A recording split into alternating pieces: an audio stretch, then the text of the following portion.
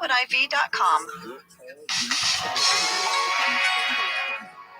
Jim and Michael are in the conference room, and Jim proposes that they give the raises to the salespeople. He said, they're the ones who bring in the money, and this will keep them happy.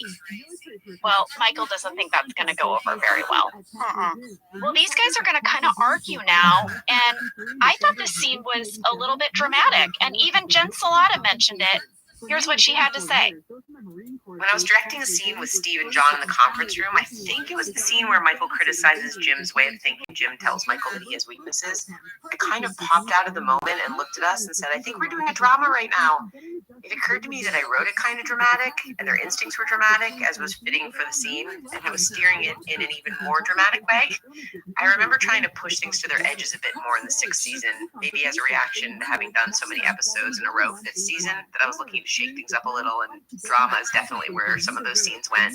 Maybe with me writing and directing, there wasn't enough quality control. I think I even asked Paul, like, is this too dramatic? Did I make this into a drama? But then John and Steve and I paused and talked about the balance and landed in a really nice place, I think. I love what Steve and John did in that scene and throughout that episode. It was really fun getting to dig into their relationship in a deeper way. Yeah, I can feel that in this scene. I mean, Jim's like, you know what, Michael, here are your weaknesses. And Michael's like, oh yeah, you want to tell me my weaknesses? Like, it gets really personal. Not to mention Michael goes there with the crusty eyes. Yes. I really like it when our show would dare to kind of let comedy go for a second. Sometimes it was in those romantic moments. Sometimes it was emotional with all the stuff about sprinkles, all the stuff about your heart getting broken, Angela. Like, I liked it when the show didn't need to be funny or ring that funny bell every 3 seconds, which is kind of your traditional comedy. So I really appreciated this scene. I did too. And of course they found like the moments of comedy. And one of the lines that made me laugh was at the very end when, you know, Jim is going to go out there. Michael's like, okay, Skippy, give it your best shot. Go tell him. And Jim leaves. And then Michael turns to camera and says, this had better be terrible. Yeah, like, he's rooting for him to fail. And when Jim does just lay it out there, he's honest, he's going to shoot everyone straight, and right away it doesn't go well. Well, he comes off condescending. He's talking about, I'm going to talk to you all like adults because you're very smart. Yes, and then Oscar says, thank you, Jim, for thinking that we're smart people. And then Angela, sort of playing dumb, goes, but I do not understand. If we're such smart adults, then why don't we get raises? And Oscar's like, excellent question, genius. Also, by the way, if you go back and rewatch this, tell me if you think I sound Southern when I say, I do not understand, because it's all I could hear was my accent. But anyway, so the scene starts to really get out of hand, and it builds with this crescendo. You've got to hear it. We work just as hard as the salespeople. We deserve raises. Yes. Yes, they don't get them if we don't get them. My kid needs shoes. You want to tell him he doesn't get shoes? Yeah. Our kid needs shoes, Jim. What the hell? I mean, Michael got his wish. That went terribly. Terribly. Jim is going to need to rewind out of that. Do his best little rewind back into the conference room. And Pam's face where she's like, oh no, not rewind guy, not rewind guy. I went to the script and that reaction was in the script. It literally says, Pam is embarrassed. Or Jim. Jenna, I don't know if you remember one time when I did a rewind bit, but it killed. Do you remember? Yes, I do. We co-presented at the 57th American Cinema Editors Awards, and Jenna and I announced the winner of the best edited 1-hour series for commercial television. I did my rewind bit. Jenna, come on. It was so good. It was so good. Want to hear it? First of all, we had great banter. I thought we were great co-presenters. I thought we should get asked to host a whole award show based on that one appearance. I really did. I was so pleased with us that I was like, I'm sorry. Give us a call, Emmys. We need to host the whole shebang. Or at least present one award. Yeah. Here's my editor's bit. Ready? Yeah. So we did this bit. Jenna, remember you set up. Yeah, I was like, we are very close with our editors. We're always walking by their edit bay, and here's what we hear. And then I jumped in and went, it's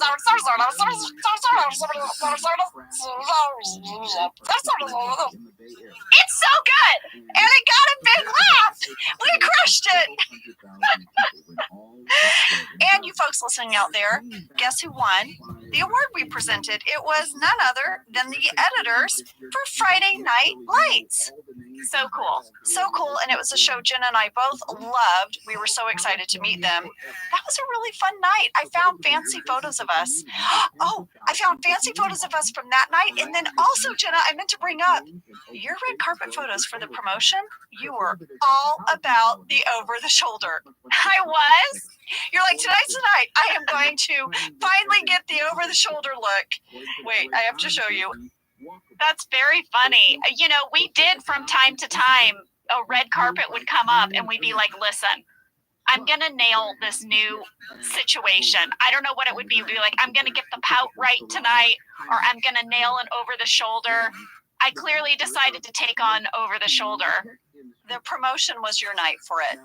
I'll put it in stories, guys. I can't wait.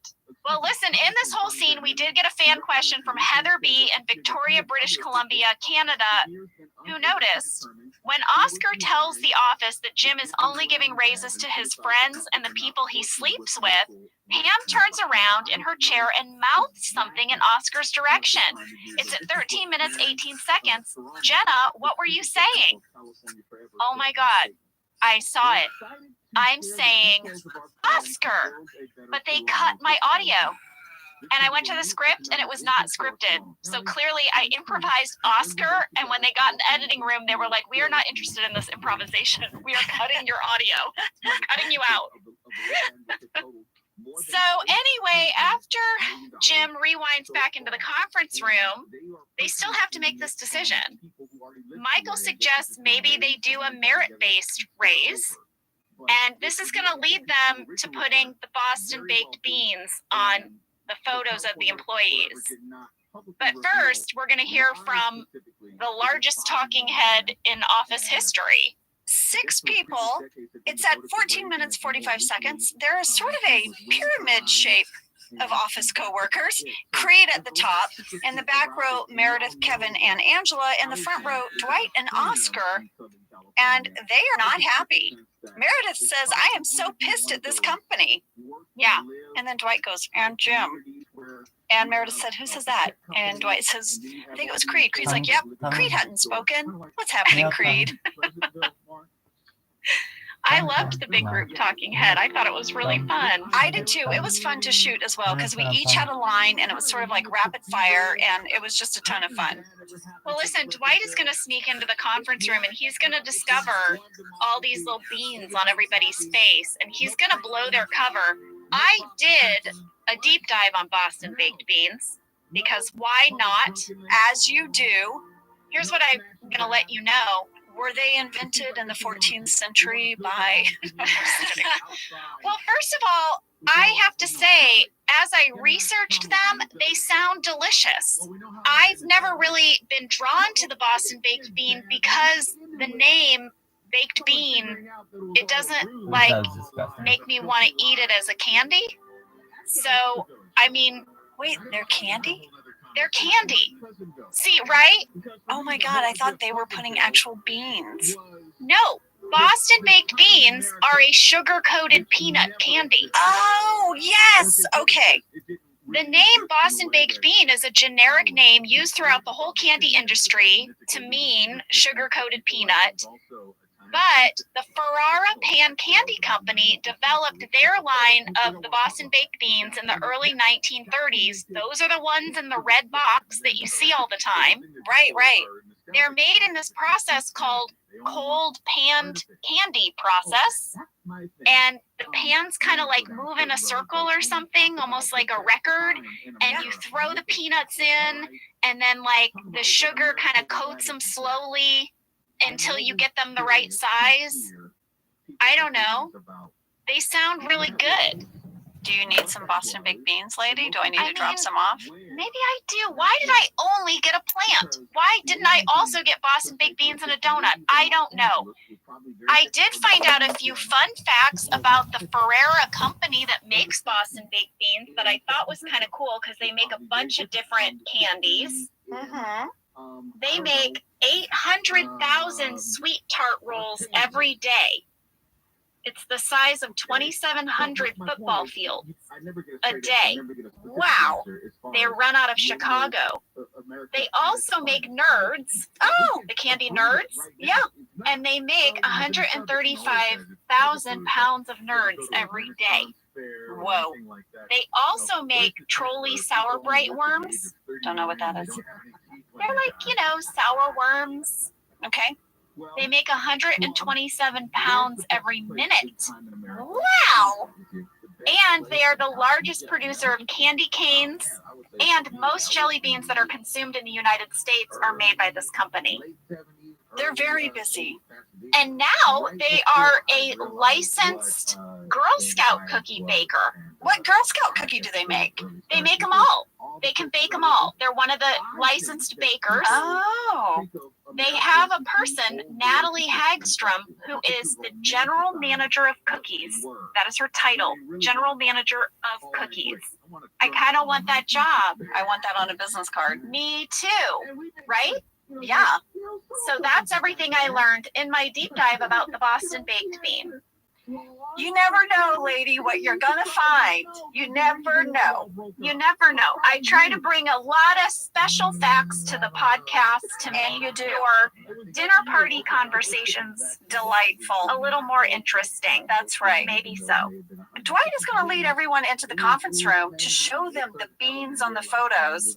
One of my favorite lines that he says with such seriousness is, they determine our worth by putting beans upon our faces. I know. And then Kevin cannot stop saying, what does a bean mean? What does a bean mean? Oscar's like, will someone tell Kevin what a bean means? They are not happy with how they're shaking out with the beans on the faces. So after this experience in the conference room, they're back in the bullpen, and Dwight is going to give a rousing speech. I mean, he is trying to form basically a mutiny against Jim in particular. Oh, yeah. It's at 18 minutes, 18 seconds. He starts off with, are we idiots? What right does Jim have to claim authority? Is he as good a salesman as I? Is he as matronly as Phyllis? There are moments where we can affect change. For a few seconds, every decade we exist. And these are those seconds. Let us storm his castle. Come on, tick. Let's get him. Tuck. Let's get Jim. Tick. And drag him out of his office. Tuck. Take his keys away from him. Tick. That's a clock.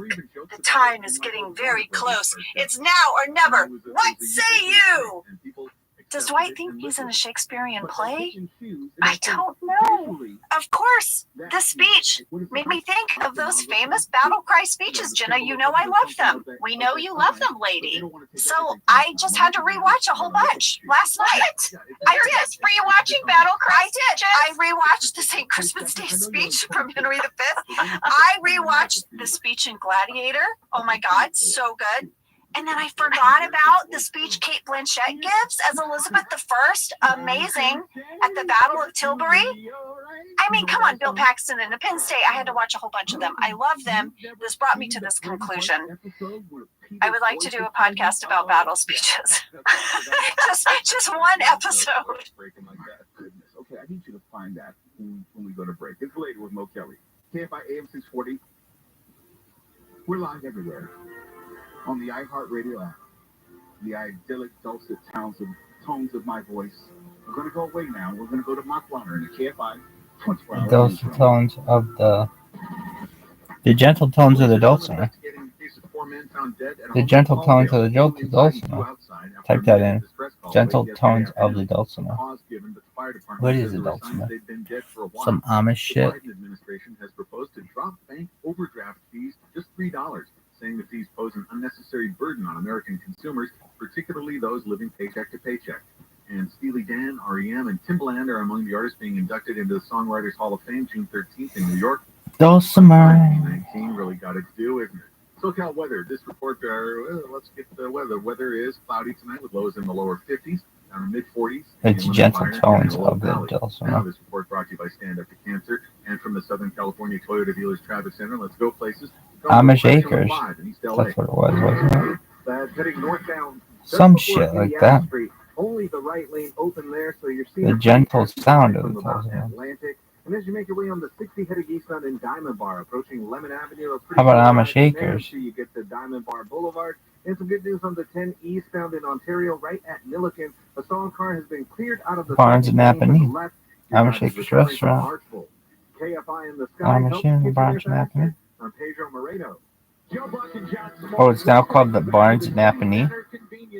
Uh-oh. She's looking at the cigarettes, but she just grabs the gum off the counter. Stand Up to Cancer. Brown Barn Theater. You reduce your risk for cancer. Go to takeahealthystand.org. This report is Oh, it's no longer called the Amish Acres. The Barnes and Napanee. Uh-oh. She's looking at the cigarettes, but she just grabs the gum off the counter. Stand Up to Cancer and rally. What is fucking old order Amish? Go to takeahealthystand.org. Amish? Small Tennessee town, a killer was caught by unlikely investigators, high school students, and their teacher, Alex Campbell. Though the Tennessee Bureau of Investigation supports their theory, no charges have been filed. Murder 101 follows the students as they endeavor to complete the assignment. Once you start getting a few tips or a few leads or a few identifications, then the cold case isn't so cold anymore. Listen to Murder 101 on the iHeartRadio app or wherever you get your podcasts. You have termites? Wasn't it called like Amish Acres on the Road? Either way, call the folks at Pacific Yeah, that's what it was called. For a free home inspection, certain restrictions Some shit like that. apply. They treat your home and kill those little buggers without tenting. That is important. Call 800-PACIFIC, 800-PACIFIC. Visit PacificCoastTermite.com. Call 800-PACIFIC. Pacific Coast Termite, kills termites. The clean, friendly way. Hey there, savvy marketers. Feeling lost in the marketing jungle? Well, fret not. Braze is your trusty compass in the world of customer engagement. Imagine a tool so smart, it makes marketing a breeze. Braze will help you personalize every step of the customer journey with dynamic user segmentation, cross-channel orchestration, and soaring results. Whether you're a small, mid, or enterprise-sized business, Braze is the right fit for you. Visit Braze.com. That's BRAZE.com. City of Los Angeles landlords that own rent-controlled properties. Starting February 1st, you'll be able to increase rents by 4% for your rent-controlled properties. An extra 1% for utility up to 6% can be added only if you pay the entire. How in Michigan would be good? Good? Oh, for sure, dog. Why not? Notice for your rent increases of less than 10%. You ever been there? No. Who went there though? Mr. Joyce went there. Remember that? Got a mug from Holland, Michigan. Business owners, For Riz? Yeah, I had tulips on it. Sorry. What's the cheapest kind of flower? One of them is, what did they say? Chrysanthemum or some shit? No, something else. Fortunately, there's only one name you need to know. Ducky Power. Whether it's a So if it's generator, 24/7 who repair knows? and maintenance, No or one an cares? emergency rental, Ducky Power has you covered anytime, all the time. Learn how to protect your business from the next outage and all the ones after that at duckypower.com. duckypower.com. Lately, our homes have experienced more bugs, more dishes, Yo, dog. more flushes, and more shower-time concerts. After 50 What years is of it? Encore, Mr. Ritter Plumbing Service Chrysanthemum? professionals No. are equipped to handle anything. Something like that though. We're your neighbor you can call anytime. And daisies and we'll or be something there and something. because we've been here Alright, all well, along. oh, that's what they're Mr. selling Ritter out Plumbing, of. a neighborly company. Visit MrRooter.com today. The music we listen to all year long. The anthems that were our soundtrack for What are you thinking about this? Dude, you got someone. It took a month, but somebody from Japan saw you on Twitter. You should be like, From Los Angeles on Fox. you did it. Go first. Be here as the nominees for our 2024 Champion. Wow. Radio Music Awards are announced. Let's get it started. Tomorrow at 6 6 a.m. What? One episode, please. We have to. I would love it. Lady, I just love this. It's so funny because I feel like this touches in you the thing that watching like The Revenant or The Edge touches in me. I mean, it's very similar. Okay. It's just like people overcoming tough odds. I know, everything is stacked against them, but they go anyway. Let's do it. I know. Well, I want to point out that at 18 minutes 40 seconds, as Dwight is giving this speech, Meredith in the background, who is very mad that she's not getting a raise, has free cell on her computer screen. I just have to say, Meredith, you're not making a great case for yourself. Kate Flannery, turn your screen off. During all of this rally cry, Michael sneaks into Jim's office. He brings 2 World's Best Boss mugs. And guess what's inside them? Gin. Gin! Does this mean Michael has been drinking gin out of his World's Best Boss mug more often than we know? Maybe so. But this made me think of Paul Feig. Lovely Paul Feig has his own gin. Me too! He has 2 babies, as he calls them. He has Ardingstall gin, and he has a pre-mixed Negroni #1 cocktail. It's amazing. The bottles are beautiful. That's what I wrote. I wrote, not only are the bottles beautiful, but it's really good gin. We'll take a picture of ours and we'll put them in stories. Yes, and we'll put a swipe up so you can find Paul Feig's gin because it's delicious and we love Paul.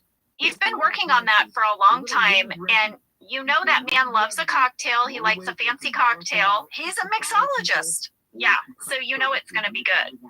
Jim and Michael cheers their gin. There's a knock on the door. Then there's a pounding on the door.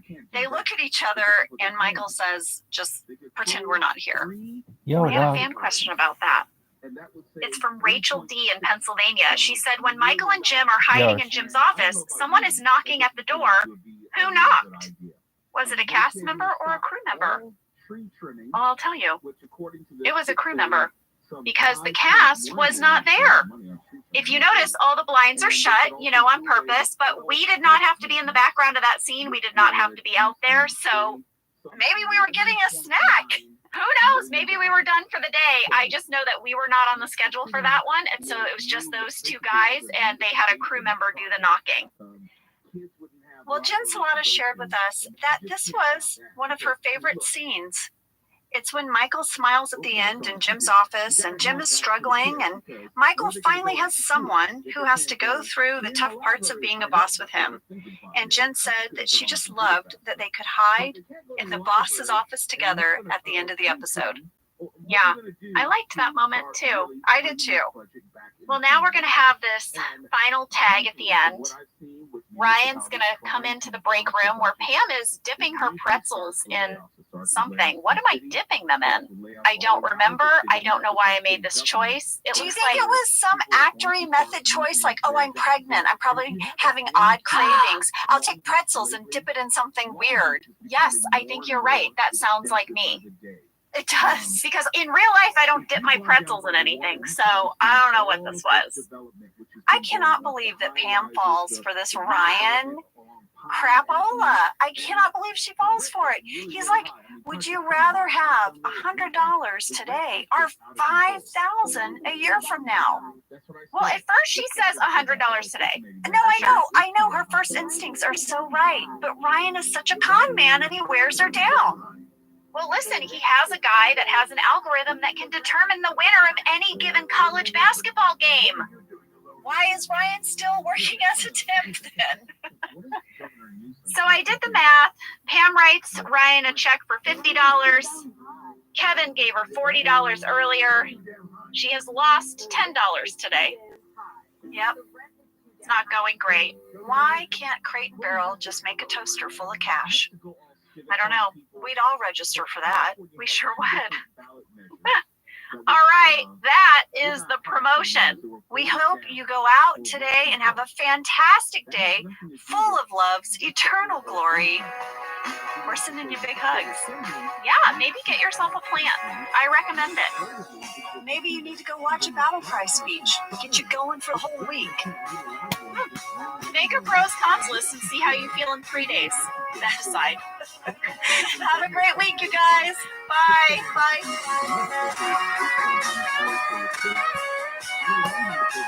Thank you for listening to Office Ladies.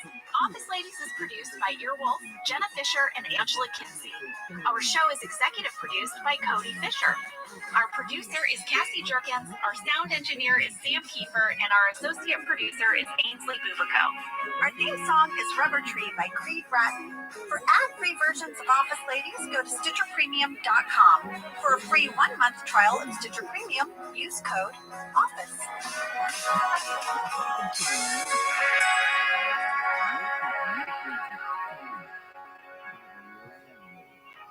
Be it the individual or the corporation managing company. Walmart Plus can help save yours this year by saving you time and money. Walmart Plus is the membership with benefits like gas discounts, video streaming, plus so much more. Is your resolution to simplify your life? With free delivery, Walmart Plus makes ordering what you need online a no-brainer. Join now. New members get $50 in Walmart cash to get what they need to help save their resolution. Terms apply. See walmart.com/plus for details. Did you know that the bold, smooth taste of Dunkin' cold coffee can be brewed in your Keurig coffee maker and enjoyed at home? You heard that right. Dunkin's cold K-Cup pods were crafted to be brewed hot and enjoyed cold. Each Dunkin' cold K-Cup pod is packed with the smooth, bold Dunkin' flavor you crave. Pick up a pack of Dunkin's cold K-Cup pods and enjoy a Dunkin' cold coffee at home whenever you crave it. Just brew over ice and sip in seconds, because the home with Dunkin' is where you want to be. I'm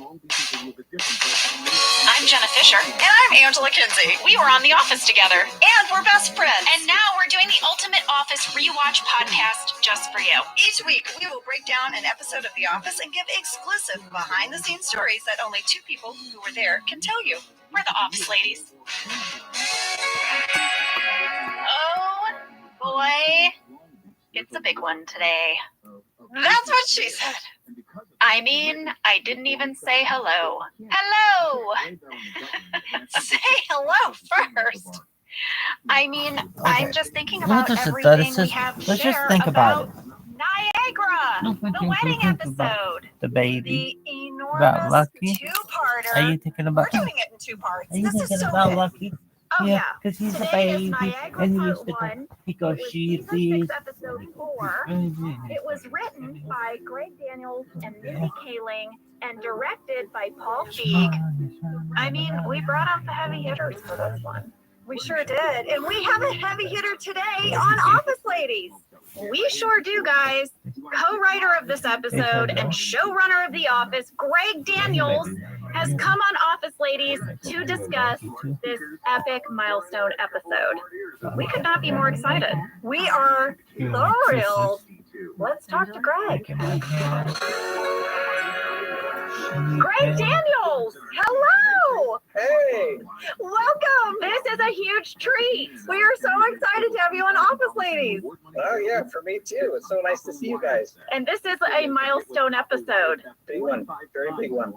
Jen and I were saying, just prepping our document for this week's record, we felt like we were building like a small airplane because there was like so many different stories and articles and DVD commentaries, and we're just so glad you're here and we get to break it down with you. I went back into the archives, and looked at some of our notes from the writer's room, and I realized that we had gamed this one so thoroughly from the beginning. This was like my special point of the season. Obviously, this was like the biggest moment that we had. So we had really put a lot of effort and thought into it. Randy Cordray told us that before season 6 even started, you told him Pam and Jim are going to get married on the Maid of the Mist. Figure that out.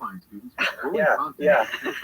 So this was a crazy year for me personally because this was the first year that I had an official co-showrunner in Paul Lieberstein, and I was also running season 2 of Parks and Rec at the same time as season 6 of The Office with Mike Schur, and we had like the biggest, juiciest writing staff possible. Like this was one of our classic years writing staff. Everybody was great.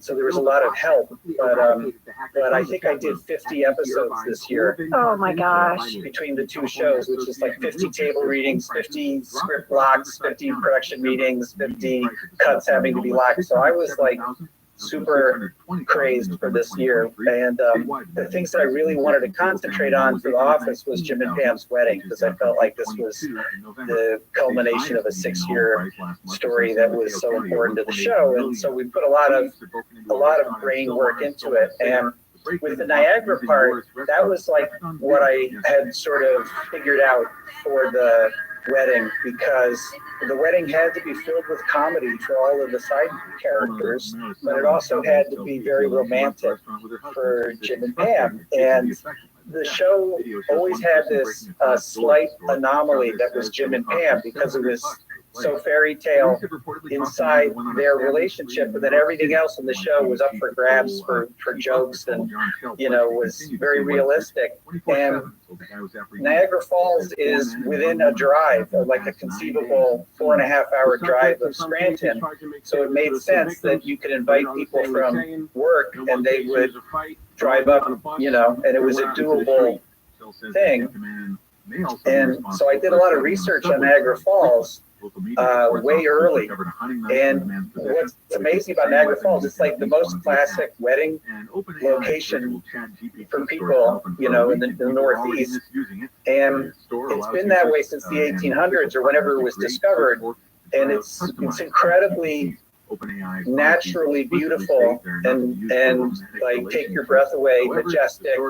But because everybody used it as their wedding thing, there was this really kind of commercialized, like kitschy industry that had developed around it. So it was like a great location, because you could have, for the one sort of thing we had going into it was this idea that and I don't know if you were ever told this on your guys' weddings, but they always say like the wedding is for your family and the marriage is when you get. And there's this sense of like the wedding's this public event, and you have to invite your family and all these different people, and it's not always exactly what you wanted, but at least you get the marriage, right?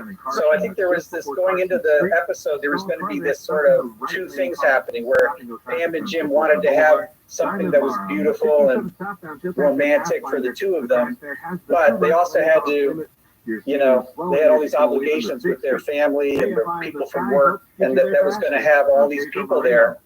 So there was this contrast between like the comedy of having all their relatives, and Pam's mother was upset with, and their parents got divorced, and the fact that Pam was pregnant and kind of hiding it. Like there were all these different storylines happening for comedy. And Greg, I love that it was the destination wedding, because on the commentary you were saying a lot of different elements of this episode were based on real life things in the writer's room, like the destination wedding that you think no one will come to, but then a lot of people show up. Yeah, and then there was a moment that I pulled from a friend of mine's wedding story where I guess his sister by mistake broke one of the wedding gifts, which was like a set of plates or something like that they had registered for, and she was super upset about it. And my friend couldn't really calm her down until he took one of the other plates and smashed it in front of her and said, "Look, this is not about the plates. This is, I want you to, enjoy my wedding." And so that kind of translated into Jim cutting his tie to make Pam feel better. That is such a cool moment. Yeah, I love that moment. Yeah. I teared up. There were so many wonderful moments that I had just forgotten about this episode. I think when I think of this episode too, I always think about the big wedding moment. I completely forgot about the cold open. Yeah. Oh yeah, the cold open. I was like, what is happening? It's a dozen people puking to open up the romantic wedding episode. Yeah. Well, I mean, that was the thing, right? Is like we had so many cards on the board for ideas, for the season and for this important episode. And this was also a 2-part episode, which meant that there had to be like 6 acts of story, right? So, and a lot of different people, they didn't have their own subplot. It wasn't like, oh, well, don't worry, Andy and Michael are having a subplot where they're selling to some, they're there at the wedding. So they all have to have their own comedy stories. So we generated in the writer's room, just hundreds of cards of funny things that could happen. And then we had to kind of jam them all, into the overall feeling of a destination wedding in Niagara. That was the whole thing about the episode, was balancing how much comedy to put in and how much romance and good feeling to put in. Well, one of my favorite things is this agreement that everyone's going to keep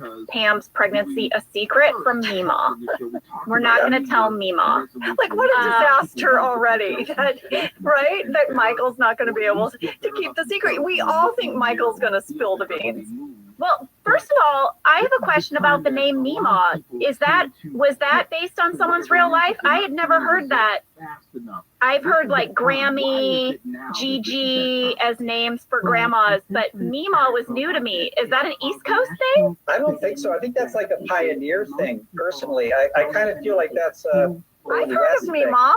Is it Southern? I think it might be Southern, or I think like what Greg's saying, kind of like ye olde pioneer days. But my dad was called Papa. So we might have gotten it from you. Did you? Oh, I don't think I didn't have a Mima, but it's certainly like when I read it, I was like, sure, you're Mima. Like it's in my brain somewhere. Well, I mean, the idea was that she was a pretty old-fashioned person who was going to be, pretty judgmental.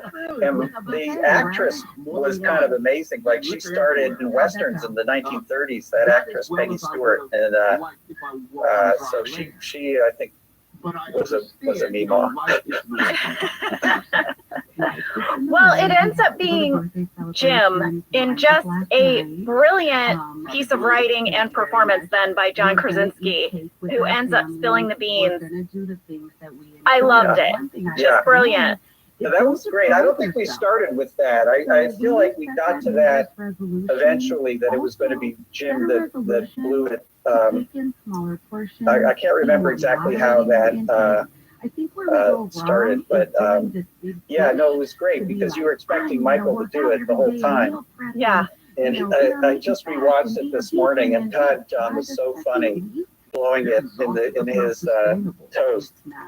So good. Because he was doing so well up to there too. He was really killing it. Well, and then they have that great exchange where Michael says, "This really takes the pressure off of me." Yeah.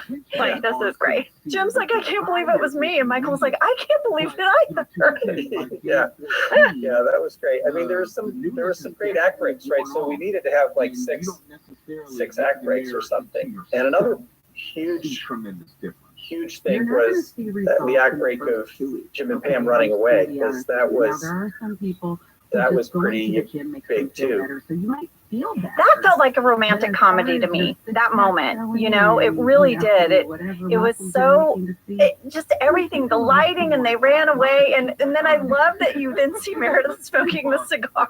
It's just this like beautiful moment. And then there's Meredith, Well, speaking of romantic comedy, you wrote this episode with Mindy Kaling. Yeah. You guys were nominated for an Emmy for this episode. How did it come about that you guys wrote this together? Well, it's interesting. Mindy is such a lover of romantic comedy, and I'm not 100% sure. I kind of feel like I had identified that she ought to write it, and then I was giving so many specific suggestions that there was this feeling of, well, you got a really strong feeling of how you want it to go. Maybe you should co-write it. So I feel like I came into it that way. And of course, so many of the beats were coming from these cards that we had generated as a team. I mean, in reading the table draft, I was loving the first half so much. I feel like that must have probably been her stuff. Because I have to take responsibility for Roy and the horse.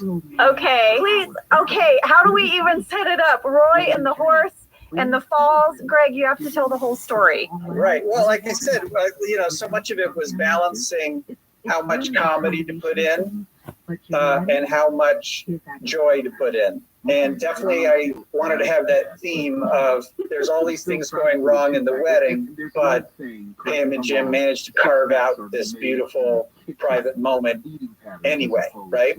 Right. So the table draft had an act break where, to top off all of these things that had been going wrong, like finding out about the pregnancy and Andy's scrotum. Michael and Pam's mom. yeah, that was positive. But to top it all off, like Roy shows up on a horse to try and make a grand gesture of take me back, and it just goes terribly. And you know, this was a card that we had on the board, you know, early on about, you know, like those things, when those things happen in romantic comedy movies, they usually work. And how awkward is it when it doesn't work and nobody wanted it and nobody was rooting for it? And you know, you have to just ride your horse away. And in the table draft, Greg, Roy rides in the church. Jim is saying to have and to hold in sickness and in health. And there's like an audible like, and there's Roy on a horse. Yeah. So, And Pam really is like, I don't want this. no, she had no interest. I'm picking the man I love, and I guess thank you, but Can you turn your horse around? Yeah. So, but I think what it was in that script was, it was ordered differently. It was like everything goes wrong at the wedding, and then and Michael's having the worst day, and then Jim gets the idea, I'm going to take Pam away and do it right. And he leaves Michael in charge. And then there was, in the script, there were like sort of two montages. There was the montage of Jim and Pam getting married on the Maid of the Mist, and then there was the montage of Michael kind of killing it as being put in charge of the party. And oh, right, because they got married in the church first in the table draft, and then they have a second wedding while everybody else is at the reception. yeah. I have to mention the other part about the horse, which was there was a runner in that version where Dwight was fascinated being at Niagara Falls about the 1800s and the history of people going over the falls in a barrel and animals surviving going over the falls Yes. in a way that people couldn't. And so after Roy does this whole thing, Dwight sees a free horse and decides he's going to test this out, and he takes the horse into the river, and then he starts to getting swept towards the falls, and he panics and he has to be rescued, but the horse goes over the falls, you know, and then at the end the horse is okay, swimming away from the falls because he survived, like some animals do. But you would have seen him as Jim and Pam are doing their second romantic wedding on Maid of the Mist. You were In the background. supposed to see it like a tiny horse, A horse going over. the falls behind Yeah. them. Yeah, that was the concept. So anyway, so we read it at the table. There was an awful lot of comedy in the script, and I think we had just sort of overstacked the comedy and understacked the joy and the, you know, because there was just too much bad things happening to poor Pam and Jim. And they had their great moment on the Maid of the Mist still, but everything that was public was kind of a disaster. And I think there was this very smart feeling from, you know, everybody, especially cast, that was not cool. Like, you got to give them more joy. The amount of the emotional balance in the episode was off. And also, I think the cast was all, you know, they were all friends, and we had done so many episodes of them sort of turning into a family that it was, you just didn't want to be that negative and play them all as problems for Pam and Jim, right? So that was sort of the message after the table read. But I was still producing, and I remember going to scout the tank at Universal where the horse was going to be filmed in the water, because that was like a big deal. And like, I knew that we had to fix this, but I was still having to produce, you know, the version until it got changed. And I came back from that, and Paul luckily had pulled this other card that we had about you know, the YouTube sensation Forever song, and figured out a way to put that in at the end. And the key of it was sort of intercutting, so that they went and got married before the church scene, right? So I found like our beat sheet, our new beat sheet after the table for how to reorder the end, and it had that intercutting thing, and that was the key to getting rid of the horse, so I could finally release the horse. We had an ending. Well, I just wept when I watched that dance scene down the aisle. Yeah, I was so good. In my rewatch, it was emotional, and I think, Greg, it's because of what you said, which is that we were friends in real life, and we had all grown to love this fictional romance, and we wanted to celebrate this milestone together as a group. And so I saw like this mixture of, it's like I saw Dwight dancing down the aisle, but I also saw Rain dancing down the aisle. So for me, it was like even more impactful and emotional. It was so joyous. I mean, it really was. Shooting it was joyous. Watching it. Yeah. I mean, that's kind of how the show was made, right? I mean, it wasn't like we went into it with one version of what it was supposed to be. Like, the show really changed so much from everybody's creative input, from whatever happened on set and then in the editing room. And like, it wasn't completely unusual for the table draft to not resemble the final cut very much. I mean, that was part of the process. It's true. It is, something we say a lot here is that it all started with you, Greg. Truly, like, you just opened up this creative community on our show, and you always cared about what people thought and listened to us, but everybody, it didn't matter who it was. You were there in the moment with them, hearing them, and I just feel like our show always was better for it because you made us feel welcome to be part of the process. I feel like by that time, by season 6, we all knew what the show was. Do you know what I mean? So everybody was participating and getting great things. And when I was doing that episode, I just think about like so many different contributions. Do you know what I mean? Like from the performances and various ad libs, and the dancing was awesome. And that was that one was edited by James Scanlon. Who went on to be a great romantic comedy director now at Netflix. So, the choice of that ending image, it's like that was her. She figured out where to put that in. And the intercutting was so valuable. Even that talking head from Jim about he was going to ask for like a plan B thing. Like I remember, that was Danny John. He wrote that. And, there's like different pieces came in from so many different people. It's fun to see everybody's contributions. It was. I laughed and then also cried, and I watched it with Isabel. She loved it so much. And speaking of that, I don't know if you remember this, but I had my daughter was the flower girl. Yes. So that was super fun, and I had the whole movie somewhere because I brought my my camcorder to tape stuff, and I don't know if you remember this moment, but I have it on a home movie somewhere where Ed took out his banjo and Creed was playing the guitar, and everybody was sitting around waiting for it to be relit, and everybody was just sort of it was the best vibe during the shooting. Great.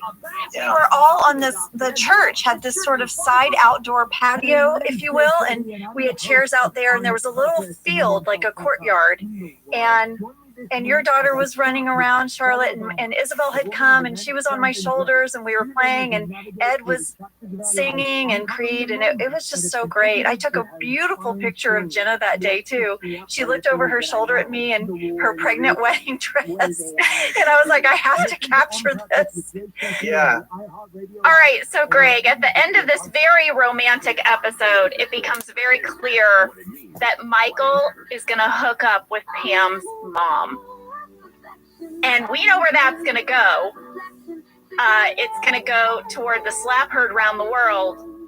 But, I mean, what tell us about how you guys conceived of this story. The way things worked, right, is every season would begin with a vague idea of big milestones. Like we would know Pam and Jim ought to get married this season because they're at that stage, and you know, all these different things where you have a vague idea of where you're going, and then there is this enormous amount of generating, and then you'd have all these funny things on the cards, and you could see them, and you'd be like, yeah, well, Michael dating Pam's mom has potential for like a lot of weird conflict and funny awkwardness and everything. And so that was a card, it just felt like a good throw forward at the end of this big episode that we knew a lot of people would be watching. And it gave Michael a little bit of success at the end of the episode in a funny way because he had struck out so much during the episode.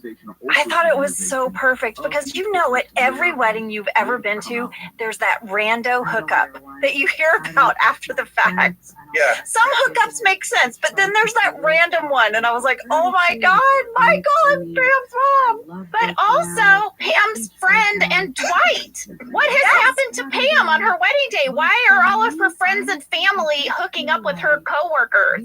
Yeah, well, that was the whole Dwight Michael story. That became the whole Dwight Michael story, was the idea that they, Michael especially is somebody who really thinks Pam is a special person. So for him to get to go to her wedding, there must be all these special people there. I had a Seinfeld episode once that never got produced, but I was hired to write it. The episode was George startles a very beautiful woman who's making a phone call at a public payphone, and she runs off. He's wearing a ski mask because it's freezing, and he freaks her out, and she runs off, and she leaves behind her philo fax. And he has this idea that he's going to call everybody in the philo fax and try and find out who this woman is so he can get her philo fax back.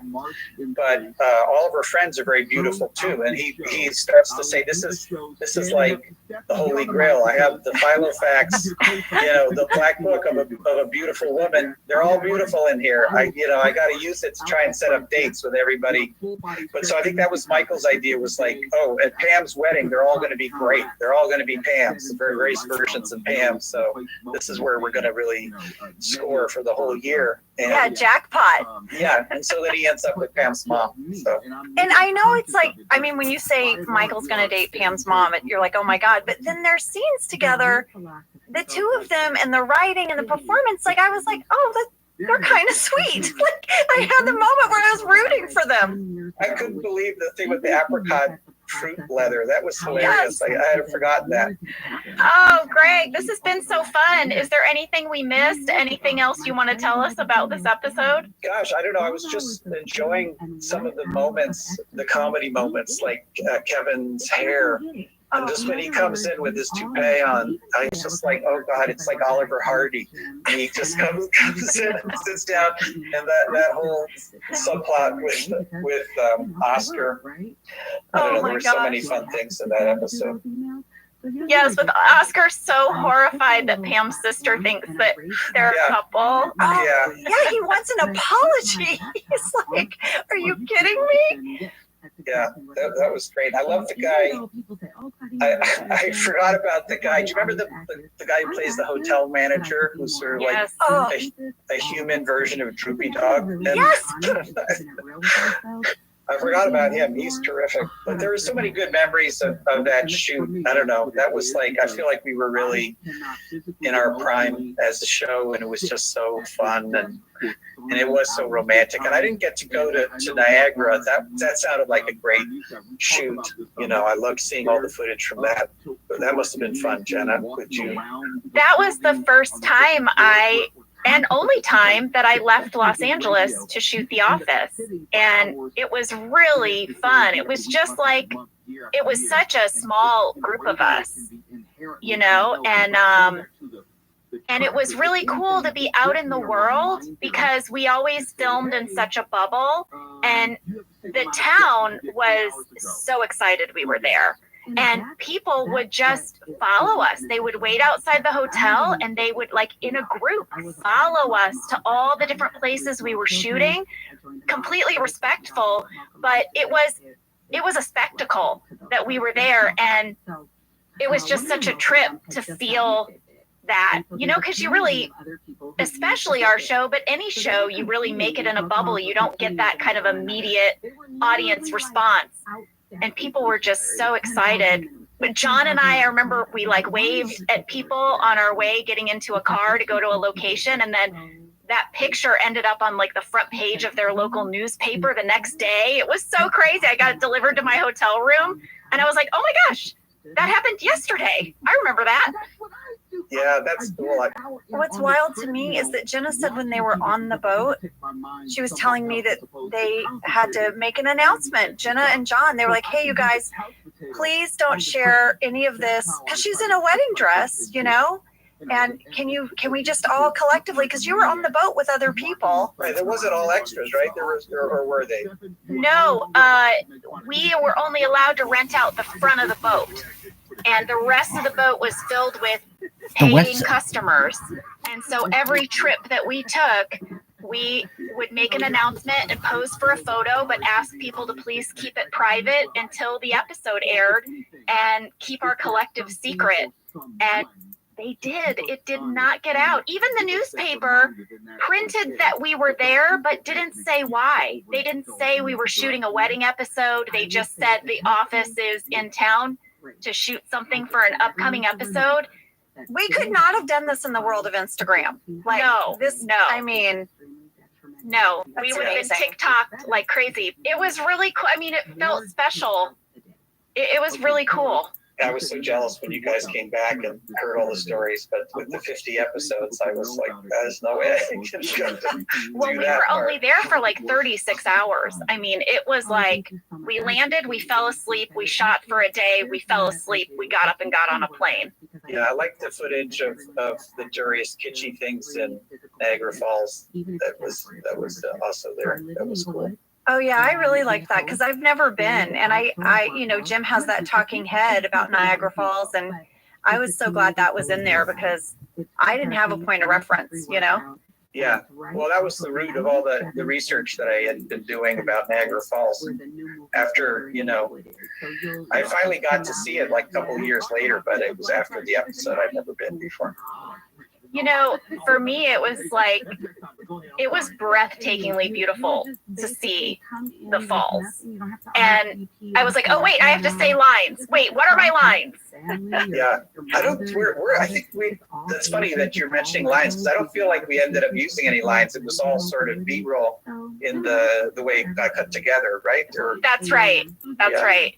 But we did have vows that we were saying, but you don't end up hearing them. That's all under the song. Yeah. It was probably a good choice because the falls are very, very loud. Yeah. So I imagine that my microphone was like. Well, also, like you got wet each time, right? Each take you had to. You had to dry off, redo your hair and stuff. Yeah. Oh my God. I so want to go. Like, I really want to go. I'll go with you. Will you really? Of course. It was so cool. I'll go Greg, and do then you I want can to go ride to the falls, Greg? I can concentrate. Greg, come with us. Let's go to the falls. Yeah, I went actually. I was shooting something in Toronto, and I took a trip. Like if you're in Toronto, it's super easy to get there. Oh, from the Canadian side? Yeah. Oh, you guys should. A special office lady Road trip. We have so many places we want to go. All right, Greg. Greg's in. Writing them down. Greg, this was so wonderful. Thank you so much. Yeah, thanks for inviting me. It was so fun to get a chance to watch it all again and remember it again with you guys. Well, please come on anytime. We would love to have you. Oh, it's my pleasure. Do you have anything that is coming out or anything you want to give a plug to? Well, actually, this is a big couple of months for me. I have a reality show that I do with my daughter, Haley, that's coming out on HBO Max called My Mom or Your Dad. You guys should check that out. It's a reality show. I saw a clip of it, and tell us a little bit about it, because it looks really, really cool. Okay, yeah, so the idea is that people in their 50s who are single parents are nominated by their kids who are in their 20s to all go and live in a house together, like 8 or 10 of them, so that they can have a second chance at finding love. And then the kids, what they don't know is that the kids are living in a house down the street and watching everything, all the feed on like a bunch of TVs, and the kids are competing for the ability to influence what's happening in the parents' house, so they can like match people up and make the dates go better if they sacrifice things, or they can screw up dates if they don't like who the parent is dating. Oh my gosh. Yeah. How many episodes are there? 8. Oh my gosh, so you can binge that so fast. Yeah. And then Space Force Season 2 is going to come out in like a week or so. So that's something that's pretty cool. So that's Steve and a bunch of fun. We'll see who else was on The Office. Tim Meadows is guest starring this year. Oh my gosh, I love Tim Meadows. Yeah. And then in March, the second season of Upload comes out, which is that show that I do for Amazon. Oh my gosh, Greg, once again, you were like double show running, Triple show running shows again. This is your specialty. This was the last time was season 6 in The Office at Parks, and then it broke me for several years. Oh no! And then this time was during the pandemic. Yeah, I had another double up, Triple up. Yeah. So like when you go to pitch a show and then they're like, we want to buy it, you're like, great, but hold on, I have to sell a second show first, because I only like to do 2 to 3 at a time in a bundle. Well, you know what happens? It's like you never know what's going to get picked up, right? And when you're, I'm like an independent producer, so I'm out there flogging my wares and everything and trying to make things happen. And then, you'll go for a period of time with nothing happening, and then suddenly everything will hit at the same time, and you can't really control it, but that's what happened. Well, it's all good stuff, Greg. We're so excited. So you guys be sure to check out My Mom, Your Dad on HBO Max, Space Force on Netflix, and Upload on Amazon. You guys, Greg Daniels, amazing. We love you so much, Greg. Well, thanks so much. This was so fun, and all the other Office Ladies episodes are also great. Thank you. And we'll go into Niagara. Yeah, we'll see you in Niagara, Greg. Yep, I'm there. Oh, love you. Okay, love you too. See you later. Love you. Bye. Bye.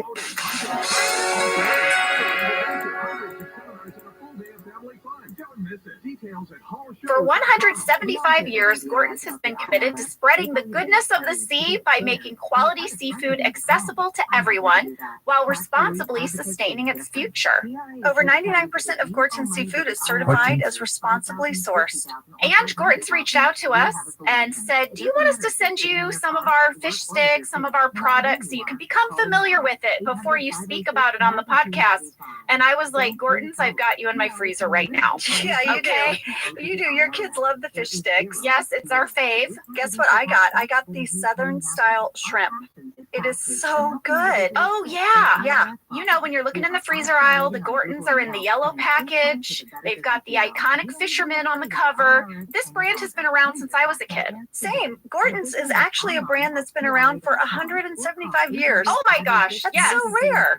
Well, we love Gorton's, and it can help you make your mealtime easy. Visit Gortons.com to learn more, find a store, and get a recipe inspiration. Whether your resolution is to save money, eat better, or stress less, HelloFresh is here to help you do all 3.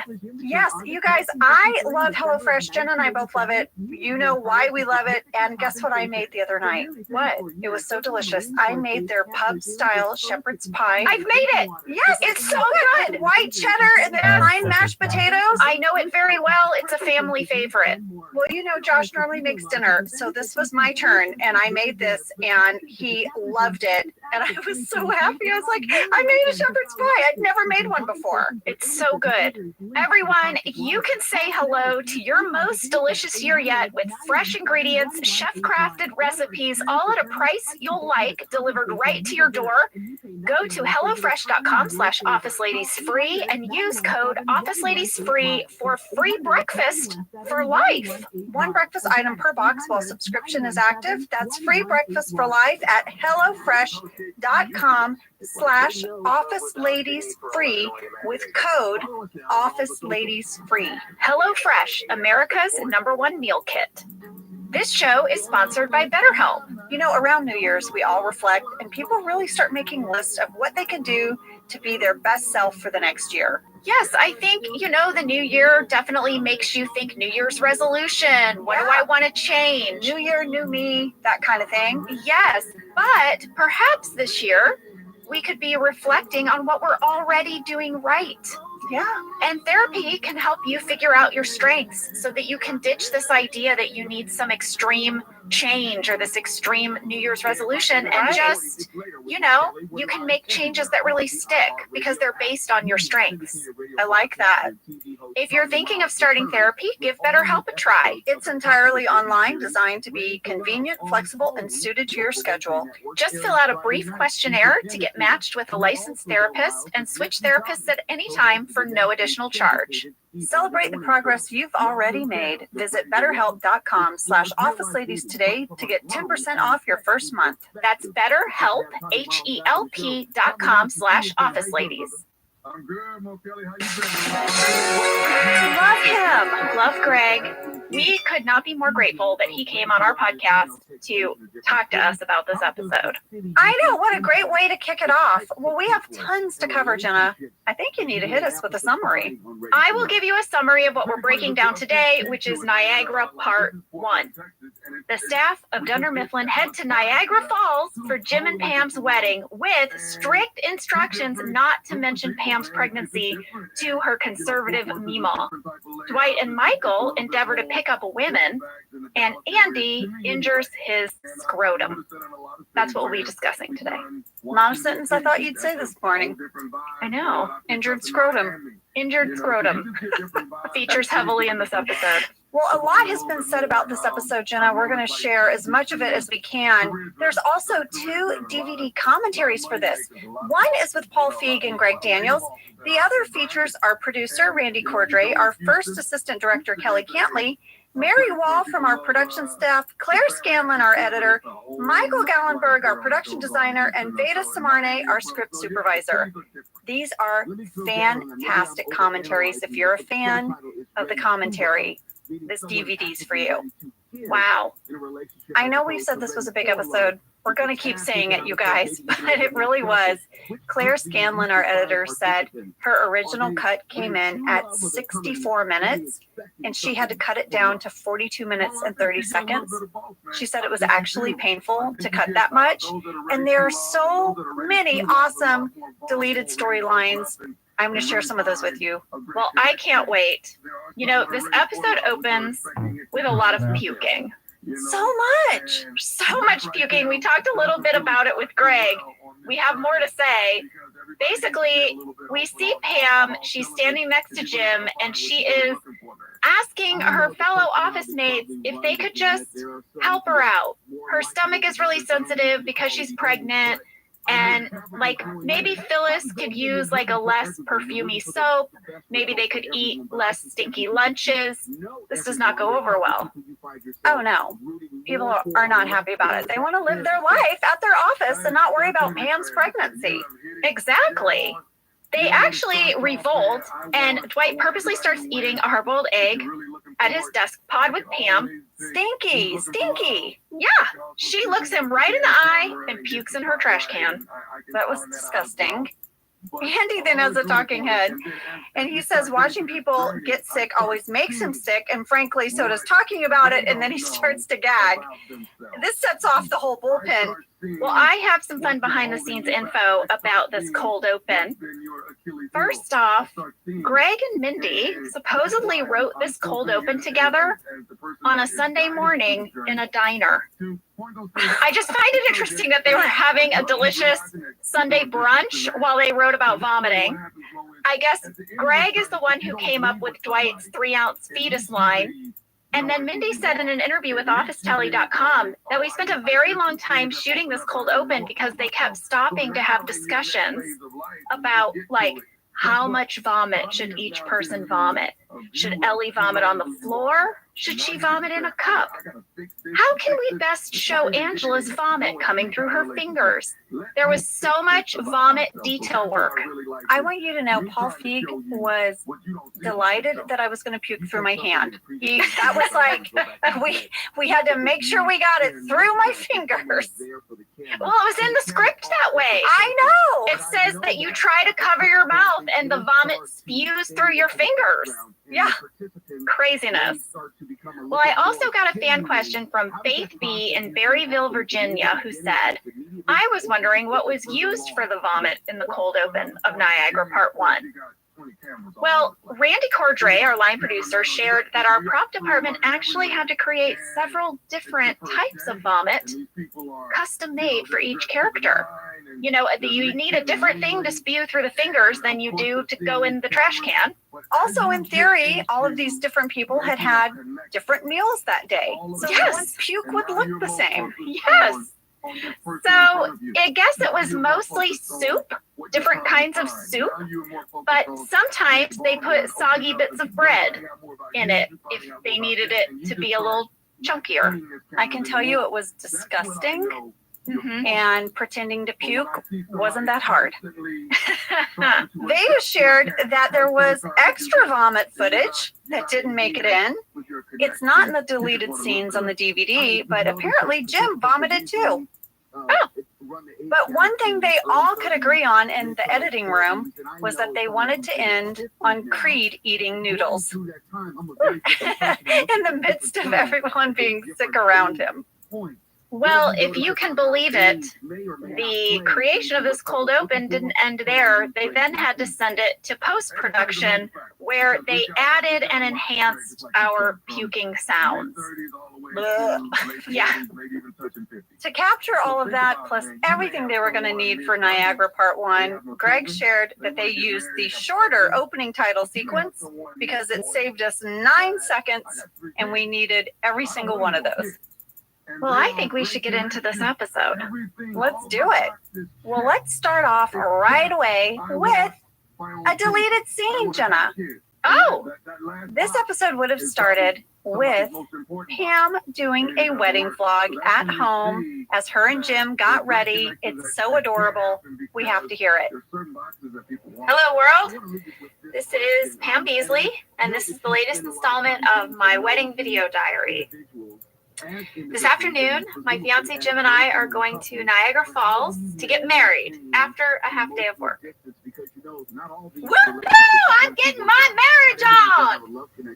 Sorry, I'm just really excited. Okay, so let's see. Last time I talked about the difficulties of throwing a wedding on a budget, specifically flower arrangements. My solution? Paper flowers. I made these using a regular cardstock that I found in the warehouse. Can you believe they were going to just throw that away? Hey, babe. You gotta let me know when you're doing that. Okay, so I totally remember shooting these. What is happening in the background there is that at the end of her vlog, Jim walks out of the bathroom in his underwear brushing his teeth. And then he has to turn around and go back to the bathroom. Yeah, he didn't know she was vlogging. They built a little bedroom for Jim and Pam back behind where we would usually have lunch, a little bit off of our set, and we filmed these little vlogs in that little room. Well, they're super cute. I loved them. Well, this episode actually gets started with Pam and Jim arriving to work in their cute little casual clothes, and Michael is showing them how he has decorated his car for their wedding. His car is decorated and has cans behind it. Yes, instead of saying just married on the back windshield, he wrote going to a wedding. Well, Jim and Pam are going to ask everyone to come in the conference room because they want to give them a list of do's and don'ts for the wedding. Already on the dry erase board, under the don'ts is make a big scene, cry, talk to our family, very busy. Under the do's, it's have a good time, dance when it is appropriate. I liked that one. And eat dinner. Right away, there's a heated debate because Kevin, I guess, really wanted to bring firecrackers. Yeah, so Jim has to put that under the don't column. And now here comes the big secret. They really need everyone to not say it with them. Do not say Pam is pregnant. Don't do it. Don't say it. Pam's Meemaw doesn't know. Don't say it. Angela tells Pam she's lucky to have a grandmother. Jenna, this is one of my lines from the whole run of the show that gets quoted to me. I'll be at Target and someone will say it to me. Well, you're lucky you have a grandmother. Some of us have to be our own grandmothers. Yeah, I think Angela Martin and Meemaw would have hit it off. Oh, I so wish we could have had an Angela Meemaw scene. I know. Why weren't they seated side by side at the rehearsal dinner? No kidding. Oh my gosh. Well, Pam sort of retorts to Angela, you know, you don't have to come to the wedding. And Michael's like, yes, she does. And he leans forward and he pinches Angela. Jenna, Steve really pinched me. And that reaction is real. I really went, ow! Was that in the script or was that just like a little thing he did? No, it was scripted that Michael pinches Angela under her arm. But you guys, when was the last time someone pinched you like under your arm? You have an honest reaction when it happens. Sure. Well, Michael and Dwight are hoping a lot happens at this wedding. Oh, yeah, they are. You know, in traditional Dwight and Michael style, there was a deleted scene, Jenna, where Dwight helps Michael pack. He goes over the list. You know how he does. Jenna, Michael shares that he's going to bring 78 items. You need to hear what these 78 items are. Oh my gosh. Deodorant, toothpaste, check. Did you bring condoms? Yes, extra large. I brought 78 condoms. Oh man. 78, Jenna. Wow. Yeah. Dwight has made a list of every one of Jim and Pam's female family members and is going to break down their eligibility, sort of. Well, if you count whether or not they've sold their bicycle online as a dating status. Yeah, exactly. You know, we got a fan question from Lauren K in Canada that I really appreciated. She said, I've never understood why everyone is always at the office before they go to leave somewhere, similar to like when Holly moved. Oh, or before Pam went off to New York City. Why are Jim and Pam at the office the day before their wedding? Why is anyone there if they're just going to all leave in their casual clothes anyway? You know, Lauren, I don't know. I don't know what work they got done today. Perhaps Jim and Pam needed to come in to give everyone this speech. They saw the value in that one last speech to the group about Meemaw. But I agree. I think it's very funny. I'm just glad that Pam isn't driving to her wedding in a pencil skirt with pantyhose. Finally. Well, now everybody's going to kind of get in their little carpools. Michael and Dwight drive off in his decorated car. The cans are exploding. We got a fan question about that as well. John D. from Lakewood, Colorado said, how did they do that? Was it real? Was it special effects? I mean, the cans were real. I guess this gag drove the crew crazy. Randy, Kelly, and Veda shared that it was just a very difficult thing to get. It seems like a small little moment, right, in the script, but it was very hard to capture. Yeah, Randy told me that the writers were so tickled by this idea that these cans would explode. That Michael would put full cans. You guys, you're supposed to put empty cans. Yes. But Michael wouldn't think that through. They started by just dragging some full cans behind the car, hoping they would explode. They didn't. So they actually had to rig each can with a teeny tiny timed explosive charge to make them burst open. That happened, they burst open, but it wasn't all that exciting. So then they also had to add like a sound effect to make it sort of louder. It was a very difficult little bit to pull off. But listen, this is a tradition, the thing of putting cans on the back of your car. Of course, I looked it up. I guess that this goes all the way back to a French tradition, Angela. Oh. It's called, I'm going to pronounce this wrong, chivalry.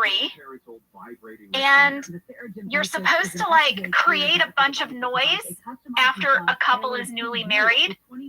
It was originally done where as the couple drove away, people would clang pots and pans and other noisemakers, but then it eventually evolved into the can thing. But I thought you'd like this one, Angela. I guess in the Tudor period in England, I was going to say, how far back does this go? yeah, there was this crazy tradition where as the couple would ride away in their carriage, guests would take off their shoes and throw them at the carriage. And if you hit the carriage, it meant good luck. So there have always been these little traditions of things to do as a couple is driving away. Throwing things at them, making things. noise. Yeah. But that stunt was a nightmare. I have a driving stunt coming up. Yes, you do. You're going to run into Kevin. I fully nudged Brian Baumgartner with that car, you guys, and it was a lot of fun. Listen, I was going 0.000 miles an hour. It's just a little tap. And we actually had a lot of fun doing that. I got really tickled. Everyone's on their way to Niagara now. You have all these different pairings in cars. It's really fun to see. You have Andy, Aaron, and Kelly, and you have Jim and Pam, and Michael and Dwight.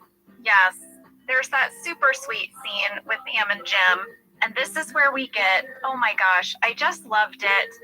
Pam tells Jim that her aunt told her to take mental pictures of the high points of their wedding day because everything's going to go by so fast and they should try to remember it.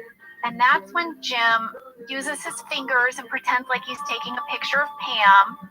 This idea that Jim and Pam should take mental pictures was a pitch from Steve Carell. He had told Greg this story that he had a friend who would do this. And so Greg put it into the script for Jim and Pam. But when we read it, John and I, we didn't get it, like when we read the script. So Greg did that thing where he was like, Steve, come here. Show these guys what you meant, the thing with the taking the mental pictures. So Steve kind of showed us. And then we were like, oh, we get it. I just love that so much. And it goes to what Greg mentioned in the commentary, you guys, and also in our interview about how a lot of this episode was based off real life moments in people's lives. And this is one of them. You know, I also improvised a line in this scene, Angela. Which line? When Jim says, oh, you blinked. That was supposed to be the end. And I improvised the line, we should have hired a professional to take our mental pictures. Aw. I'm very proud of it. Very good. So, Angela, you mentioned that Dwight and Michael are in the car together, and I laughed out loud so hard at the beginning of the scene when you find out that Michael is asleep and driving. Yeah. It was so funny. I also laughed out loud when Dwight says he made Michael a mix CD. Something he can play if he brings a woman back to his room. I mean, Dwight is a wingman, guys. I loved it so much. I felt like we needed to hear it. Hello, my name is Dwight Schrute. If you are listening to this, you are a lucky woman Michael has seduced. To be in your shoes. What's next, you're probably wondering. Don't be scared of your night in heaven. I mean, It's so creepy. maximum creep factor. This scene made me laugh for something I was not expecting, Jenna. What? I couldn't stop cracking up. I don't know why. Maybe I was just in a loopy mood. I don't know if it was intentional or not, but did you notice that Michael is dressed just like his car seat? What? He's dressed exactly like the upholstery in his car. So he's in all beige, and the seat is all beige, and he's just like a beige blob going down the road, and it just cracked me up. I did not, but I want to go back and look at it. Well, you guys, the gang finally makes it to Niagara. They're pulling into the city. For that driving sequence as everyone arrives to Niagara, Kelly Cantley shared that was filmed, Jenna, while you guys were drying off from Maid of the Mist. Oh, wow. Yeah. For the most part, we shot this episode in Los Angeles. And all of the scenes at the hotel were shot at Sportsman's Lodge in Studio City. For the lobby area, we used an area that was under renovation that was kind of in the back of the hotel. Our production designer, Michael Gallenberg, and our set decorator, Steve Rothstein, they basically turned this unused lobby into this fictitious Statler Falls hotel. What an amazing job. I mean, everything from like the fireplace, all of it that you see, they put in there. Everything. All the hotel rooms, they were upstairs on the second floor. It was an unused wing of the hotel that was undergoing a renovation at the time. They were empty. So literally everything you see was added by our design crews, which I just think is amazing.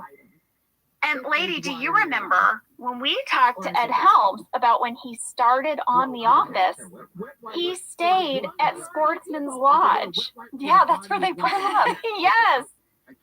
Incidentally, when Lee and I got married, Sportsman's Lodge was down the street from our house, and we found out that you could buy a day pass for their swimming pool. They have a huge swimming pool, like an Olympic-sized swimming pool. And so whenever my family would come to town, we would get day passes for the Sportsman's Lodge swimming pool. Jenna, my dad loved the Sportsman's Lodge. We would go there and swim and hang out, and you and I often met there for breakfast because they had a fantastic breakfast. They had an amazing little breakfast diner restaurant thing. Yeah.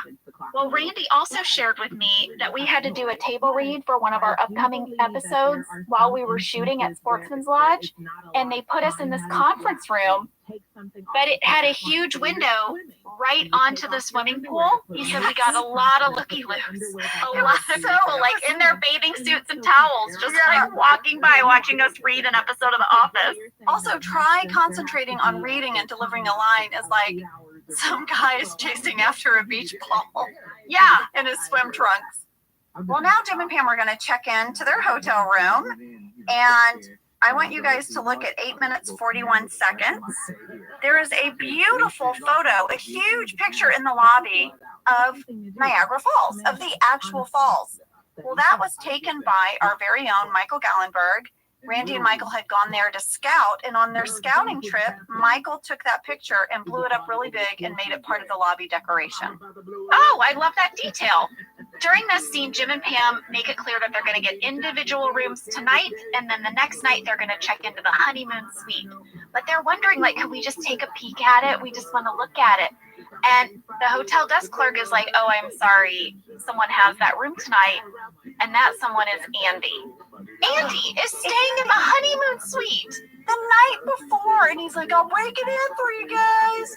John delivers this line. It was in the script. I had to look it up because the way he did it was so funny. I thought maybe he made it up on the fly. He just says, I do not like that. I do not like that. It's so great. Well, listen, I have a guest star alert that is near and dear to my heart. The woman who plays the front desk clerk throughout this episode is my friend, Michelle Gunn. Now, I have known Michelle for so long, and she auditioned for The Office 6 times for 6 different roles before landing this one. I didn't know that. Yes, and she would get to the final callbacks, and then they'd give the role to someone else. But Allison Jones kept bringing her back. We would always be so bummed when she didn't get a role. But then she got this huge role where she got to interact with almost every cast member. She got to be directed by Paul Feig, and she got paid for 2 different episodes. So we were so excited. We were like, oh my gosh, this is that story where like every job you didn't get leads to the job you absolutely were meant to have. How fun. And she's so good in it. She's so good. Oh, she crushed it. I want you to know, I noticed a background catch in this scene, Angela. It's really quick. What you got? Okay, there is like a little announcement board that sort of says all the other things that are happening at the hotel on this night. Oh, what's it say? All right. I live for this, by the way, and I'm sad I missed it, so I cannot wait to hear. Well, in addition to Jim and Pam's rehearsal dinner, you could also attend the Moose Lodge meeting at 7 p.m. in the Elk Room, or Senior Poker Friday at 5 p.m. in the River Room. Or perhaps you'd like to go to the O'Brien retirement party at 8 p.m. in the reception hall. I also noticed this tidbit. I know exactly when Jim and Pam's wedding reception is because it's on the board. It's 2 p.m. the next day in the Falls Room. So they had like, I guess, like a noonish wedding. Well, someone's going to get some bad news when they try to check into the hotel, and that person is Michael, because I guess he thought you could just show up and say you want a room with the Beasley Halpert block, and you would have a room. That's not how it works. Oh, Michael. So Michael's going to try to weasel himself into other people's rooms. Of course no one wants Michael in their room. The only person who's nice enough to say, Michael, you could have the other bed is Toby. And Michael's like, hell no, Toby. I know. You know, Stanley's going to arrive to check in with not his wife, Cynthia. Cynthia, played by Algerita Wynn Lewis. This is a bit scandalous. I'm surprised Angela didn't have something to say about this. Angela was consumed with the fact that Pam was getting married while pregnant. She could barely focus on anything else. That's right. She was focusing all her shame in that one direction. I love that Michael goes up to Jim and Pam and asks when is he making his speech, and says because he'd like to go third to back cleanup. Yeah. This is where we are going to meet Jim's parents for the first time. We have Betsy Halpert, played by Perry Smith, and Gerald Halpert, played by Robert Pine, who is the father of actor Chris Pine. People were so excited. We were a little bit excited. First of all, he's a lovely, lovely person and was so nice to everyone, but there were a few folks excited that Chris Pine's dad was there. It's true. Even though Robert Pine is like an incredibly successful actor in his own right. I know! Well, listen, Pam and Jim are pointing out Mima to Jim's parents. And she says, Mima is the woman in teal talking to my mom. Now, that was confusing to some viewers because, you know, we met Pam's mom in the sexual harassment episode in season 2. And the woman that we met as Pam's mom was not standing over by the woman in teal, because in this episode, Pam has a new mom. We had to cast a new actress as Pam's mom. Yeah. The original actress who played Pam's mom was Shannon Cochran. She was on tour doing a play. She was doing August Osage County, and we could not get her for this episode.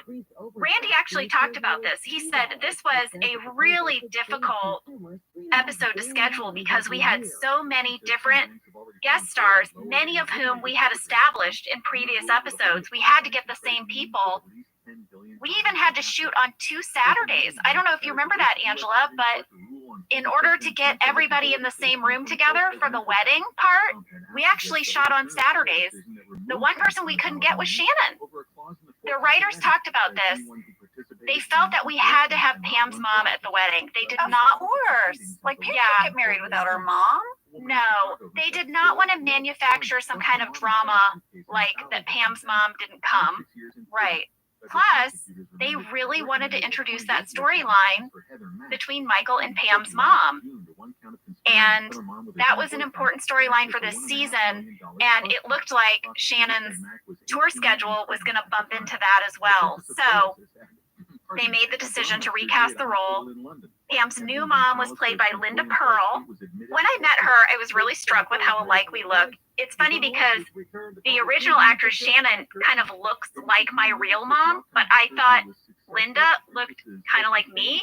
I actually thought she looked like she could be my big sister. And we were doing the math and we were like, wait, actually, like, we're not that far apart in age. Like, she would have been 19 when she had me. A little bit of Hollywood magic there. A little fudging. They tried to play it up with like her hair, makeup, wardrobe. But here's something crazy. She's been acting for forever. She had been on Happy Days. How cool is that? Isn't that crazy? Well, Linda was delightful. I loved getting to work with her. At 11 minutes, 3 seconds, people are making their way into where the rehearsal dinner is. There is a sign that says Beasley Halpert. Now, Halpert is spelled wrong. And some people on the internet at the time were like, oh my gosh, they spelled Jim's last name wrong. Veda shared on the commentary, that was intentional. That was like a little joke, a little hidden gem, a little nugget, you know, that the hotel staff had spelled his name wrong. So that was meant to be, you guys. Yes, Angela, on that little sign that I mentioned earlier, every time it's supposed to say helper, it says helprit. It's like a running joke. You can find many helprits. The other information on the sign reads like this: wedding rehearsal dinner, 7 to 8:40 p.m. Yeah, guys, you gotta get out. Gotta get out. 8:40, you're out. You have an hour and 40 minutes. Eat up, make your toast, get out the door. And it is taking place in the Passion Package Room. Wow. I can tell you that we filmed all of these rehearsal dinner scenes at the famous Smokehouse restaurant in Burbank. I don't know if you remember, Angela, but at the time, I lived in walking distance from the Smokehouse. Oh, you were so excited when we were filming there. I would walk home for lunch, and I'd have lunch with Lee. It was so great. And guys, listen, the Smokehouse is a very famous restaurant. It is right across the street from Warner Brothers Studios. So a lot of like movie executives and actors eat there. I guess George Clooney even named his production company after the Smokehouse restaurant. Yeah, because he filmed on the Warner Brothers lot. He would walk over there. That's the Hollywood lore, anyway. Well, the original Smokehouse only seated 46 people. I found a whole little video documentary about it, and I thought we should listen to a little audio clip about its history. Great. The original Smokehouse was started here in Riverside and Pass in Burbank in 1946 by two Lockheed engineers, Jim Stockton and Jack Monroe. Jim was the promoter and frontman, and Jack was the cook. Opening night was attended by such neighborhood luminaries as Bob Hope and Bing Crosby. Soon after, all 46 seats were regularly filled to capacity, and it was time to look for larger quarters. As fate would have it, the Red Coach Inn, built by Danny Kaye but never opened, was available, and in 1948 became the permanent home of the Smokehouse. By 1952, Jim's younger brother Stan was running the restaurant, and Chef John L. Sullivan's unique recipe for garlic bread made the Smokehouse the largest purveyor of French bread west of the Mississippi. Yeah, like their garlic bread was like the thing. It's still the thing. It brought in all the celebs. I guess the new location could seat like 500 people. Here's a list of the people that would go to the Smokehouse for this bread: Errol Flynn, Judy Garland, Robert Redford. But the Smokehouse was known for respecting the privacy of celebrities. They would never sell a story to the tabloids. And when I first moved to Los Angeles, Angela, I had a friend who told me that once a week they would go eat lunch at the Smokehouse to try to get discovered by executives who were coming there for lunch. It never happened. They never got discovered. I just want that guy in the ad to do something for office ladies. Two gals, Jenna Fisher, Sam Kiefer, Cassie Jerkins, sitting around talking about TV. You get a sense of like the mood of the Smokehouse when you listen to that, for sure. Well, I think we should take a break, and when we come back, Dwight is going to hold court at the kids' table, and we're going to meet Pam's sister. Oh, yeah. What? Pam has had a sister this whole time? Yeah, and she's like a famous actress. We'll be back.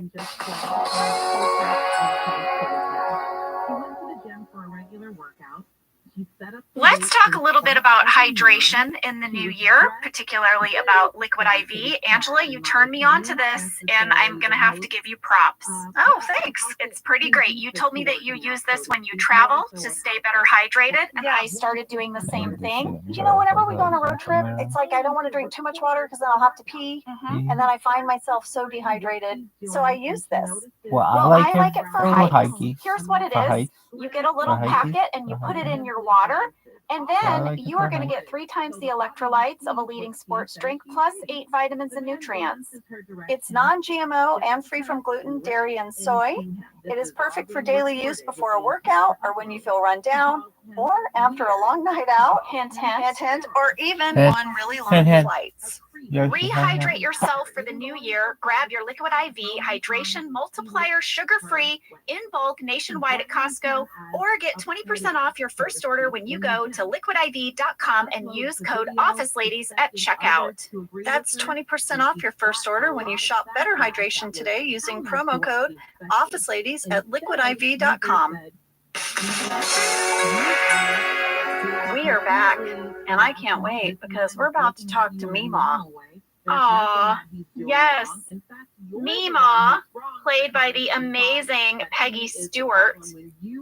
First of all, I just want to say that I loved the detail that Mima had her napkin tucked into her blouse like a bib. Did you notice this? I did. She wasn't going to mess up her outfit. No, she was not. I bet she also has a little rain bonnet for her hair. My grandma had one of those because, you know, she would go get her hair done once a week at the salon, and they tease it all up. Angela Martin had one. Mima says that Pam marrying Jim might just be restoring her faith in that side of the family. And Pam's kind of like, oh, thanks, Mima. I mean, nobody's perfect, but, you know. And then Mima says she wouldn't care to live if she thought that was true. Pam's Mima is Angela. I know. You know, when we were talking to Greg, Greg mentioned that Peggy Stewart, who played Mima, was in a whole bunch of Westerns. But I mean, like, I can't even tell you how many she was in. Just from 1944 to 1951, just for that 7 years, she was in 35 Westerns. Oh my gosh. In 7 years. Yeah. She also has a ton of television credits. Like, she was on Gunsmoke for 5 years. She's been on the A-Team, Days of Our Lives, Seinfeld, Frasier. She died recently. In 2019, she was 95 years old. She was a delight. She was amazing. Everyone loved her on set. She completely held her own with her scenes with Steve. Oh, don't even get me started. I can't wait to get to those. I know. How lucky were we? Next, Pam's going to run into her dad and his much younger new girlfriend, Christy Kelly. Pam's dad was played by Rick Overton. Remember the last time we saw him, he was just down in the parking lot with just some off-camera dialogue. Here he is. He's back. He was so fun. He's back. And then Dwight is at the kids' table. He is. And Dwight is just crushing it with the kid. It could have damaged his life. It could have had real world. What's up, Pimp? How you living? There were a couple of them. I saw one where a woman was actually talking back to one of the training staff. What's new in the zoo? Why are you looking at me? And he was coming over to tell her, you can't film or tape in the gym for the reasons that I talked about. And she says, well, I'm going to do it anyway. So he kicked her out the gym. You know, I want to see more of that. Yeah. This is something which I hear is going on more and more. It's more and more common. It's like, no, it's a public place. Put it this way, it's a private business. Well, he's doing that fun thing where he's not talking down to them, which makes an adult fascinating to children. Right. And we see at 11 minutes, 52 seconds, Charlotte Daniels, Greg's daughter, who I thought did fantastic. Oh my gosh. Yes. And later she's going to dance down the aisle. Yes. She's got a whole other big moment. Never seen anything like that. And then Jenna, up next, we're going to meet Pam's sister. I know we have a lot to share about this. I could not believe in sort of the canon of the show up to this point that Pam would have such a cute, fun sister. And it's never come up. None of the guys. Michael would be constantly like, Pam, is your sister going to stop by? Right, exactly. She's had a fun. Like, I feel like Pam hidden the fact that she has such a cute sister because she knows all the fellas will be like just bugging her. Angela, 100%. I am convinced that everyone at this wedding from Dunder Mifflin is shocked that Pam has a sister. Shocked. I love it that she mistakes Kevin for Oscar's boyfriend, Gil. And Oscar is like, what? What? He is so offended. He's so angry. During the scene, I have two background catches. One is behind Kevin and Oscar. Did you see the enormous picture of Jim and Pam in a golded frame on an easel? Yes. I remember taking that. I just remember that from going to weddings. Everyone has that one picture, like their engagement picture in a big frame. I love that little detail. That's hanging somewhere, Jenna. Someone has that. Yeah, someone has that giant, it's probably in a warehouse. Also in the background, Kelly pointed out that the fire that's in the fireplace making everything feel so cozy, fakey fire. What do you mean fakey fire? It's special effects because there was no fire in the fireplace at the smokehouse when we filmed. What? That is blowing my mind. I know, it looks really good. I should probably give you a little guest star breakdown on Pam's sister, who was played by the lovely Anna Camp. You guys know Anna. She's been on Mad Men. She's been on The Mindy Project. She was the star of the Pitch Perfect movies. I was so excited when she came to set because I had been watching True Blood, and she had a great story arc on True Blood. Oh, yeah. I reached out to her, and she sent in some audio clips about her time on the show. Of course, we started by asking her how she got the role of Penny. Hi there, this is Anna Camp, and I'm super excited to be on the Office Ladies podcast. I had the pleasure of playing Pam's sister Penny in the wedding episodes in Niagara, and I had the best time. It was truly an honor to get to be a part of those episodes. So how I got the job. I had auditioned for Allison Jones, who's an incredible casting director, multiple times for lots of different things, and she was always very supportive of me and always remained a fan, and I could tell that she was trying to find me something. I was actually doing a play in New York at the time, so I got an audition for Penny, and I had to go all the way up to 30 Rockefeller Plaza, and it's a super iconic feeling when you go up to audition at NBC in New York City. And I remember there were like two scenes that I did for the casting director up there on top of 30 Rock. And at the time, the character Penny was also the character who hooks up with Dwight at the wedding. So at the time, it wasn't two characters because my friend Kellen Coleman, who I actually met on that Office episode, she played the character, the other bridesmaid who hooks up with Dwight. So they kind of split my role in two. I'm not really sure why they did that because I was like, oh man, that would have been super fun. I love Rainn Wilson. He's so funny. But anyway, I made a really great friend out of Kellen, and we're still friends today. That was a newsflash to me. Yeah, I didn't know that. So originally they were going to have Pam's mom hook up with Michael and Pam's sister hook up with Dwight. What? That was too much of a 1-2 punch. You cannot do that to Pam. I'm so glad that instead had Pam's friend hook up with Dwight, I guess.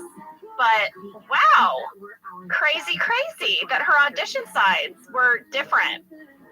You know, we also asked her how she felt about getting the job, what it was like to be part of this episode, and here's what she had to say.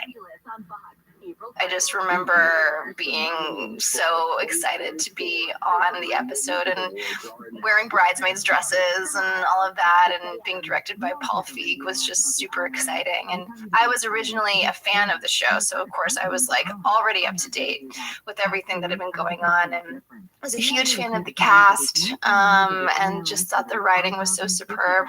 And I just remember seeing like these characters, you know, that I had been watching. They're like, I mean, obviously I'm an actor, but there's something like a little, I was very starstruck, seeing everybody hanging out and doing their thing, and just like these iconic characters, just people, you know, being people and being funny and improvising and, you know, hanging out on their phones, talking. And it was just such a fun thing for me to be a part of, you know, pretty early on in my career. And I still, you know, see those wedding photos and I'm like in them.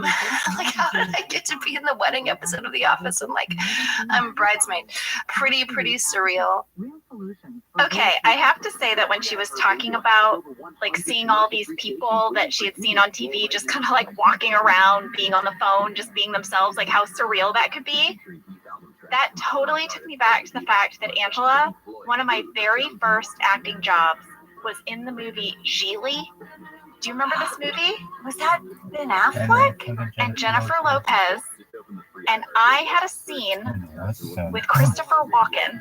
Get out. Yes, where he's in an elevator, and then I enter the elevator, and it has a funny smell, and I have to comment to my friend about the smell.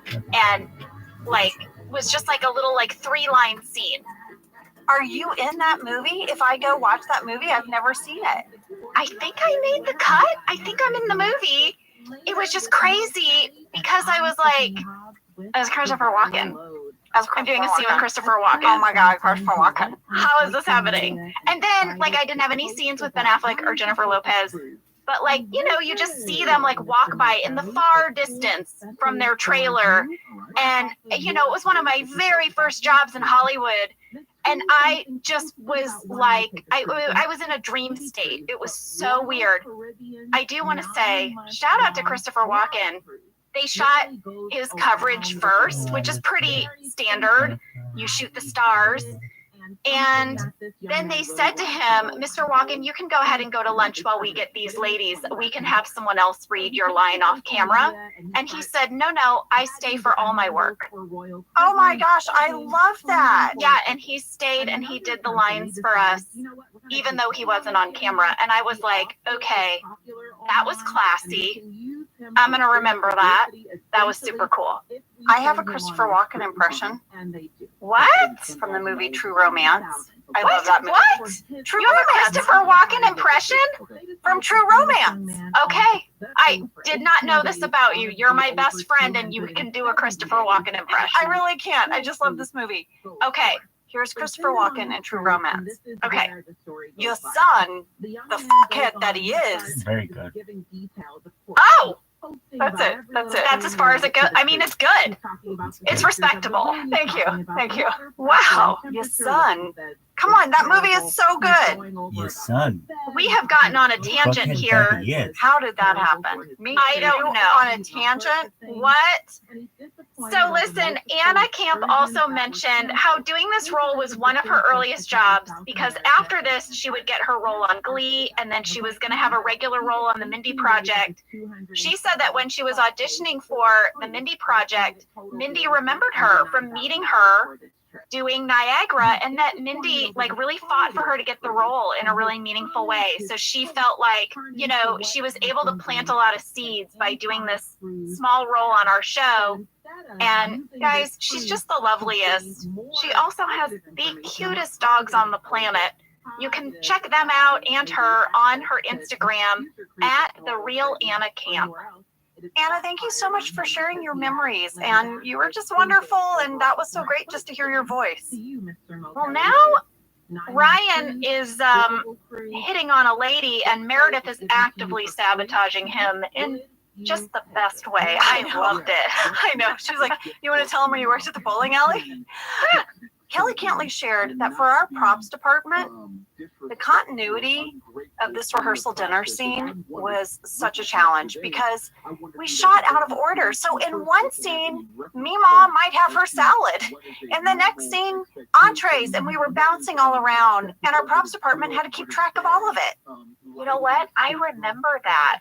And they also have to keep track of which plate goes to which person. It is like a massive undertaking to fake feed all of those people with a passage of time. With a 3-course meal. Yeah. Angela, I have a fan question. It's from Rachel B. in Austin, Texas. She says, around 12 minutes, 30 seconds, why is Creed lurking over Andy's shoulder for his whole conversation? This is great. Rachel, I can tell you why. So this is really funny to me for many reasons. One is in the DVD commentary, Greg said in editing that he saw Creed creeping into this shot and he was like, why is Creed here? He has no lines in the script. What is he doing? Why has Paul placed him here? Because Greg wasn't there the day that we shot that. Paul Feig said the only thing he can think of is that they kept trying to place Creed in all these random places in the background because there was a deleted runner that didn't make it in that Creed, I guess, remembered being at this one restaurant because he used to smuggle back in the day. And this was one of his meetup places. And there's a really funny clip. Sam, can you play it? I know this place. It was home base when I ran cigarettes over the border. For who? Lobsters? I never knew. The balloon went in, the balloon came out. Didn't think to ask. He smuggled cigarettes in a balloon in his body? Full cigarettes in a balloon? What? I don't know, apparently. And then there were more scenes, Jenna, where Creed was in the background looking for his stash. And in one, he finds it. There's a spy shot that got deleted where Creed is taking off the cushion in one of the little banquet seating booths. Yeah. And digs his hand way back in the booth and pulls out a bunch of cash and cigarettes. And he looks around and he puts some in his pocket and he sneaks off. I had no idea. And so if you see Creed lurking about in these rehearsal dinner scenes, that was this deleted runner of him looking for his stash. Lady, are you ready for some speeches? Oh, there's going to be so many. They're kicked off by Pam's friend, Isabel. And I got this fan question, by the way. Sophia B. from Massachusetts says, Angela, you mentioned your daughter, Isabel, on the podcast before. And Sophia is wondering if they named Pam's friend, Isabel, after your daughter, Isabel. Do you know? They sure did. We filmed this episode in 2009. My daughter was around a year old. And the character, Isabel Pariba, who was Pam's friend, her name was a combination of my daughter's first name and Paul Lieberstein's wife's maiden name, Isabel Pariba. Hey! Well, the real Isabel was played by Kellen Coleman. She has been on The Newsroom, Big Little Lies, The Mindy Project. We love her, and she's going to come back. She did 4 episodes of The Office. She was fantastic. Well, now Jim's brothers are going to give a speech. You might remember we've met them before. They're played by Tug Coker and Blake Robbins. Tug told me that he improvised the line, a little mo cardio. And he said that they were a little more confident improvising this time around since they'd been on the show before. And he said that that little line is the thing that people text and DM him more than anything else in reference to him being on the show. It's like the thing that stood out in their toast to me. For sure. Well, Michael thinks their speech is inappropriate and he's going to save the day. Yeah, he's going to jump in. And you guys, at 14 minutes, 28 seconds, did you notice that Michael delivers his joke about the smart car with his eyes closed? Yes. I loved that choice so much. His eyes are closed for about 20 seconds. Paul Feig shared in the commentary that this was a choice that Steve made, and Paul was like, okay, and Steve just committed to it and did it. Did you notice that Mima puts her hand up to her ear to try to hear better? I did. And also, I would like to point out that Mima is not at the head table. Oh. She is not sitting next to Pam, Pam's mother, and Pam's sister. They have not allowed her at the head table for some odd reason. I think we all know what reason. Listen, there are so many fun background catches in this rehearsal dinner. I mean, little things like I noticed when Jim starts giving his speech, Pam's mom hugs Pam's sister and they share a little loving look. Like everybody is in their character and they are contributing these real amazing reactions to this scene. It is so rich. I love it. So layered. Michael's whole smart car thing, it's gonna bomb. Pam looks over at Jim like, step in, and Jim does. And he does such a great job up until the end. He doesn't. Yeah. Yeah, it's really sweet. He's saying really sweet things, and Pam's going to take a little mental picture. Jenna Veda shared that whole bit about teaching you how to drive a stick was improvised. Oh, wow. Way to go, John Krasinski. I know, but then you responded right in the moment too, so you're right there with him. And Andy crying, talk about just one of the things in the background, Andy crying in Jim's speech, I absolutely love. I know. That's Ed making the choice for his character, and our cameras picking these up. Well, listen, Jim is gonna, end his toast by asking everyone to raise their glasses, except Pam, of course. And Mima's like, why, of course? By the way, Mima's hearing at that point was spot on. Yeah, exactly. She's hearing all of this. And, Jim is like, oh, she can do whatever she wants, but she shouldn't drink because she's an alcoholic. Wait, what? No, she's not. She's just, I don't know. Pam's dying, and Jim is like, she's pregnant.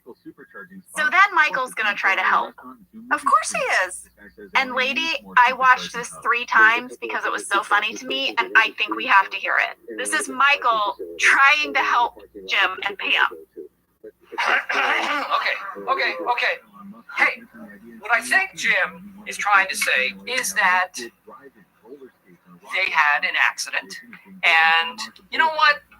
These two people, they're living together. They are having lots of consensual sex. They were living together? Yes, they were living together, yes. And you know what? You can't expect them to be careful every time because, frankly, it's just a different sensation. When you come, well, am I wrong? They say it's not different, but it's a different sensation. When you use something to block, I think everybody knows what I am talking about. It's not necessarily different for the woman, but it is different. Okay. Michael, stop. All right.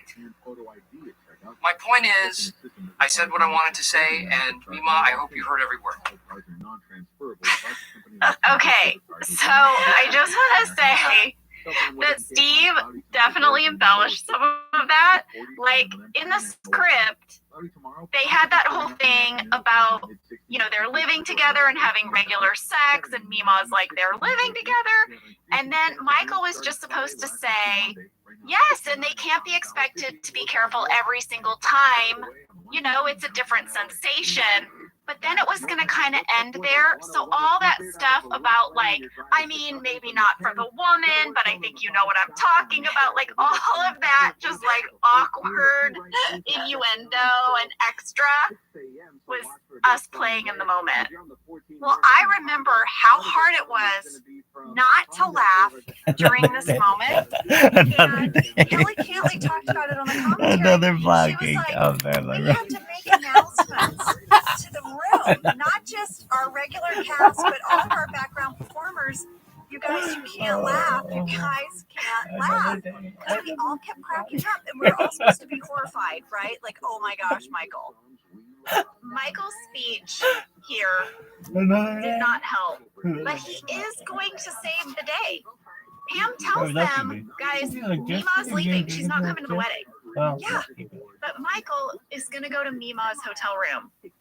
And what I love about the scene so much is that you're predisposed to be like, oh my God, Michael, stop making it worse. But then he's like the Mima whisperer.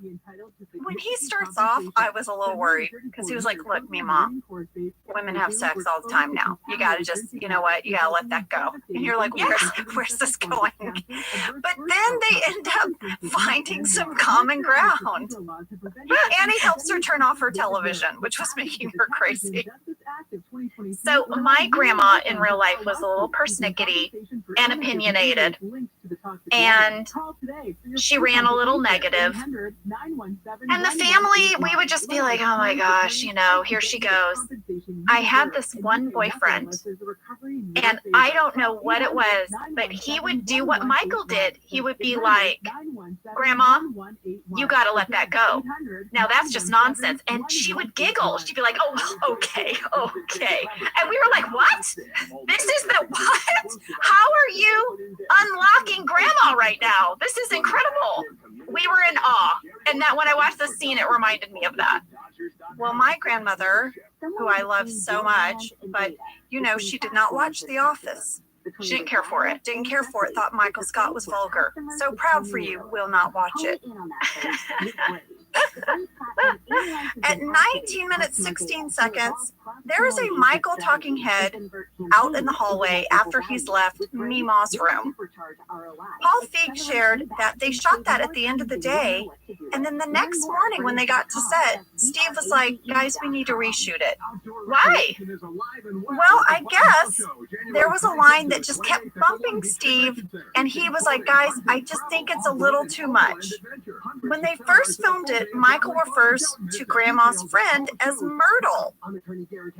The scripted line was this: I'm actually great with old women. In fact, for the longest time, my best friend was my grandma. And then she met Myrtle, and now she thinks she's better than everybody. And for whatever reason, the name Myrtle, Steve was like, it's just too much. And they changed it to Harriet. And that's the line that made it in. Oh my gosh. I love that Steve was so committed to just getting the nuance of that joke right. Now we're going to head on down to the bar, where everyone is kind of looking to have a good time the night before the wedding. We shot all these bar scenes in the bar of the Sportsman's Lodge. Incidentally, we did a table read in the bar as well one day. We were just table reading all over this place. This was 2 weeks of wonky, crazy table reads. It really was. But they were really fun. And Pam wants to get in on this. She wants to go down to the bar maybe. She's going to leave her room wearing her very giant necklace and big hoop earrings and her bangle bracelets. But she's going to run into Angela. Oh, yeah.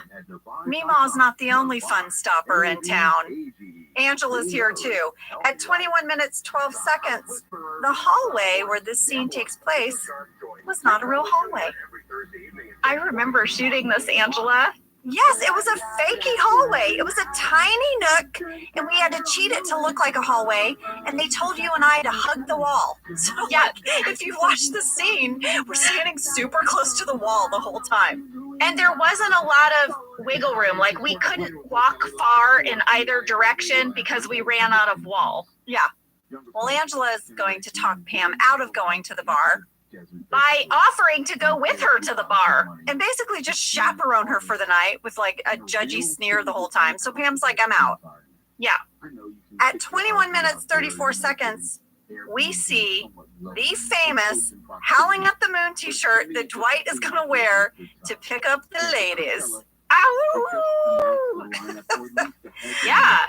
Paul and Greg talked about Dwight's t-shirt in the commentary. I guess our wardrobe department just bought it online. And you can still buy this exact t-shirt. It's on Amazon. What? Yes. But guess what else? In May of 2009, someone wrote a customer review that went viral. Ryan Govern gave the t-shirt 5 out of 5 stars. His pros were, fits my girthy frame, has wolves on it, attracts women. Cons, only 3 wolves, could probably use a few more on the guns. Cannot see wolves when sitting with arms crossed. Wolves would have been better if they glowed in the dark. And 41,274 people found this review helpful. That is fascinating, Angela. I am particularly fascinated by the fact that this review came out before this t-shirt ever appeared on our episode. I know. Wow. Pretty amazing. Guys, you can have the wolf shirt. I kind of want one. I know, I was thinking that too. I was like, do I need the wolf shirt but on a mug? Maybe I do. Well, you know who doesn't seem to mind Dwight's Howling at the Moon shirt? Who? Pam's friend Isabel. And she finds all of Dwight's chatter about his horses and farm so interesting. Yeah, the fact that he has 9 3/4 horses. How is that possible? He explains. I invented a device called Burger on the Go. It allows you to obtain 6 regular-sized hamburgers or 12 sliders from a horse without killing the animal. George Foreman is still considering it. Sherper Image is still considering it. SkyMall is still considering it. Hamakushlema is still considering it. Sears said no. Well, when Greg saw this scene in editing, he was like, wait, That was a list of alternates. Greg meant for only one of these to be used. Instead, because he wasn't there, they thought it was a list, so Dwight ends up saying all of them. But then they actually ended up liking it, so they left them all in. We're going to go to Andy's room next because the party is in full swing. I want to remind you, this is the honeymoon suite that Andy has for one night. And Randy Cordray shared with us that our set designers had originally designed this huge heart-shaped kind of like hot tub bathtub that was going to be in the room as kind of like an homage to the honeymoon suite. Well, they had design meetings, they made it, they even had pitched the idea that that's where Michael sleeps because he doesn't have a room, he sleeps in the heart tub. It was in the room. You never see it. It never made it on camera. It was huge, and they built it in the corner, and you never see it. No. So there's this huge dance-off happening in this room. Andy and Meredith are kind of doing like a robot challenge. Kelly's like, what else you got? Because, Kelly and Andy have a history of a dance-off. Well, guess what? Andy's going to do the splits, and he's going to hurt himself. He can't get back up, y'all. Because he hurt his TT. Yeah, his scrot got hurt. He did. Paul shared that Ed pitched that he thought just the splits wouldn't do that much damage, that Andy should have something in his pocket that he lands on. Oh, that was a good idea. Yeah. Aaron and Kevin are going to carry Andy to Pam's door. Pam, the bride. She's the sober one. Everyone else has been partying. I get that. I mean, it's horrible timing for Pam, no doubt about it. Well, she's got to drive Andy to the hospital. And that's how this episode ends, with that news on Pam's doorstep. Listen, we had one fan question that I wanted to address. Amy C. from Charlotte, North Carolina said, my kids who are 9 and 11 noticed that Daryl wasn't at the wedding in Niagara. Where was he? Great catch. Amy, tell your kids we're very proud of them over here on Office Ladies. Yeah. So here's what it was. It was decided that since Daryl was a close friend of Pam's ex-fiance Roy, Pam and Jim would not have invited anyone from the warehouse, including Daryl, to the wedding. But I'm pretty sure the reason they had to come up with that idea is because Craig was in New Orleans filming a movie at this time. Well, that's 100% why he's not there. Yeah. Jim and Daryl are going to become good friends, and they're going to be part of a upstart business together, in later seasons. But right now, that hasn't happened yet. Right now, that's sort of like Pam's ex-world. Yeah. Well, that is Niagara Part 1, you guys. We're ending with an injured scrotum. We'll be back next week. We have so much to talk about next week. I mean, we haven't gotten to the ceremony. We haven't gotten to the actual falls. There's more to say. We hope you guys have a great week. Thanks for listening and sending in your questions and your comments. Huge thank you to Greg Daniels for being our guest today. And another big thank you to Randy Cordray, who really helped us dissect the ins and outs and backgrounds of this episode. Randy, we thank you so much. Thank you, Randy. He's also going to be helping us next week. He is the best. And thank you to Anna Camp for sending in audio clips. We love you guys. Bye. Love ya.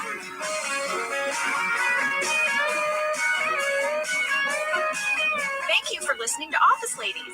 Office Ladies is produced by Earwolf, Jenna Fisher, and Angela Kinsey. Our show is executive produced by Cody Fisher. Our producer is Cassie Jerkins, our sound engineer is Sam Kiefer, and our associate producer is Ainsley Bubico. Our theme song is Rubber Tree by Creed Bratton. For ad-free versions of Office Ladies, go to StitcherPremium.com. For a free 1-month trial of Stitcher Premium, use code OFFICE.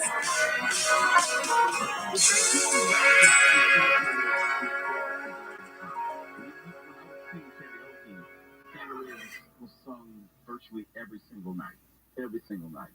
It's one of my Most people give up on their resolutions by mid-January. Walmart Plus can help save yours this year by saving you time and money. Walmart Plus is the membership with benefits like gas discounts, video streaming, plus so much more. Is your resolution to simplify your life?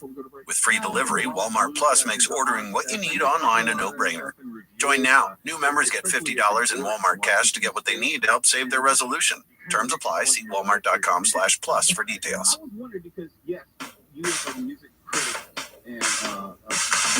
I'm Jenna Fisher. And I'm Angela Kinsey. We were on The Office together. And we're best friends. And now we're doing the Ultimate Office Rewatch podcast just for you. Each week, we will break down an episode of The Office and give exclusive behind-the-scenes stories that only two people who were there can tell you.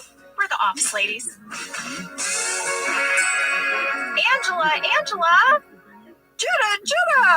Today is Jim and Pam's wedding day. And we are celebrating. Cheers! That's my drink. Can you hear it? I sure can. I'm taking a picture of you. Okay, well, if you take a picture, we can post this on Office Ladies Pod because I'm drinking out of a very special champagne flute. Tell them all about it. It is, Jenna, can I say it's craptastic? It is the kitschiest thing you've ever seen in your life. It is a champagne flute, but the stem is a series of 4 glass hearts that are like hollow in the middle. Yes, and it's a very large champagne flute. I didn't have any champagne, so I'm actually drinking an old-fashioned out of it. Is that weird? I think it's flippin' perfect. Thank Cheers to you. I wish we were in the same room today. Dang it. I know. You've got a glass of red wine, though, so... I came to Earwolf today. I said, Sam, Jenna is pouring an old-fashioned into her Niagara champagne flute. What do we got here? And he goes, I think there's some stuff over there. I found a bottle of red wine and a croissant. Oh! So I'm feeling very fancy. You're very European, I think. Red wine and a croissant. I feel like I am. Well, let me tell you where I got this champagne flute. When we traveled to Niagara Falls to shoot this episode, the hotel put a basket in my hotel room with these 2 champagne flutes, champagne, chocolates, candies, nuts, like a whole welcome basket. And they were just so delighted that the office had come to shoot there. And I was so charmed by that. I thought it was the sweetest gesture. And so I ate all the food. I actually shared it with the hair and makeup ladies. And I took the champagne glasses home. And now here they are in all their glory. Yum. Jenna, I love this story so much. You are truly my BFF because I would have done the same thing. I would have been like, these glasses are going home with me. Oh, yeah, lady. I wrapped these up in a t-shirt and I packed them in my suitcase. It's amazing. We have to post it in stories. You guys, Niagara Part 2, we're here to break it down for you. That's right. This is Season 6, Episode 5. It was written by Greg Daniels and Mindy Kaling and directed by Paul Feig. Let me give you a summary of what we'll be going over today. Last night, Andy slept on Pam's floor because he was recovering from his torn scrotum. Michael slept by the vending machines. Dwight hooked up with Pam's friend. And Kevin is about to lose his shoes. How's that for like a headline? That's good. The wedding, which is happening today, is becoming even more hectic than enjoyable for Pam and Jim, and ultimately they're going to take matters into their own hands. Meanwhile, Michael makes an unlikely love connection, and the office gang surprise Jim and Pam with a celebratory dance. I love this episode so much. I know we both have said that, but this second part of Niagara is when all the like heartstrings are pulled. I mean, it's so beautiful and cringy. It's fantastic. We had Greg Daniels on for Niagara Part 1. We talked about the whole entire episode. So if you guys haven't heard that interview, listen to it. Now we're going to break down the second part. We have lots of fun stuff to share. This second part of Niagara also features the part where Jim and Pam sneak off and have a wedding ceremony on Maid of the Mist. That is my fast fact number 1. We got a fan question from Ashlyn M. in Windsor, Canada. Did everyone get to go on location to Niagara Falls, or was it just Jenna and John? Did you stay on the American side, or did you get to go to the Canadian side as well? Well, like we said last week, Ashlyn, we shot the rehearsal dinner and the church wedding and the bulk of this episode in Los Angeles. The only people who went to Niagara Falls were me, John Krasinski, Mindy, Randy Cordray, who was our line producer, our cinematographer, Randall Einhorn, our director, Paul Feig, and then a handful of crew members. And we went to the American side of Niagara Falls. And we only had, Angela, 1 day to shoot. 1 day to get all of that? Yes, and I'm going to tell you now a little bit about how it all went down, because Randy had to do an insane amount of preparation to get us there. He sure did. And he shared with us, you guys. We're going to break it down for you. You know, originally, the network said that they wanted John and I to shoot this on a green screen at like a fake water tank on like a fakey boat in Los Angeles. Boo! Boo! Right? Yeah. Randy was like, no. So, good for Randy. Yeah. So Randy set out to create a budget that the network would approve for me and John to actually go. Now, Greg told Randy that he would like us to shoot on the Canadian side of the falls, because that's the side that has all the fun kind of kitschy wax museums and the water park, and it had the look that Greg was going for. On the Canadian side. On the Canadian side. Okay. But Randy found out that Canada has this very strict 1-for-1 staffing rule. And what that means is, for every person that he brought from our crew, he would have to hire a Canadian to do a job. So if we wanted to bring our regular makeup artist, we would have to hire someone locally, you know, for a different job. It didn't have to be another makeup artist, but just there had to be like a 1-for-1 representation on this crew. Oh, we did not have the budget for that. Got it. He also said that Canada has a 14-day embargo on all equipment. So any costumes, cameras, props, we would have to send it 14 days ahead of time. Well, we couldn't do that because we were using all that stuff in Los Angeles. Right. So Randy got this approved. Great. We had the budget to shoot on the American side of the falls. But then there was a problem. The Maid of the Mist, it's in like dual waters. Also, the Maid of the Mist is owned by a Canadian company. So that was a whole thing that Randy had to work out. That's right, because he said they leave Canada and then cross over into American waters. Yes. But then they go back to Canada. Right. But then they do have a boat that will start on the American side, or will pick up Americans and go back to the Canadian side. So you can ride it from the American side, but there's limited access to those rides. Most of the rides start on the Canadian side. It was a whole thing. This is so complicated for a boat ride. I mean, while I was in my hotel room with my fancy champagne glasses, I had no idea everything that had gone on to get me there to that gift basket. Wow. Randy shared with us that there were a lot of people that made this amazing moment happen for Jim and Pam. We promised him we would give them a shout out. He said, first, he was in touch with the film commissioner there, Tim Clark. Randy described him as a fountain of resources. Tim put Randy in touch with the location manager, Michelle Barone. Randy was also in touch with Tim Ruddy. He was the vice president of marketing for the Maid of the Mist Steamboat Company. Angela Birdie, the media director of Niagara State Park. She was a huge fan of the show, and Randy said she helped a lot. Randy even had to write a proposal to the New York governor's office, and there was a film liaison there named Pat Kaufman who helped Randy get it all done. He said this was the nicest group of people, and they just really made it happen. Without them, this scene would not have happened. Wow. Well, listen, I have even more stories to tell about our adventures getting on this boat. I'll save them for the breakdown, but it was incredible. So let's move on to fast fact number 2, which is a follow-up on that horse going over the falls deleted storyline that Greg told us about in his interview last week. Remember that? Not only do I remember, I'm so excited. I brought the table draft script to our recording session so I could read the scene. What? Yes. Oh my gosh, this is perfect. I was just going to say, do you want to remind people what the story was? But you have it. You have it. I have it. I have what we read at the table read. Oh my God. This is an exclusive. Okay, here goes. So, in the table draft, Jim and Pam are saying their wedding vows. Jim is saying, in joy and in sorrow, in sickness and in health, as long as we both shall live. Suddenly, gasps race through the audience. The minister looks up and stops.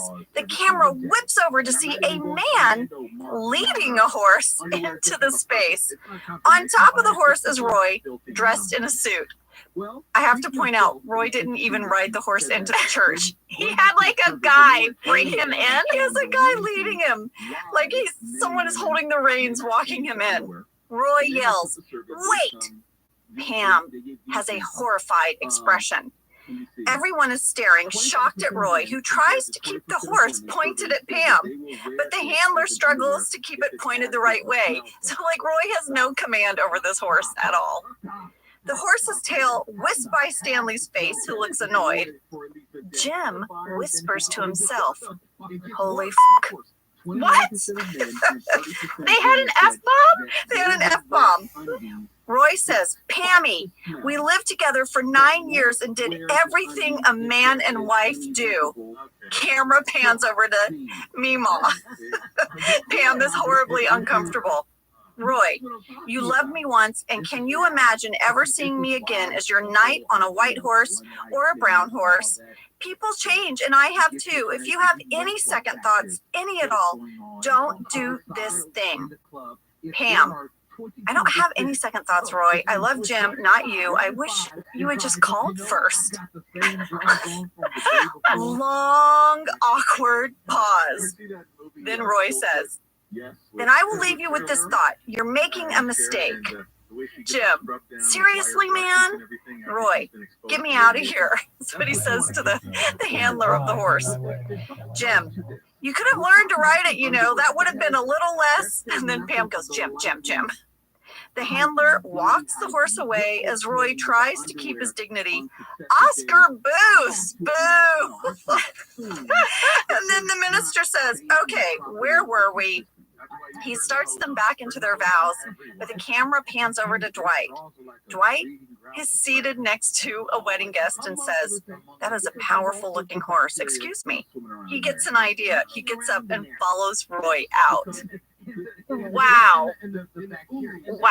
Yeah, and then the other scenes are the ones Greg talked about where Dwight convinces Roy to let him return the horse. But then because he's seen all of this like historical footage of animals that can go over the falls and survive, Dwight then tries to ride the horse over the falls, but then he bails. EMS like rescues Dwight, but the horse goes over, but the horse survives. Yeah, it was a crazy storyline, and Greg shared that they did end up cutting this. But one thing Greg said in his interview really piqued my curiosity. I mean, there were so many things, but he said that, you know, this storyline wasn't cut until the table read, which is about 1 week before we started shooting. Oh, yeah. So we were very close to shooting. And this entire time, Randy had been prepping this episode as if a horse was going to go over the falls. And Greg even said, like, they went to Universal Studios and they saw a demonstration of a water tank and how the horse might fall into the water tank. And I was like, what? So I reached out to Randy Cordray. Angela, I have to share with you how much prep he did on this horse scene that was cut. I find it fascinating. I still can't get over the fact that this horse story was a go until about 7 days before we shot. I know. All right, here's the first thing that Randy said to me, and I'm going to quote him. He said, "I had never been asked to create a scene of such complexity and magnitude.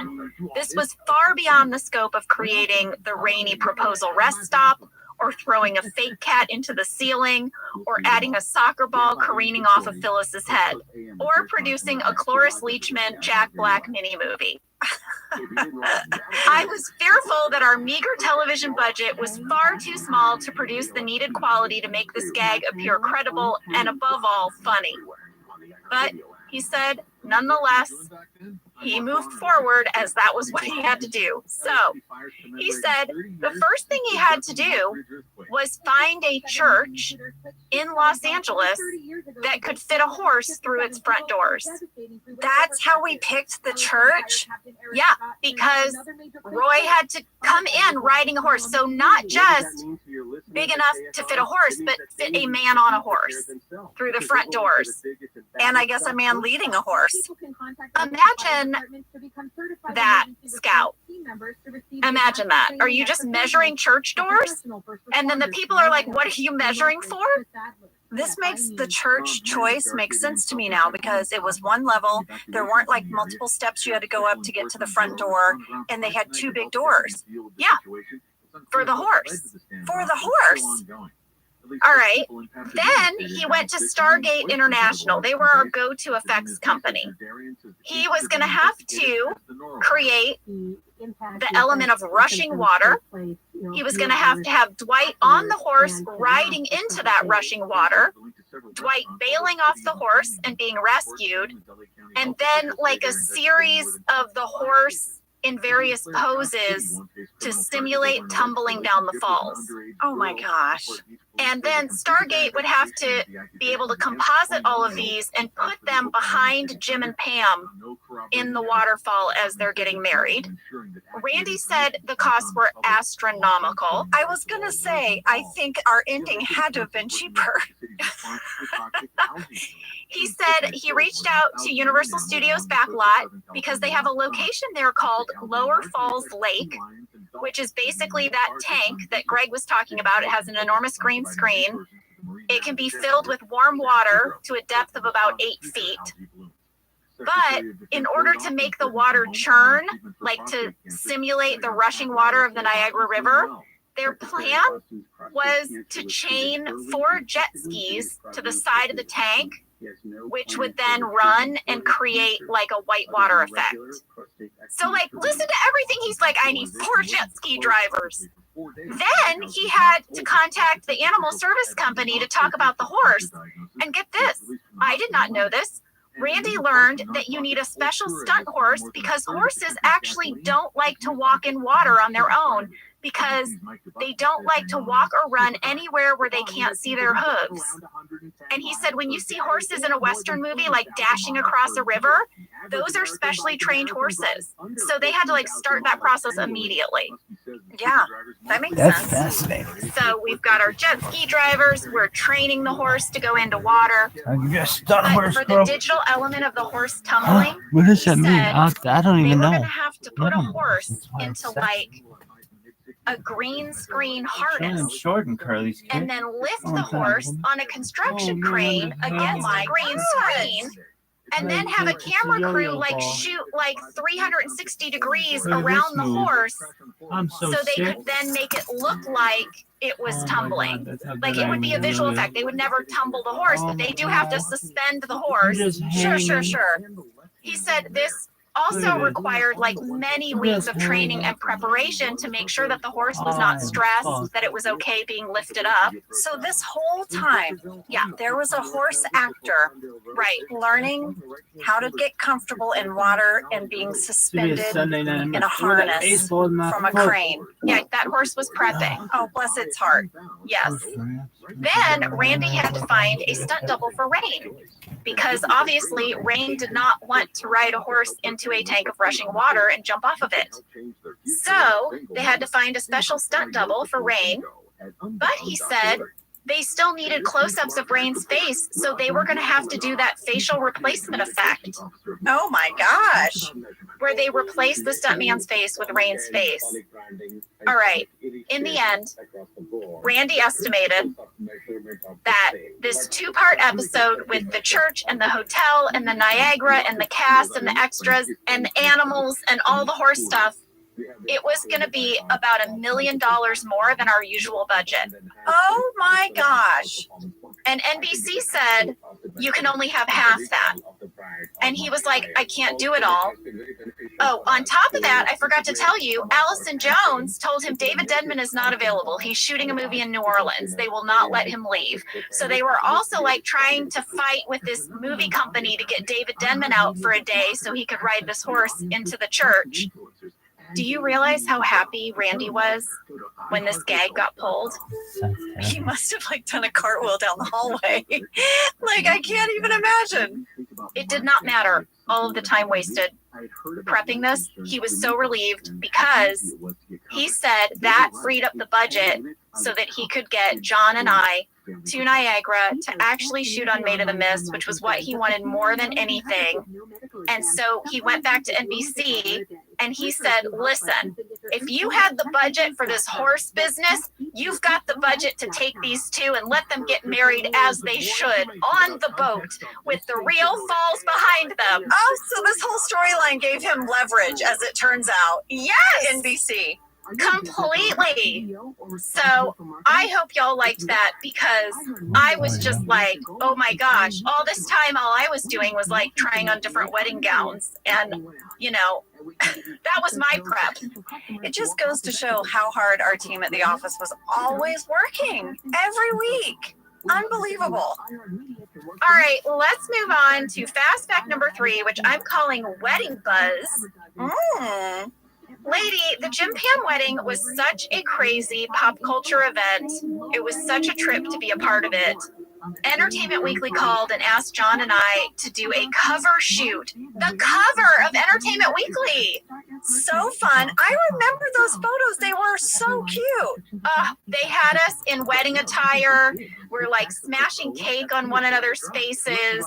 It was crazy. Like when I was growing up, there was the General Hospital, the soap opera. Yeah.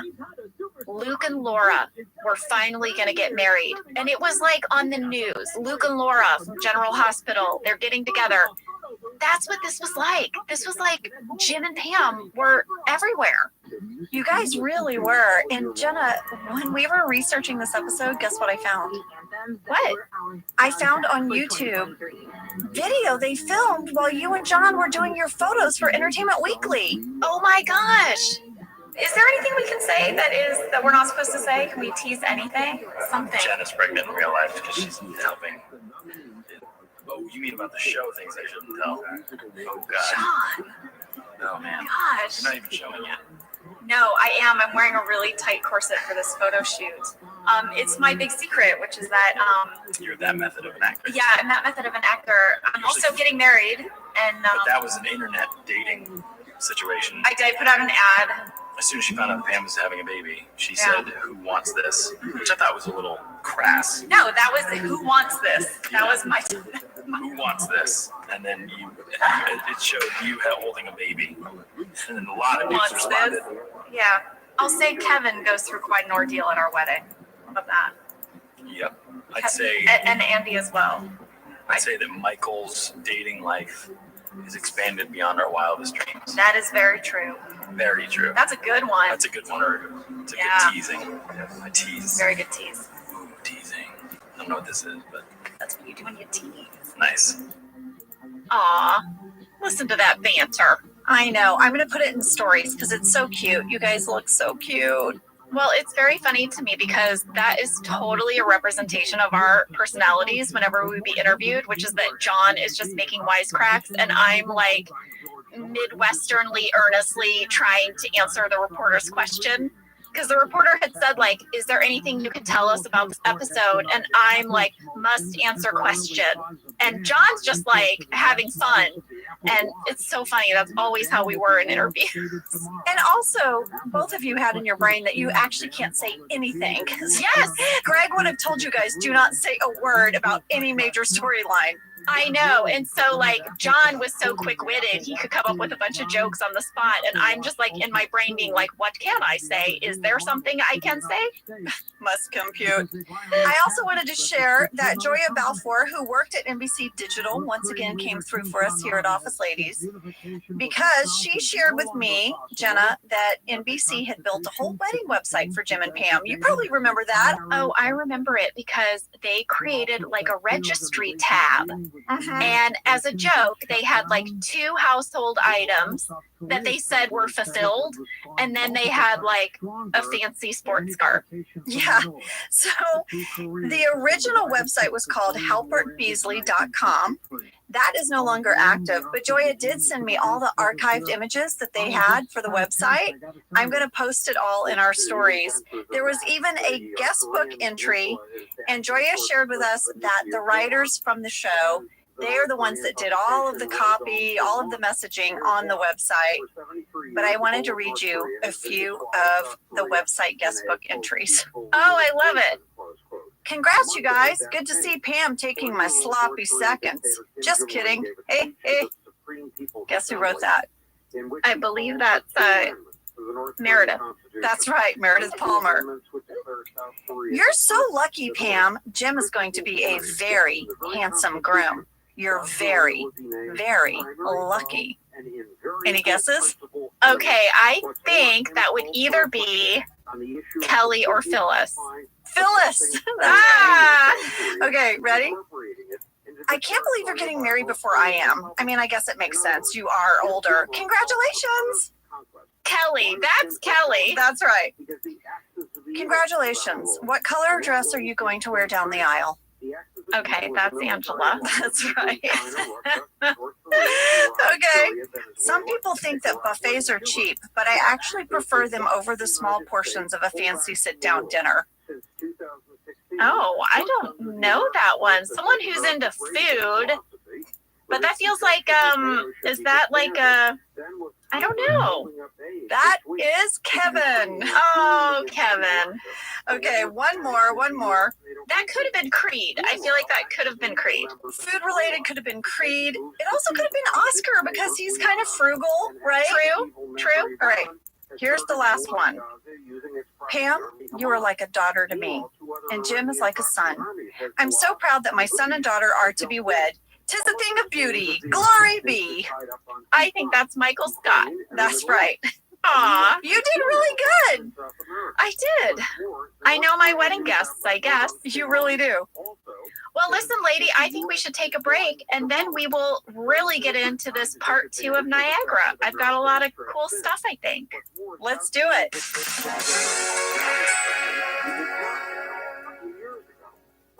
Whether your resolution is to save money, eat better, or stress less, HelloFresh is here to help you do all 3.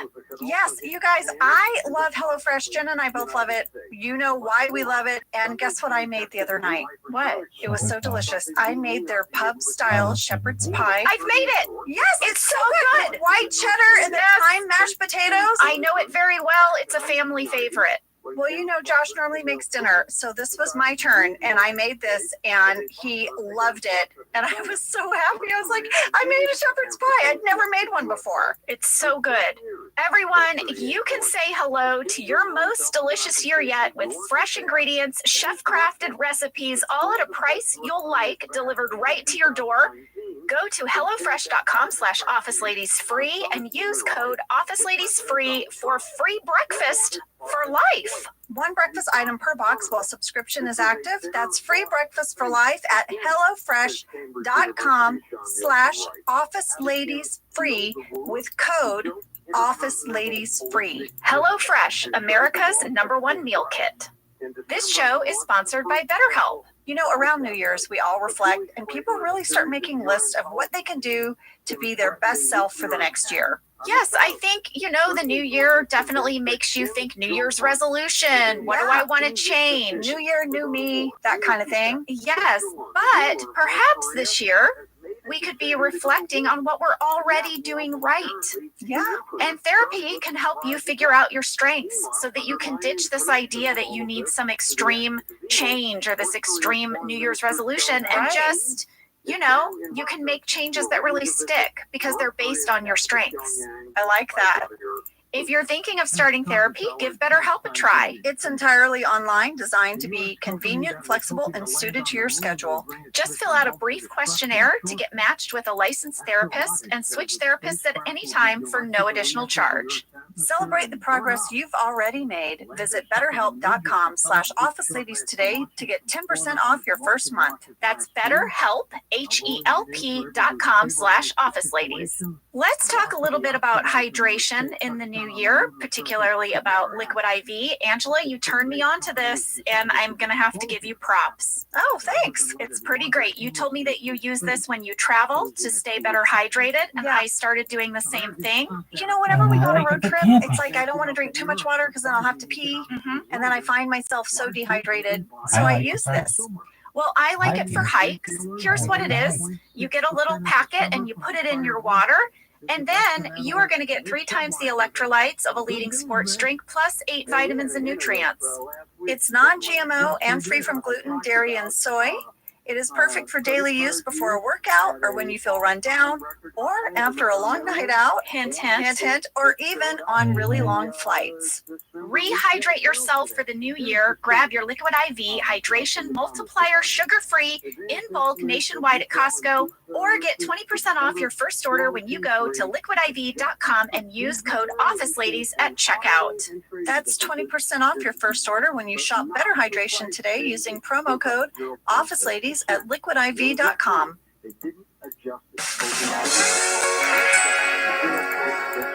We are back and we open with Andy writhing in pain in her hotel room because Pam's the only sober person who can take him to the hospital for his torn scrotum. Yeah, she tries to call Jim to help her, but he's clearly drunky Jim. Jenna, this was a much bigger storyline that would have really shown Jim's night and where he was at. In fact, there was a talking head where he explained their night of drinking, and I think you need to hear it. What? Yeah, in deleted scenes. Let's hear it. A bunch of us decided to go over the border to Canada for one quick drink. So I'm in a car with Michael and Dwight. When we get to the border, Dwight refuses to relinquish his sidearm. So 40 minutes later, here we are. Wow. Yeah. Greg said in the commentary there were more scenes of the guys' night out, that they even like get Oscar in and they're going to go to a club. Like it was a whole thing, but it ended up just being the scenes you see in the episode. Oh, wow. Well, Pam does end up driving Andy to the hospital. And Angela, I just want to point out Pam's glasses that she's wearing.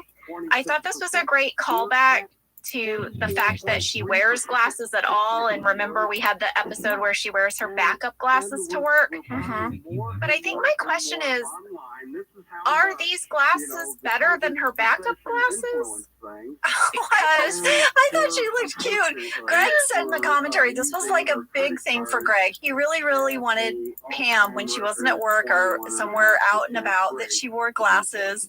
And whenever you could see Pam with her glasses, Greg just loved it. So funny. I loved wearing them. Now I have to wear glasses all the time, but it was fun. I loved the scene between Andy and Pam. I thought it was hilarious when he was like, I was kind of doing your job. So, and she goes, my job? My job is to get married in the morning. That's my job. Veda shared in the commentary that there were a lot of alternate takes where you guys didn't reference balls and scrotum so much, but that you ultimately used most of the references. And then Randy and her talked about the fact that our show pushed the standards and practices limit almost weekly. So I counted, Jenna. Oh my gosh. In this episode, we say scrotum 5 times, balls 1 time, and penis 1 time.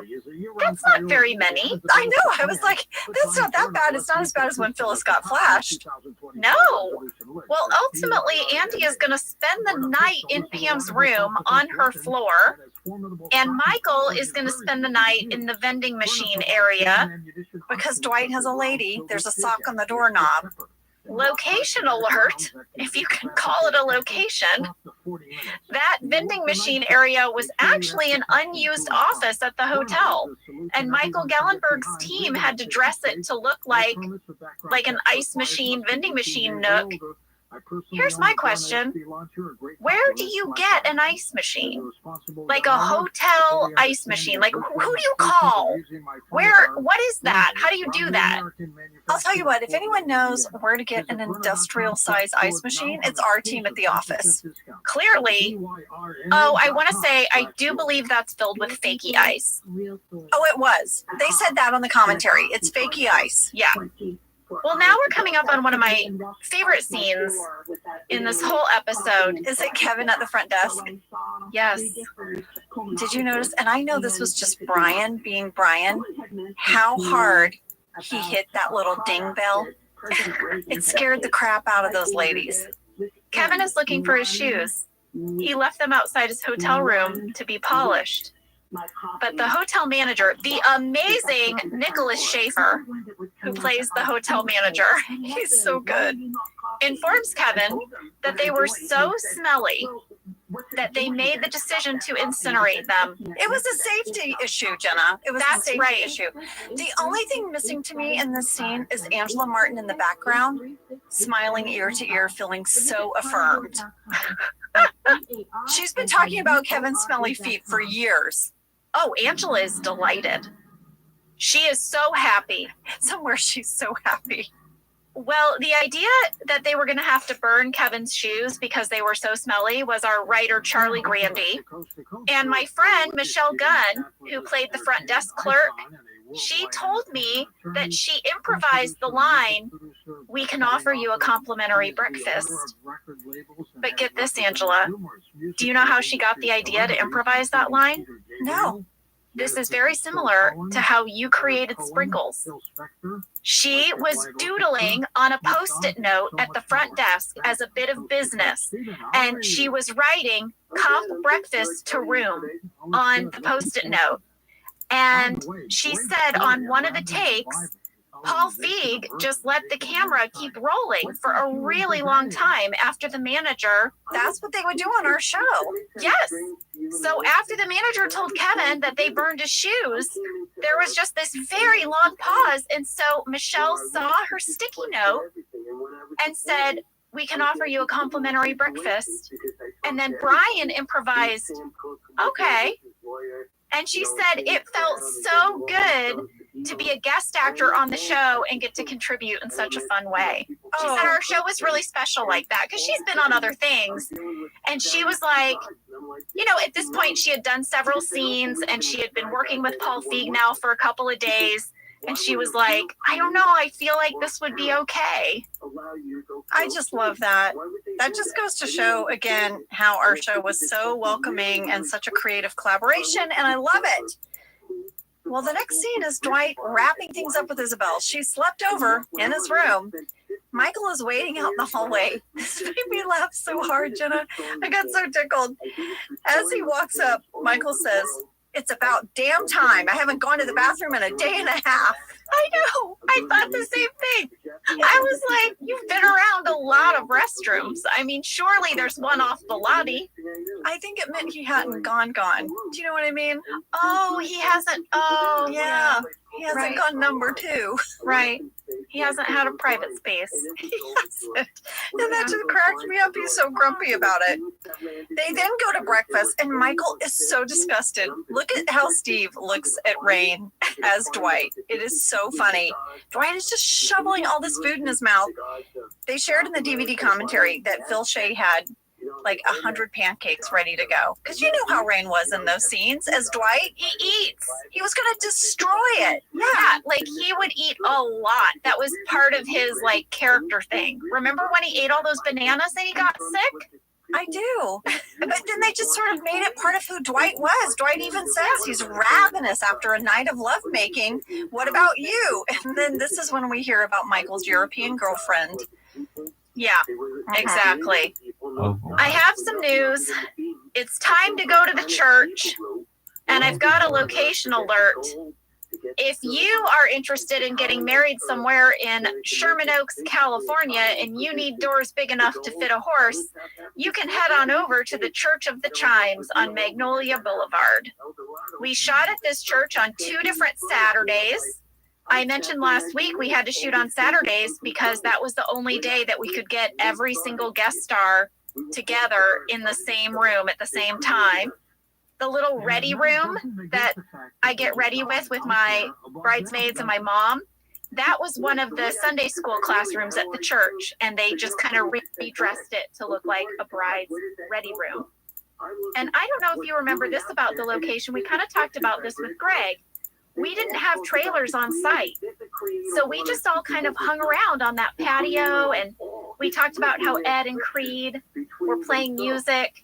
Yeah, Ed brought his banjo. I think Creed had his mandolin. They had a little jam session, and there was that grassy area. You see it in a few shots from the church scenes, and we just hung out there. It was really fun, and it's one of my fondest memories of the whole run of the show. Now, do you remember when the paparazzi showed up? Oh, yeah, I do. Yeah, they were trying to take pictures of me and John in our wedding outfits. Yeah, they did. You know, the church is on a kind of a busy corner, and Randy talked about it, that it was hard to make it private because it was on the corner of an intersection. So guess what, Jenna? They shared on the commentary, and you probably remember this, that you and Paul Lieberstein decided to stage a photo. Yes. Oh my gosh. Yes, I remember that. Yeah, we thought, what if we do like a fakey, we were going to pretend like we were shooting a scene, and we were going to have me and Paul dressed as Toby run out of the church holding hands as if we had gotten married or as if he was stealing me from the wedding. We even had the camera guys pretend to shoot us so it would look like we were shooting, and we wanted the paparazzi to take pictures of that so they wouldn't get a real spoiler. Well, they did. You guys clearly ran out the front doors and you hugged. There's like an embrace. I found the paparazzi photo that ended up in a tabloid. No. Yes, I did. I'll put it in stories. Fakey photo of Pam and Toby hugging. And it's really funny, Jenna, because on the internet, people were like, I'm sorry, why is Pam in a wedding dress? Why is she hugging Toby? What's happening? Oh my gosh, that is so funny. I did not remember that part. I did not remember that it worked. It did. At the church, everyone is arriving. Phyllis's outfit is amazing. Giant hat, many feathers. I mean, it's a whole like pink suit, hat, the whole thing. Mindy, I guess, had really wanted the character of Phyllis to go all out. Like she wanted a huge, like fashion statement outfit, as if she was going to one of those big Southern weddings. Well, speaking of going all out, Kevin shows up with his hairpiece, but then he doesn't have his shoes. And this is where we see that he has made shoes out of a couple of tissue boxes. When he walks in and sits down next to Oscar and Angela, Jenna, we had so much fun in this scene. It is such a small moment, but I want you to know it was so delicious. When my character looks over at him and goes, oh my God. And then Oscar looks at him. We just had a blast. We got a fan question from Amy A. in Louisiana. Who came up with the idea for Kevin to wear tissue boxes to replace his shoes, and what were they made of? How did they make them, basically? So it was Greg who came up with the idea of Kevin using the tissue boxes, and they were constructed using extra large Kleenex boxes. And Randy Cordray said that's an actual thing. This was not a fakey construction. They just bought giant tissue boxes. Where do you buy tissue boxes that big? I don't know that, but they were fitted with flip-flops inside. So that's how they stayed on Brian's feet. He said we had to make about 10 pairs of them because they did get beat up pretty quickly. Now you're going to see a bunch of little vignette scenes of everybody at the church. Michael has a talking head where he shares what he got Jim and Pam as their wedding gift. I am at a loss of words. It's a painting. He made it himself. He did it from memory, right? He also has another version of this painting where they're nude. He's keeping that for himself. Right. Awesome. What? But here's a little tidbit. If you go to 7 minutes 35 seconds during this talking head, you'll notice that the stained glass window behind him is totally dark. There's no light coming through it. But he's lit up so bright. It's because, you guys, we filmed this at night, but it was made to look like daytime. But you can't hide the stained glass. So if you look at the stained glass, there's no light coming through it. We got a fan question from Molly S. in Bentonville, Arkansas, who is asking who painted Michael's portrait of Jim and Pam. Well, it was created by an outside artist. Steve did not paint that. This was commissioned by Phil Shea, and it was actually the same artist that made the clown painting that hung in Jim's childhood home. Oh, really? Yes. Randy said he is really bummed because he looked through all of his records and he cannot find the artist's name. So again, if you know the person, or if you are the person who painted the clown painting and painted this portrait of Jim and Pam, we would love to hear from you. Randy also shared with me that there were 10 different versions of this painting that were made, all different. And then Greg picked this one. And after we used it in this episode, Greg hung it in his office until the end of the series, and now it hangs in his home office. Yes. So Greg has it. I loved all the scenes between Pam and her mom and her sister. Yes. They felt so real. I mean, clearly Pam's mom was going through a thing. She's like, you don't have to go through with this. And then her sister's like, Mom, you're being a drag. You're projecting. But it just felt so honest. I know. And then her friend is like, you know what? If you're good, I'm just going to go out and I'm just going to try to find Dwight. And Pam's like, wait, what? Yeah, Pam's like, okay, wait, what? And then Chase is kind of after her to stop her, and her veil gets caught on like a door hinge thing. Yes, we got a fan question about that. Rebecca R. from Sydney, Australia said, how many veils did you go through? I just love a deep dive on these kinds of costuming things. Rebecca, so do we. Well, I can tell you, this was very complicated, probably more complicated than I expected it to be, even as the actor. It really was. They shared on the commentary that this was a 3-piece gag, okay? First of all, you have the moment before the tear with the veil. Then you have the actual tear. Then you have the after tear. So to create these 3 beats, they had to use fishing line, special effects, a hook-like thing on the door to snag the veil.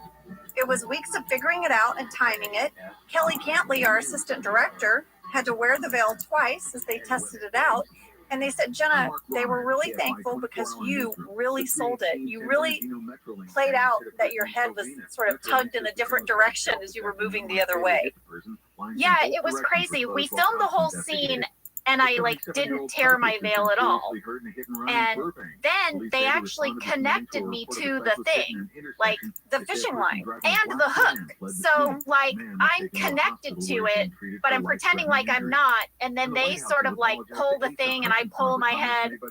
And sometimes the veil wouldn't tear. So then we had to do, what Randy said, a third time where they replaced my good veil that wouldn't tear with a torn veil to get the after effect of the torn veil. It was a whole thing. It looks seamless. It's sort of amazing how much effort it took to get that little moment. We also got a fan question from Emily K. in Hugo, Minnesota. She's sort of asking me this question. Jenna, is the dress that Pam wore the style you would have picked out for her? I'm curious if there's anything you'd change about her look for the big day, and how many meetings went down about what you would look like. Oh, Emily. So many things. So many meetings, Emily. So many. So many. So originally, Alicia Raycraft, our wardrobe designer, and I, we had a little meeting and we were going to have her design Pam a wedding dress because Alicia is an amazing designer. But then we realized that Pam could never afford a custom wedding dress. So we stayed with the rule that our characters can only wear what they can afford to wear. So what we realized was that Pam would do what most brides would do. So Alicia and I went to David's Bridal, and we had a budget because, you know, the consultant is always like, what's your budget? We gave her a budget. She pulled a bunch of dresses, and I absolutely loved this one. I mean, I thought it was perfect for Pam. We really tried to approach it like the character would approach it. You know, she had this pregnancy that she's trying to hide, also that she has to make room for. So we got like A-line dresses with a princess cut, and this had that little extra bit of like, what do you call that? Tulle or whatever in the front. Yeah, like fabric to hide. What you need to hide. Yeah. We were like, this is perfect. I tried the dresses on with my little pregnancy bump belly. And then I actually contributed something to Pam's wedding outfit, which is her wedding necklace. There's a really good shot of it at 8 minutes and 14 seconds in the scene. Yoshi. I had gone to like a jewelry art show. You know those? Like an art fair, and they sell jewelry and art. Are you kidding? I love an art fair in the park. Get out of town. Yeah, and this woman was selling jewelry, and I loved this necklace, and it was made out of these crystals, and it had a meaning behind it where it was supposed to bring you like peace and good luck. And when I saw it, I was kind of like, would Pam wear this on her wedding day?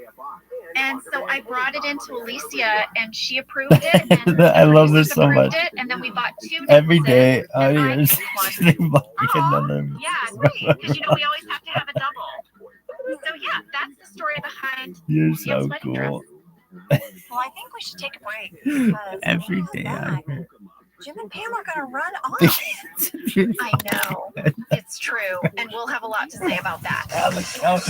So fucking funny. I can't. I'm shitting myself. It's West. There's drinks. All right, we're back. And Pam calls Jim on the phone. And she's like, will you come meet me in my dressing room? And he's kind of like, is that allowed? Is that okay? She's like, I'm allowing it. You know, lady, I got curious about this. As this happens, about this tradition of not seeing the bride before the wedding. Yeah. Did you look it up? I did. It's totally sexist. Do you want to hear it? Is it because there were arranged marriages and they didn't want guys to bail if they didn't find the person attractive? That's 100% right. That was just a guess. Yes. I think that's also why women had to wear a veil. Yes. And that's why you didn't lift the veil until after they said you were married. Okay. They also like made up the whole like, you know what? We got it. It's bad luck to see her before the wedding. It's bad luck. It was just like, it's totally made up. So anyway, everyone who's been worried about seeing your bride or groom before the wedding or being afraid that you've created some sort of bad luck, you're off the hook. You're fine. You can go ahead and take those pictures before the ceremony. It's okay. We also got a fan question about this little scene, Angela, because Jim is playing soccer. And Karen K. from Pennsylvania would like to know, did Charles Minor's soccer obsession rub off on Jim? Because I was very surprised to see him playing soccer with the little boy on his wedding day. I thought this was such a sweet scene, and Greg shared with us that Mindy really loves romantic comedies, and she wanted this moment. She wanted Jim in the courtyard with like a young wedding guest, kicking the soccer ball around, you know, sort of that pre-wedding nerves, and he's out there just hanging out, and it was really important to Mindy. She wanted this moment. Well, lady, when Jim gets to Pam's room, she's totally crying. Like, she tore her veil. She thinks she looks terrible because she got no sleep. She's 5 months pregnant. She knows way too much about Andy's scrotum. Yes. She feels like, I don't know, this day is just not going how she wanted. I remember I had to really work myself up because I wanted this emotion to feel really genuine. And I mean, we filmed this scene so many times. I feel like I was crying for like 2 hours. It was like I had a headache afterwards. Like, it was really intense day of acting for me. This scene is so beautiful. I thought you and John both crushed it. Well, it's in this scene where Jim is going to try to make things better by cutting his tie to kind of prove to Pam that this day can be perfect without everything being perfect. Right. It doesn't matter about the tie. It doesn't matter about the veil. It just matters they're getting married. And Greg shared in his interview that this was based on a kind of real life event of a friend of his. It's really sweet. And like I said earlier, we did a lot of takes of this. We wanted to get it just right. We ended up doing like 7 takes of this scene, but we ran out of ties. We didn't have a ton of ties, Angela. And so what we did was John would snip just the bottom of the tie, and then on the next take he would go a little higher middle. So he just kept climbing up the tie. Yes. And if you look at 10 minutes, 6 seconds, you can see that the bottom of his tie is already cut off. It goes by really fast, but if you pause it, you can tell. Well, they decide to kind of elope in the middle of their wedding day. They run off. It's a beautiful shot. Beautiful shot. Greg said in the commentary, that's a nod to the movie The Graduate. I can see it. And of course, right behind them is Meredith smoking a cigar. Yes. Now everyone is inside the church and they're just waiting. The ceremony isn't starting. Everyone has opinions. There are so many little vignettes here, little different clumpings of people being chatty, being snarky, wondering where Jim and Pam are. The cutest, I think, is Michael, who is very hungry, asks Pam's mom for a snack. Well, there are a few I want to point out. Number 1, at 13 minutes, 9 seconds, when Dwight walks up to a sleeping Toby, he's laying down, in the church pew. Mm-hmm. Did you notice it looks like Toby is in a coffin, the way it's framed at the top? I did not. Was that on purpose? I noticed that, and then when I listened to the commentary, that was on purpose. Paul Feig said that. So if you go back and look, I'll put it in stories. It cracked me up. Also, there were more, Jenna. There were way more scenes while we all waited for Jim and Pam. Did you know that Angela tells a joke to Oscar and Kevin? No. Oh, yeah, she thinks she's real funny. And she even talks about her inspiration for comedy. We have to hear it. Wait, do you two want to sit next to each other? Wait, was that you trying to be funny? I saw the funniest comedian one morning. Her name is Kelly Ripa. She's unrestrained. She will say anything. Oh my gosh! Angela is a huge Kelly Ripa fan. Who knew? She's a huge Kelly Ripa fan, and when they had me talk about her at the end, they wanted me to laugh and then just wave the camera off. Like, I'm so tickled I can't even talk anymore. Oh my gosh.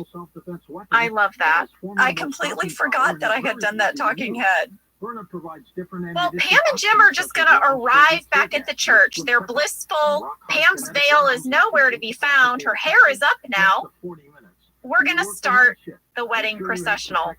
That's right. But all of a sudden, Jim's brother looks to the back pew in the church where Michael's seated. Michael gives him a nod. Jim's brother then signals to the organ player to stop. Then Jim's brother signals Dwight to get up. Dwight goes over to an iPod shuffle, it looks like, some kind of device like that, and hits play. Yes, and now we are going to see all of Jim and Pam's family and all of their coworkers from Dunder Mifflin dance down the aisle to Chris Brown's song Forever. That is going to be intercut with footage of them getting married on the Maid of a Mist. We have this big, beautiful wedding montage. It's so joyous. Let's start by breaking down this dance number. Let's do it. This was the idea that they had to replace the horse. And I am so glad they did, because this is so cute. This dance was a remake of a viral YouTube video. This couple, Jill and Kevin, danced down the aisle at their real wedding along with their wedding party, and our writers saw it and they thought, this is what we should do. We should redo this dance video because they thought Michael would see this and this would be something he would think is super cool to recreate. And I guess in real life, couples were recreating this viral video at their weddings. Oh yeah, everybody knew about this video. Everyone had seen it. It never fails to make me smile. And Greg shared in the commentary that the cast in particular really wanted to end on an up note for Jim and Pam. Yeah, we wanted it to be a happy day. They had had so many things thrown their way. And this joyous moment really checked everyone's boxes. I found the original website for this wedding dance, and the real couple, the woman Jill, is now a forensic psychologist and associate professor of criminal justice. Her husband Kevin is an immigration attorney who owns his own firm in St. Paul, Minnesota. Their video has over 100 million views. They have a whole website dedicated to their video. And they said that when they did it on their wedding day, it was a total surprise to everyone in the church. The pastor knew, but no one else knew. And they only posted it on YouTube because they wanted to share it with the friends and family who couldn't come to the wedding. They did not intend for this to be shared widely. It was also during a time on the internet and YouTube in particular before we understood how things could quote unquote go viral. Yes. They said within 48 hours of posting their video, they were flying to New York to be on the Today Show, that it was just a total wild ride. They also said that they had no idea that we were going to recreate it on The Office. And Randy Cordray said, we did not call them or tell them. They said they just saw it on TV. They said they nearly passed out when they saw the episode. They were fans of The Office. But after the episode aired, we did send them a big photo of the cast dancing down the aisle that we all autographed. And Jill has it in her office at work today. And I think the coolest thing about this couple, I have to say, they're still married. They have 3 kids now, 2 boys and a girl. And they used the popularity of this video to raise over $70,000 for charity. And so if you go to their website, they have a place where you can donate. So we're going to post all that because they are a pretty cool couple. They really are. We tried to find you guys. We tried to reach out. We wanted to talk to you today. We sent you an email through your website. We did. If you maybe don't check it that often, but we're in there. We're in there. We just want to say thank you for sharing such a special part of your wedding that brings joy to so many people, including Office fans. Paul Feig shared that the background performers that filled out the rest of everyone attending the wedding, the attendants and all the different pews, they were having so much fun watching us. He didn't even give direction. It was just pure joy. They were laughing and cheering, and he just let everyone's natural reactions play out. Veda shared that her and Paul Feig both began to cry when they watched us all dance down the aisle because there was just so much love and happiness in that moment. I feel it whenever we watch it. I have to say, I was really bummed because Pam is at the back of the church the whole time. So I did not really get to see that until it aired. I could just see you guys from behind, so I couldn't see your faces. And I remember thinking, John is so lucky that he's at the front of the church. Oh, I never thought about that, lady. Yeah. I remember standing back there with you before it was my turn. Yeah. Well, Marianne Kellogg, who choreographed Cafe Disco, also helped choreograph the dancing down the aisle. Parts of it were choreographed and part was freestyle, Yeah, a little bit of a combination. I remember talking to Paul Feig about Angela Martin, and we both sort of felt like she wouldn't dance in a church. Yeah, but yet she would want to participate if everyone was participating. She wouldn't just be sitting in a pew watching. So I said to him, what if Angela Martin walks down clutching her purse? Because I also don't think she'd leave her purse unattended. These are great details. Yeah. So he really liked that. And so that's why Angela Martin just walks down the aisle looking at everyone holding her purse. We got a fan question from Peyton H. in Vermont who said, how many takes did you do to get this right? You guys, it was one take. Randy Cordray shared with us that because this was such a last minute idea and we had so little time at the church, we only had enough time to do this dance scene twice. We could do 2 takes of it, but everybody nailed it on the first take, so we moved on. I was also in touch, lady, with Tug Coker, who plays one of Jim's brothers, and he has a crazy story about doing this dance sequence. So here's the thing. We did 1 full take, like 1 running long take of this, but within that, we did several takes of each bit. Right. We would reset really quickly depending on who was in the aisle. Yes. So Paul Feig, I guess, told Tug, here's what I want you to do.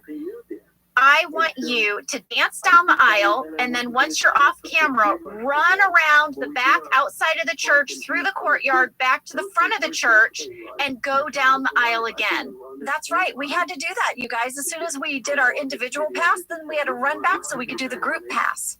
So Tug said he did a couple of laps where he just danced individually down the aisle, and then they would hold, and he would run, and he would do his individual dance down the aisle, and then he would run. And he said, and then he also had to run to get into the group formation. He said, well, one of the times when he turned the corner from the courtyard, he slipped in his dress shoes and he just wiped out in front of the whole cast. He said he almost took down Ed Helms. Oh, no. He said he was in a lot of pain.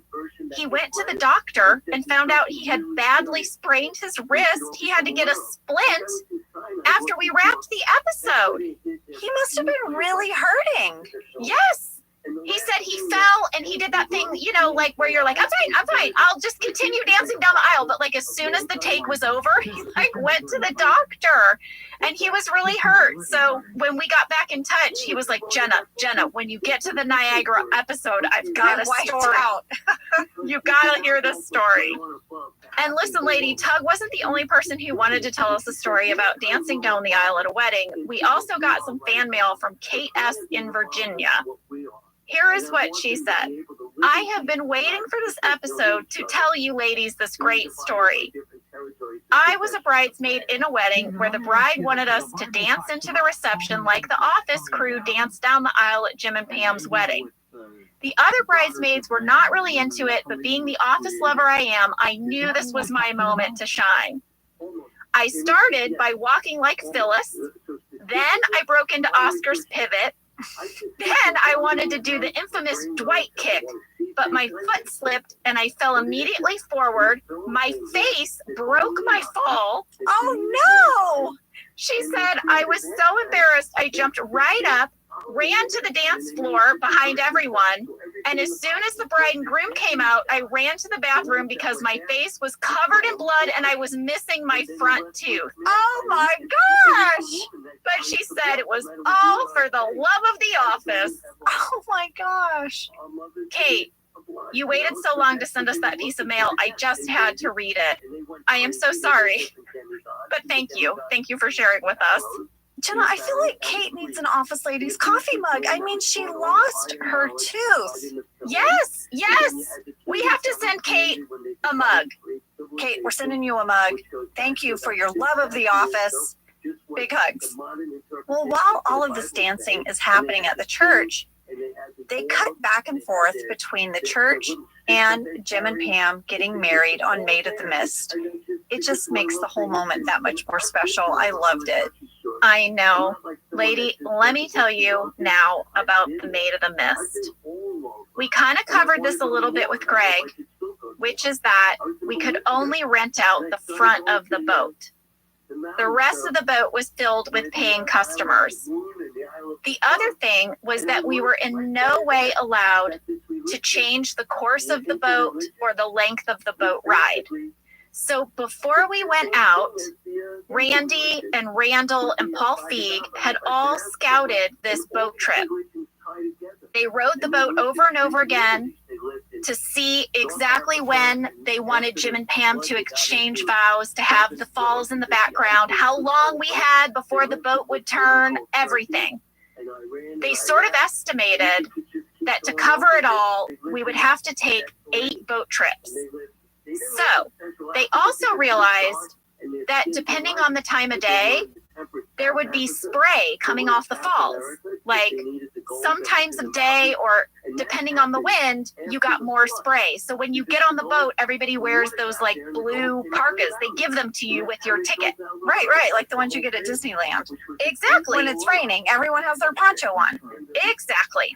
So they were like, okay, we'll have them wear their little ponchos. They'll take them off to go get the boat captain. That's super cute. They had it all figured out. Randall was like, listen, I am going to need to shoot on a film camera because the white falls are like really white. I'm not going to be able to color balance on a digital camera. That was like a whole extra thing, to shoot on film instead of digital. But anyway, we were so limited in the number of people we could have in the front of the boat that Greg asked Randy Cordray, our line producer, to play the minister, the boat captain. So that's who you see marrying Jim and Pam. And it warms my heart to see him. I just love it so much. I do too. It makes me so happy. But we also had a bunch of family members of our cast and crew in the front of the boat with us. Greg Daniels' assistant, Mary Wall, is from the area, and her family volunteered to come ride the boat. That's right. If you listen to the DVD commentary, Mary is pointing out, she's like, that's my cousin, that's so-and-so. Like her whole family was in it. Also, Kelly Hannon, who is one of our writer's assistants, her family rode the boat. And then the craziest thing was that Brian Baumgartner's parents, Bruce and Cherry, happened to be on vacation in Rochester, New York, and they told Brian they were going to visit Niagara Falls the same day we were shooting. This is so crazy. They actually just had this planned, unknowing that we were going to be there filming. Yes. And Brian was like, well, you should stop by the set. So he texted us and we were like, oh my gosh. And then Paul Feig talked them into coming on the boat with us. They did not know what they were getting into. They are directly behind Jim and Pam as you guys walk on the boat. Yes. So let me just say, as we get out there, they warned us, you might get a little wet. Lady, as we took our first trip to the falls, we're getting closer, a little bit of spray. All of a sudden, like, I don't even know what to call it, like a tidal wave of water. Like sheets of water hit me. Similar to the water cannon that hit me when I was an extra on the Universal Studios Jurassic Park ride. Just like so much water. Kelly Cantley said on the DVD commentary, Jenna, it looked like someone took an enormous, full, giant tub of water and just doused you with it. She said they could not believe how drenched you got in a matter of seconds. You were drenched. I will never forget John Krasinski's face after whatever that was hit me, that spray hit me. I knew how wet I was because of how he was looking at me. And he sort of turned to them like, are we, I mean, can we, is this, she looks like someone just tossed her over the side of the boat. Yes, my makeup was running down my face. So they just shot us from behind. And actually for that trip, and you know that beautiful shot at the very end of the montage where my head is on John's shoulder? Yeah. That is because I could not turn around. Because you were so soaked. I was so soaked. So they brought us back to shore and they dried me off the best they could, like on the side of the shore. They sent us back out again. The same thing happened again. They were like, oh no, I don't know what to do. I guess this is what we have. Finally, in the afternoon, we went out again, hoping like maybe, like it'll be drier this time. And Randy got to talking to the real boat captain, who was like, your actors got pretty drenched this morning.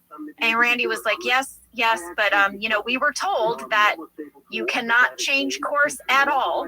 So we're going to deal with it. And the boat captain said, who said that? I'm the captain of this ship, and I'm a huge fan of The Office. I'll take you anywhere you want. What? And Randy was like, wait, what? And he was like, that's right. He goes, I just won't get so close this time. So he like stopped the boat So you were out of like the splash zone. Yes. And that is how we ultimately were able to get a dry take. So crazy, right? Well, it all worked out because it's such beautiful footage. You know, there's one thing that did not work out. What?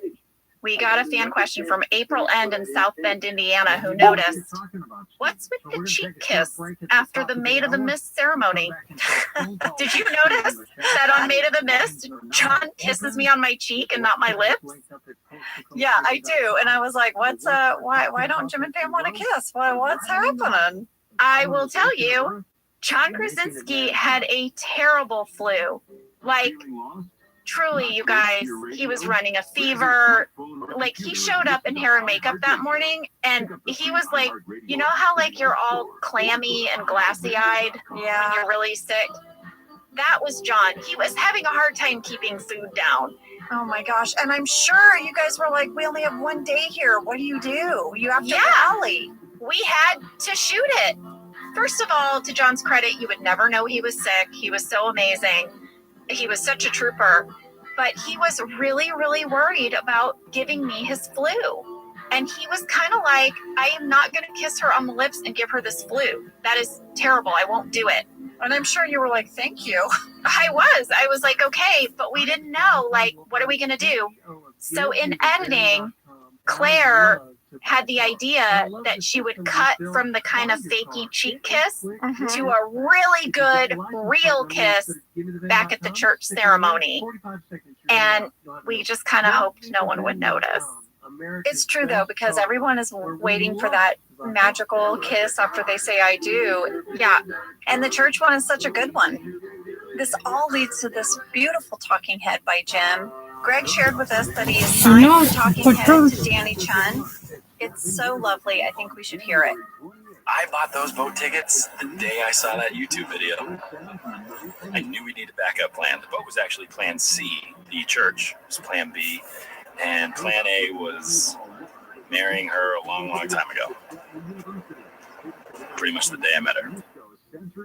And Claire Scanlon, our editor, shared that she fought really hard to keep this talking head in.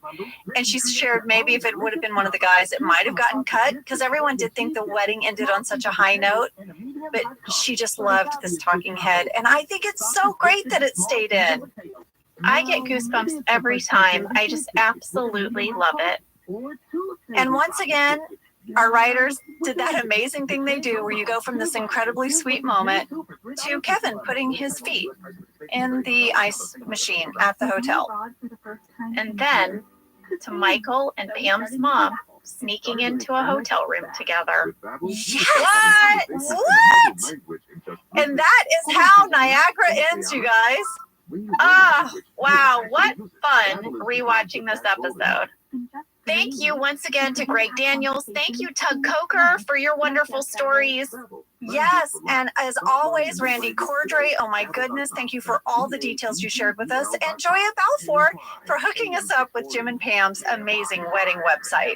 And be sure to check our Office Ladies Pod Instagram account, because we're going to be posting a bunch of fun stories to go with this episode. And if you listened to this a little late, just a reminder, there is an Instagram account called Office Ladies Stories. And the woman who runs the account will go and save our stories for us. We are so grateful. Yes. And that's it for Niagara. We'll see you next week. We hope you have a great one. Love ya. See you then. Thank you for listening to Office Ladies. Office Ladies is produced by Earwolf, Jenna Fisher, and Angela Kinsey. Our show is executive produced by Cody Fisher. Our producer is Cassie Jerkins, our sound engineer is Sam Kiefer, and our associate producer is Ainsley Bubico.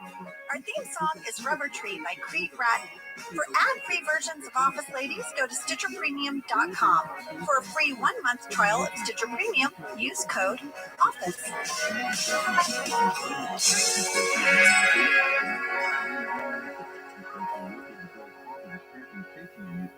While making sure parents have the freedom to decide which sports are most appropriate for their kids.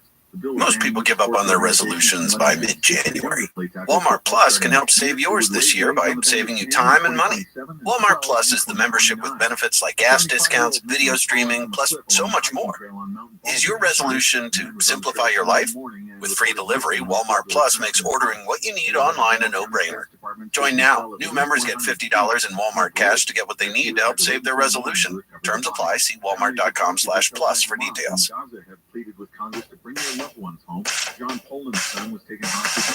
I'm Jenna Fisher. And I'm Angela Kinsey. We were on The Office together. And we're best friends. And now we're doing the Ultimate Office Rewatch podcast just for you. Each week, we will break down an episode of The Office and give exclusive behind-the-scenes stories that only two people who were there can tell you. We're the Office ladies. Hello, everyone. Good morning, or afternoon, or nighttime. I like our intro. This is our new intro. Today we are here to talk about Mafia, Season 6, Episode 6. And Ange, you and I were kind of texting back and forth about some fun, what would you call them, asides, mini deep dives that we went on as a result of this episode. And you have one that I was like, don't tell me anymore. Don't tell me anymore. I want to hear it on the podcast. I can't wait. I have one that I just dipped my toe in, you guys. There's so much more to it. I actually bought a book about it. Your own deep dive led you to now buy a book? Yeah, exactly. That's what happened with Clementine Paddleford. I have her book. We became obsessed. I know. Oh my. How about you hit us with a summary and we'll get into it? Well, I'm going to tell you that this was written by Brent Forrester and directed by Dave Rogers. And my summary is this. Michael is visited by an insurance salesman whom Dwight and Andy convince him is a member of the Italian mafia.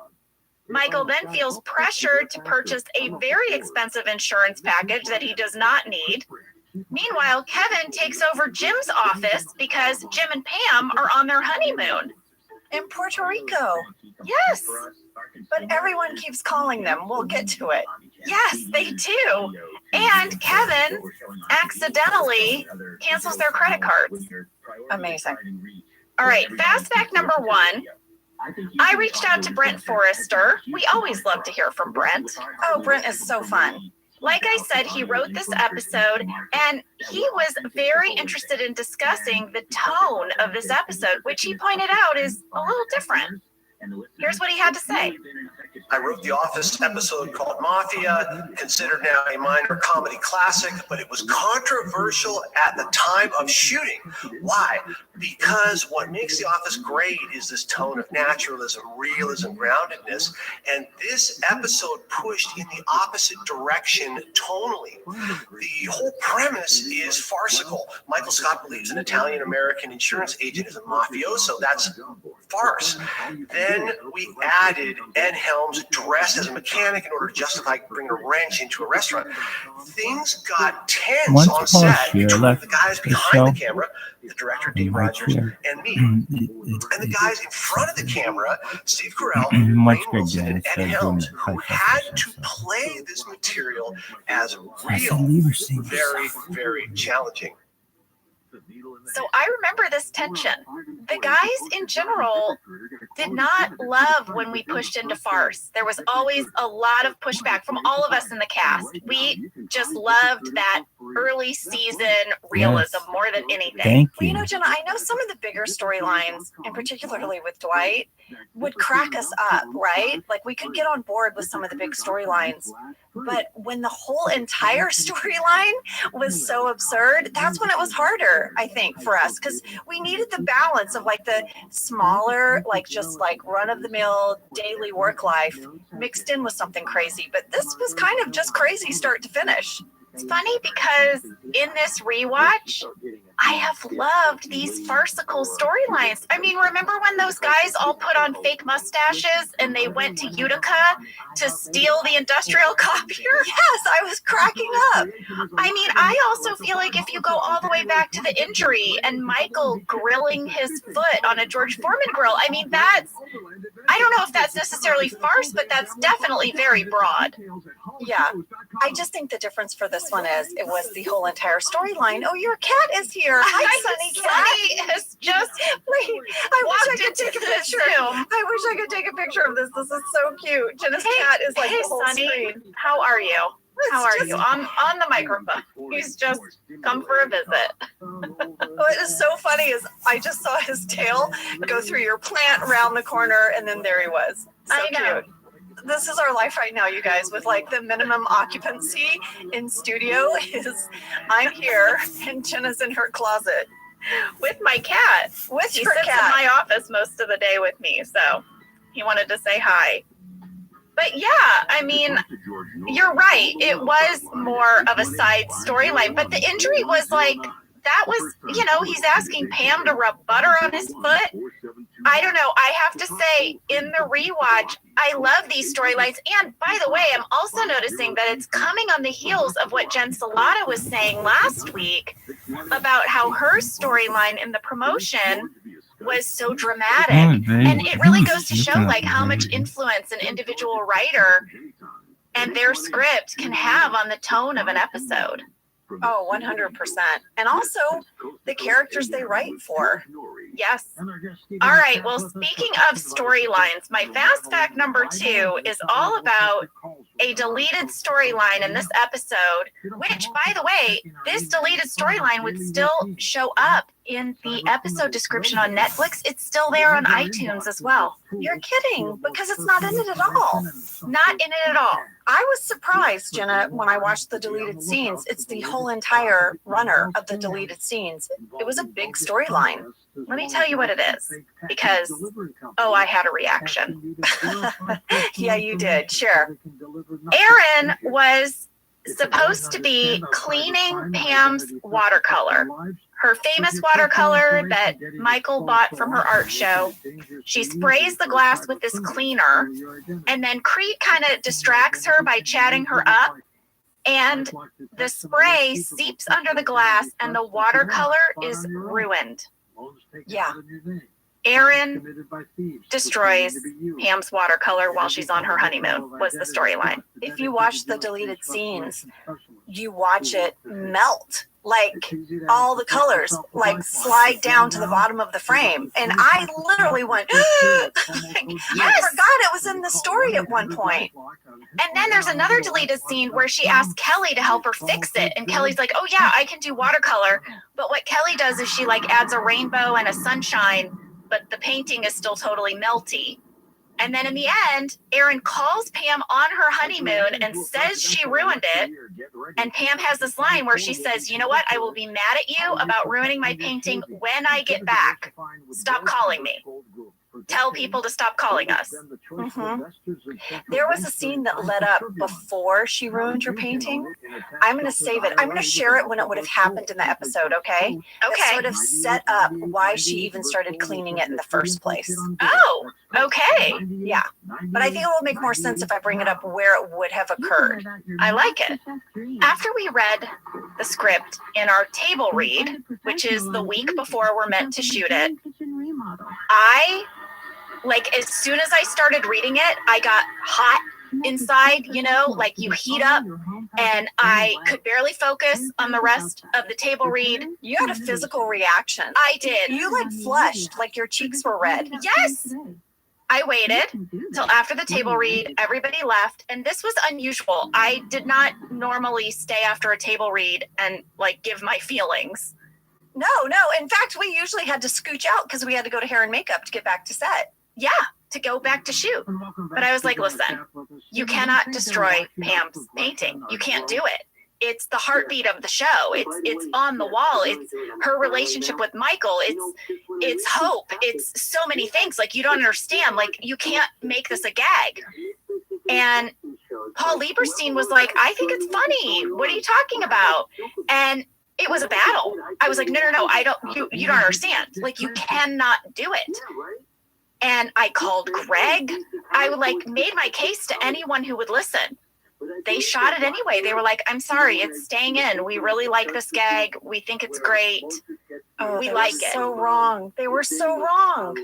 Lady, after we shot it, I went into the edit bay and I was like, you have to take this out. You have to take this out.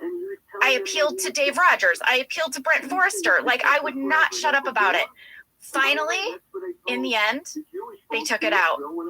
They took it out, and I was so relieved. But you'll see next week, there's not Pam's watercolor on the wall, because that was the week they were editing and still deciding.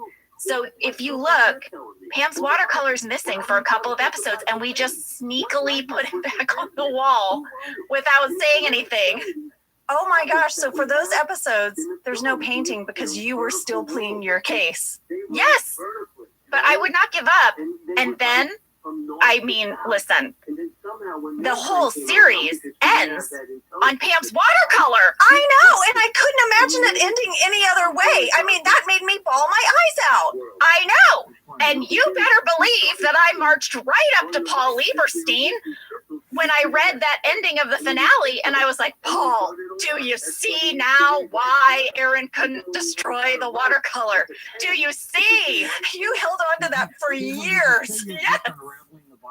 Well, I'm so glad you did, because it represents such a tender moment between Michael and Pam, and it is the hope. It's hope. It's hope in a frame. It's hope in a frame. I wish I'd said that. It's hope in a frame. You're welcome. Oh, man. Well, I'm really glad you fought hard for it. I knew you didn't want it to be destroyed. I remembered all of that.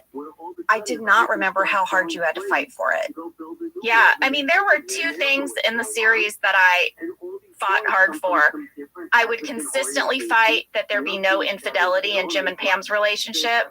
That would often get brought up, and John and I would go say, no. And this was the other thing. Don't destroy the painting. Yeah. Well, Jenna, the amazing Randy Cordray shared with us that the whole destroying of Pam's painting was considered a mini stunt.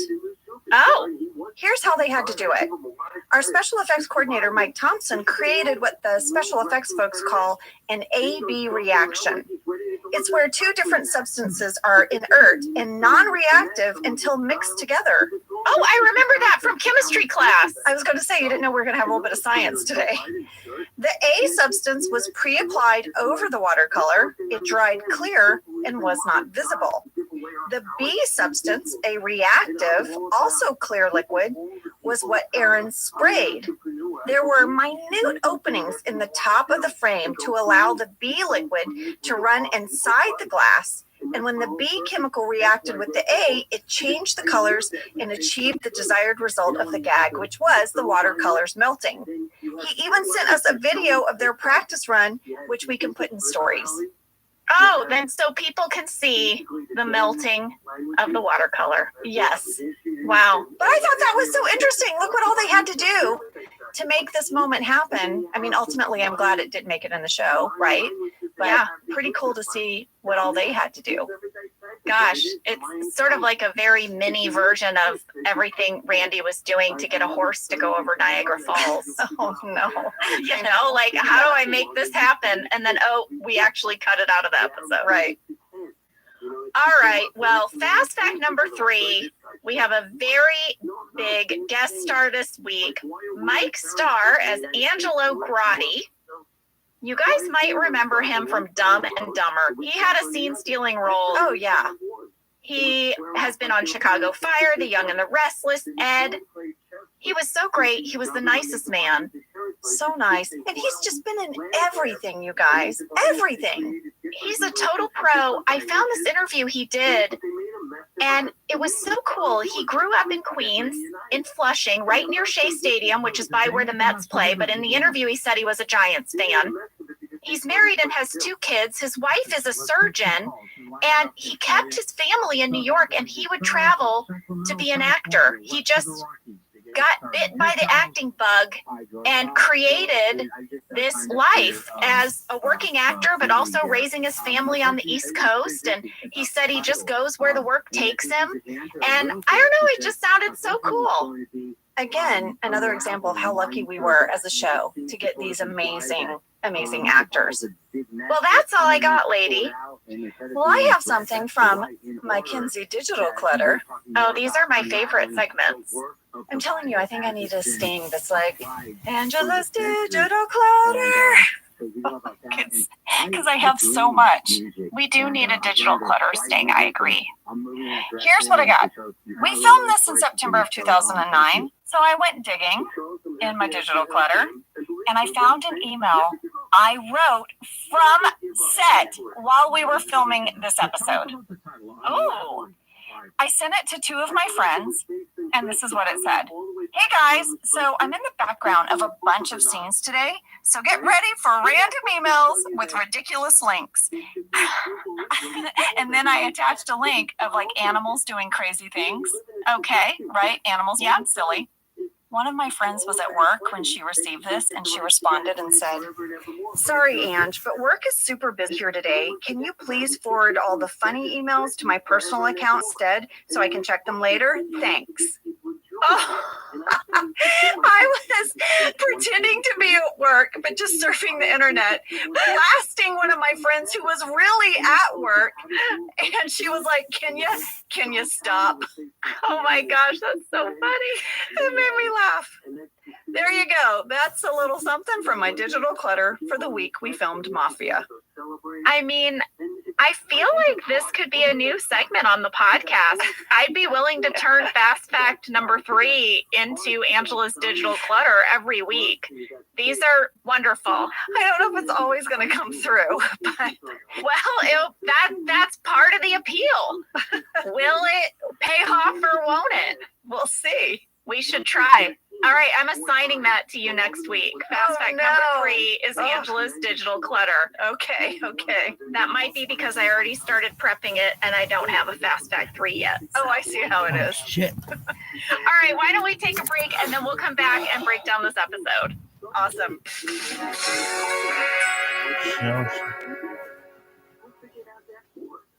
Whether your resolution is to save money, eat better, or stress less, HelloFresh is here to help you do all 3.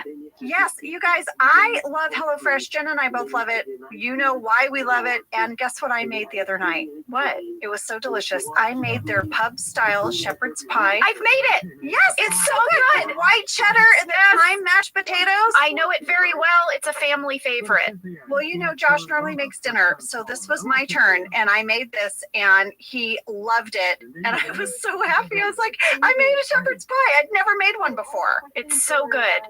Everyone, you can say hello to your most delicious year yet with fresh ingredients, chef-crafted recipes, all at a price you'll like, delivered right to your door.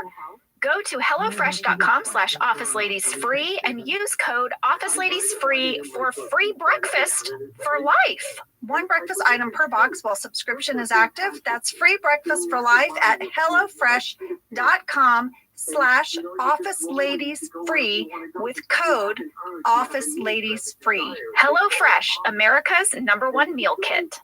This show is sponsored by BetterHelp. You know, around New Year's, we all reflect, and people really start making lists of what they can do to be their best self for the next year. Yes, I think, the new year definitely makes you think New Year's resolution. What do I want to change? New year, new me, that kind of thing. Yes, but perhaps this year we could be reflecting on what we're already doing right. Yeah. And therapy can help you figure out your strengths so that you can ditch this idea that you need some extreme change or this extreme New Year's resolution and just, you can make changes that really stick because they're based on your strengths. I like that. If you're thinking of starting therapy, give BetterHelp a try. It's entirely online, designed to be convenient, flexible, and suited to your schedule. Just fill out a brief questionnaire to get matched with a licensed therapist and switch therapists at any time for no additional charge. Celebrate the progress you've already made. Visit betterhelp.com/officeladies today to get 10% off your first month. That's BetterHelp, HELP.com/officeladies. Let's talk a little bit about hydration in the new new year, particularly about liquid IV. Angela, you turned me on to this, and I'm going to have to give you props. Oh, thanks. It's pretty great. You told me that you use this when you travel to stay better hydrated, and I started doing the same thing. You know, whenever we go on a road trip, it's like I don't want to drink too much water because then I'll have to pee. And then I find myself so dehydrated. So I use this. Well, I like it for hikes. Here's what it is. You get a little packet and you put it in your water. And then you are going to get 3 times the electrolytes of a leading sports drink, plus 8 vitamins and nutrients. It's non-GMO and free from gluten, dairy, and soy. It is perfect for daily use before a workout or when you feel run down or after a long night out, hint, hint, hint, or even on really long flights. Rehydrate yourself for the new year. Grab your Liquid IV Hydration Multiplier sugar-free in bulk nationwide at Costco, or get 20% off your first order when you go to liquidiv.com and use code OfficeLadies at checkout. That's 20% off your first order when you shop Better Hydration today using promo code OfficeLadies at liquidiv.com. Well, we are back. We're in the conference room because Michael is discussing the fundamentals of business. Yeah, he has written on a dry erase board, handshakes, small talk, shut up and sell. Yeah, he invites people to give suggestions for small talk. He really likes Meredith's idea, and he says, come on up here. She says the weekend. He's like, that's great. Let's riff on that. Get on up here, Meredith. That's right. They start to role play. Michael's like, so Meredith, how was your weekend? What did you do? And Meredith says, well, I caught my son taking a dump on the upper part of the toilet. He calls it an upper decker. And Michael's like, oh God, okay, just go sit down. That made me laugh out loud. It made me laugh too. And I remember when we were filming this, we all cracked up. And I went and looked in the shooting draft. That line is not in there. The upper decker line? It's not in the shooting draft. This is what was in the shooting draft. Meredith says, I caught my son doing my fur coat. I had to shave off one of the sleeves. Oh! Michael's like, gross. So I texted Kate. I said, Kate, did you improvise the upper decker line? I mean, come on, where did that come from? And she said, no, Paul Lieberstein whispered it in my ear after the very first take. Oh my gosh! That just goes to show you that when Paul Lieberstein was in the background of a scene, he was still writing the show in his head. Right, he was pitching jokes.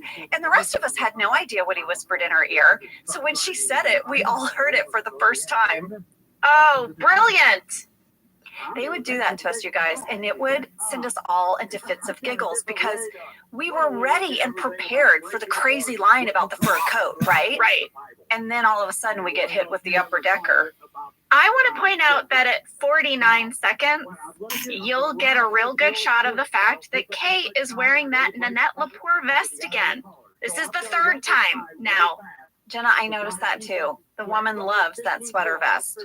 It's a very expensive sweater vest. I'm telling you, I was working with a stylist at the time, and it was like $200 back then. How does Meredith afford this vest? I don't know, but she wears it a lot, so she's getting her money out of it. She is.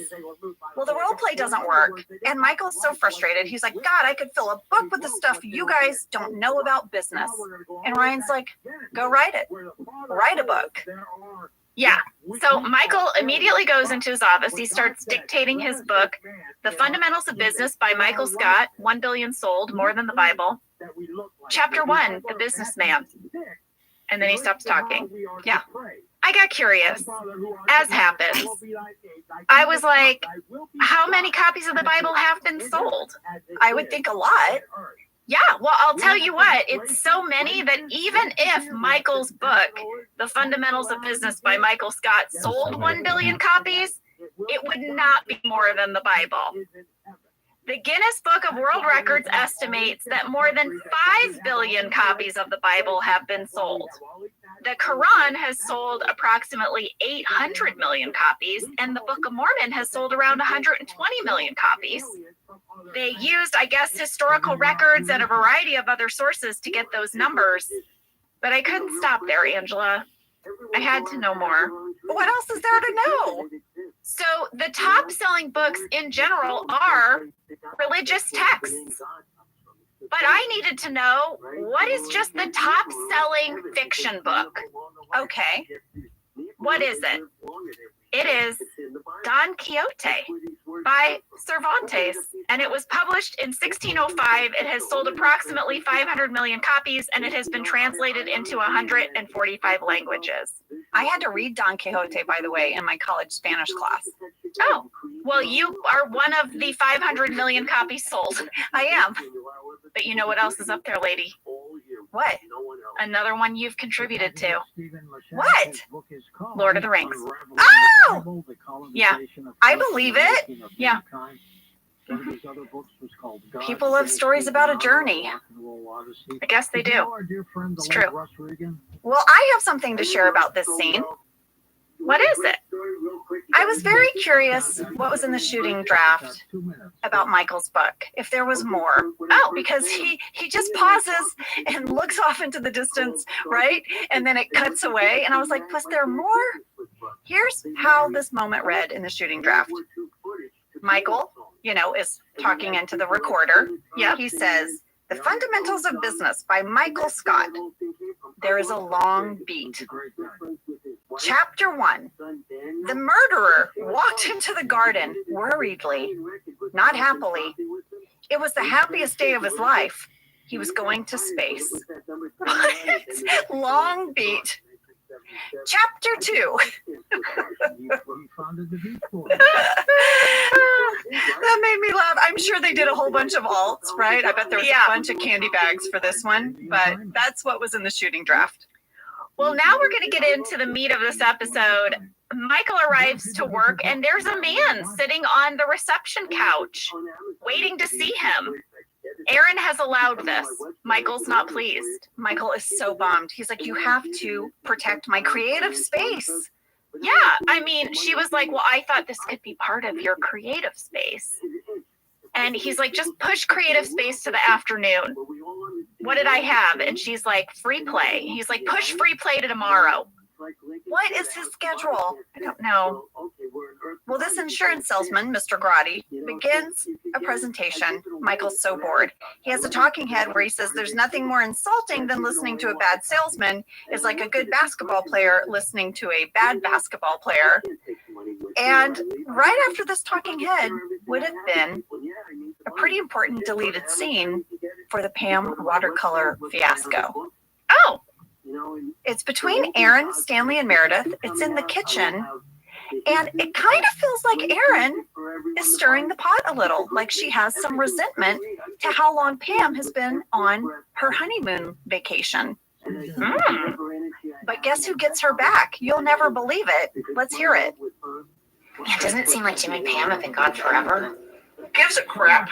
Well, I'm just saying, it's great that she has so much time off. It's unusual. You trying to get her in trouble? Not at all. She totally deserves time off for her honeymoon. And then I guess for her maternity leave after that. Teacher, Pam hasn't been in class this week. Backstabbing a pregnant woman. No, I'm saying conversation. We can talk about anything. Meredith, I saw your son's tag on the bridge. Wow, he's so great with a spray can. Look, we're never going to be Pam. We're always going to like her more. Deal with it. Oh my gosh! They kind of both have my back. They do. I mean, Stanley's like, you're backstabbing a pregnant woman. And then Meredith, of course, is like, we're always going to like her more. This would have gone on to another scene where Toby approaches Aaron at front reception and says, hey, you really shouldn't be talking about people's time off from work, And she's like, I didn't say anything. I like Pam. And then Toby's like, Aaron, and is like really stern with her. And all of those little moments led up to her then trying to prove to everyone she really likes Pam. She's going to clean her painting. Wow. Oh my gosh. See, now I did not remember that stuff. I just remember I obviously was very focused on the destruction part. I didn't get into the motivation part. That's right. I'm still glad it's all gone because it also makes Aaron seem petty, and I think it was the right choice. I'm glad you fought for it. Yeah, I agree. It feels a little out of character for Aaron to be, stirring the pot. Yeah. Well, after this, there's a scene in accounting that sets up a very funny storyline. There was actually more to it. Oscar and Angela are working. Kevin's phone won't stop ringing. They both are looking over at him in Jim's office. He's like eating M&Ms with his feet up on the desk. Angela is staring daggers at him. And Oscar says to her, "You could have had Jim's office if you thought of it." And Angela says, "I did think of it. I just didn't act on it." And then we cut to Kevin's talking head that explains why he's in Jim's office. It's because he went in there to fart. Yeah. Which I have to imagine Angela is grateful for. Well, there's that. There's that. During Kevin's talking head at 3 minutes, 5 seconds, I caught something, Jenna. What's that? I got so excited about this moment, I let out a yell, and Josh was in the kitchen. I was in our family room, and he was like, "What's going on?" And I'm like, "It's Kevin Malone's desk plate, his name desk plate." Yeah, that we talked with Brian about. I saw it too. This would have been the only time anyone would have seen it because it was facing out. Yeah. He put it the right way. He put it the right way. In accounting, it always just faced himself. I noticed a few other things that Kevin brought to Jim's desk. He brought a Coney Island mug, M&M, and an arena football. I thought that was so interesting. I don't think those things are normally in Jim's office. No, he's clearly moved in. It's hilarious to me that Michael never said, "What are you doing? Why are you in Jim's office?" In the shooting draft, it called for a lot of B-roll footage of Kevin in Jim's office. And there was a whole bunch here that they filmed that we didn't see. I'm going to read it to you. He's sitting at his desk, starts flossing. He yawns, then falls asleep with the floss in his mouth. He's also wearing his toupee. Later that day, Kevin is napping with his shirt off, scrunched up under his head like a pillow. He has pulled his toupee across his eyes. This is like, he lives there now. He does. There was so much B-roll. Well, he says he likes it better than his own home. He does. Well, Andy and Dwight are watching this meeting go down in the conference room, and they have decided that the insurance salesman is a mobster. Oscar is kind of like, guys, not all Italian Americans are in the mafia. This scene would have continued, but it was deleted, where Oscar looks around the office for support. He says, "Who else is here right now? Angela?" And Angela says, "I didn't see anything. I'm not getting involved." Oscar's like, "Where's Toby?" He's desperately looking for anyone with a voice of reason. Well, it's interesting because when I was trading messages with Brent, he said that this Oscar talking head is the premise of the whole episode. When they were thinking about why this could happen, how could it be that these guys could go so far down this farcical road? They thought it's because the balance of reason was off because Jim and Pam were gone. Since this is the premise of the whole episode, I thought we should hear it. This is Oscar's talking head. Awesome. Pam and Jim are on their honeymoon, so there's not the usual balance between sane and others. Toby has mentally checked out since June. It's a very dangerous time. The coalition for reason is extremely weak. It's perfect. I love it. I do want to point out one thing for my background catch people. I'm wearing pants in this episode. Really? You can barely see it, but in this scene where Oscar is pleading to the bullpen to be reasonable, I have my hands in the pockets of my pants. Wow, pants and pockets. Pants and pockets. The coalition of reason. I know, but she doesn't want to get involved. I've seen nothing. I will not get involved. So now we're in the bullpen, and everybody is weighing in on whether or not the insurance guy is in the mob. And Ryan is kind of talking about the different mob families. He's like, it's Gotti. Gotti is the mob family, not Grotti. And they're like, oh, no, that's perfect. He changed his name. He changed it. And Oscar's like, why would he change his name? that weakens it. And Dwight argues that it's actually brilliant because R is one of the most menacing sounds. And he has one of my favorite lines. That's why they call it murder and not muck duck. It's all too many words and sentences for Michael. He goes in his office. I had gotten a fan question from Andy M. in Fort Wayne, Indiana, whoop, whoop, my birthplace, who wanted to know who wrote Dwight's line about muck duck. Was that Rain improvising? I laughed so hard every time I watched this scene. Okay, it was written and it was intentional, and Brent sent in an awesome audio clip about it.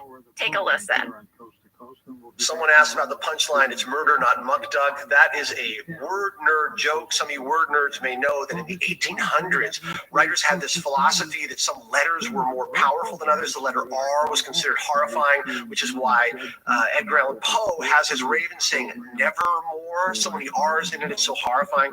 Now, comedy writers think of the K sound as being a comedy magnifier. That's because it's a plosive. K, D, and T are plosive letters that apparently add powered words, which is why George Eastman, when he founded a photograph company, named it Kodak, a fake word that he felt would be powerful. This is a word nerd joke, or as John Krasinski would say, a Brent joke, as in, that sounds like a Brent joke. I love that explanation. I did too. Jenna, when I heard Brent's audio clip, it reminded me of this great panel that I saw. It was all of Sid Caesar's writing room, and they were interviewed. It's still on YouTube, and I went back and watched it last night. It's Mel Brooks, Sid Caesar, Carl Reiner, and Neil Simon, and they're talking about what is the funniest number. And they tell this really great story of how in their writer's room, they spent hours debating what is the funniest number. It's so great. I'm going to put it in our stories when I post for Office Ladies Pod this week, because it's just the same thing Brent is talking about. It's like a group of people debating on what sound is funny. What's the answer? What's the funniest number?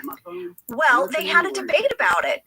There was a story they tell where they thought the number 32 was funny. And then Neil Simon thought 23. But it was like this debate. And the funniest part to me about it is the debate. And then I went on to read online that some comedy writers believe the number 37 is funny. It's like an odd prime number. I think they're all wrong. What do you think is a funny number? 9. 9 times. 9 times. Whenever I'm embellishing a story, I'll be like, I stood there for 9 hours. 9. Mm-hmm. I think 9 is funny. I think it's a good punch. Do you know what I say? What? 50. Oh, yeah, like I was there 50 freaking minutes. I like all the F's. Yeah. It's a really great video, though. It just is that moment that you and I love, where it's a group of like really funny people brainstorming about the most ridiculous things. That sounds like our writer's room.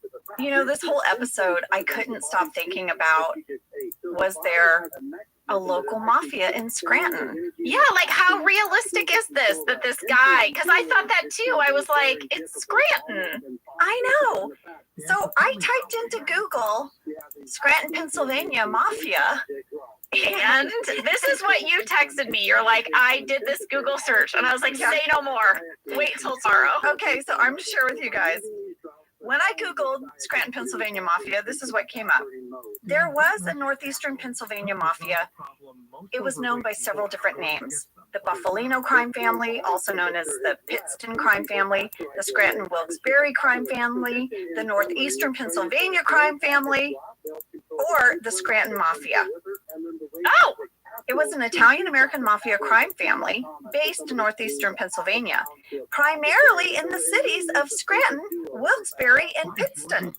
It is believed it's no longer active, but lady, one name kept coming up as I researched the northeastern Pennsylvania crime families. What name? The Silent or Quiet Dawn.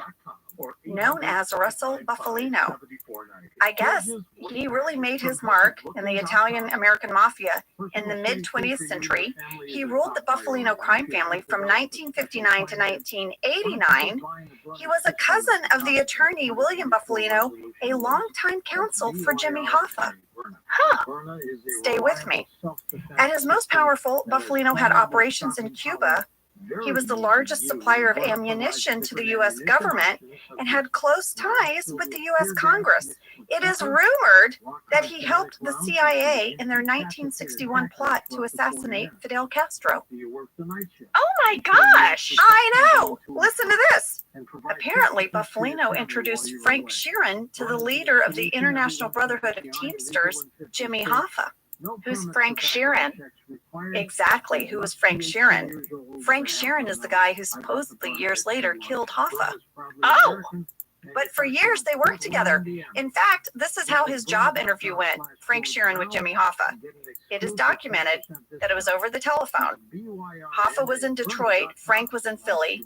The first words uttered to Frank by Hoffa were, "I heard you paint houses." This means, I guess, you whack people. Oh, because paint is the blood, that splatters on the wall. And then Sheeran replied, "Yeah, I do my own carpentry too," which meant I get rid of the bodies too. Oh my God. I know. And then Frank got the job. And then he painted Jimmy's house. Yes, he did. Because years later, Buffalino started to see Hoffa as a loose cannon and as a liability, right? So he thought he had to be taken out. This is the basis of the movie The Irishman, directed by Martin Scorsese. Wow. Joe Pesci plays Russell Buffalino. Joe Pesci plays the Scranton mobster guy? Yes, the Quiet Dawn. Robert De Niro plays Frank Sheeran, aka the Irishman, and Al Pacino played Jimmy Hoffa. There are so many books about this crime family. So that is very interesting, but there is one thing that I did not hear in your breakdown. What was that? And that is any insurance selling. Yeah, exactly. Buffalino was not in the insurance business. And it sounds like this crime family had left Scranton by 2009, which is where we are now. Yeah. But there was a history. So maybe that is making them nervous, this history. Also, Michael probably watches too much TV. Oh, for sure. For sure. Oscar doesn't know what to do because it's spiraling out of control. So he calls Jim for advice. And Pam says he shouldn't be calling them unless someone close to them is in danger and hangs up. They're on their honeymoon. We got a fan question from Stephanie K in Kansas City, Missouri. Jenna, did you and John basically just get the week off work aside from the phone calls? No, we did not. John and I were in Niagara. We were filming the Maid of the Mist scenes. Oh my gosh, poor Randy Cordray. He must have been juggling so much. He had two full shoots happening at the same time in two different states. Yes.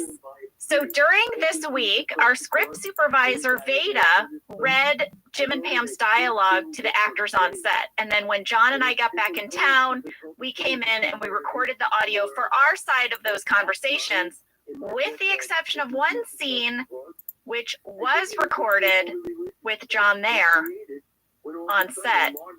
I'll tell you when we get to it. Okay. All right.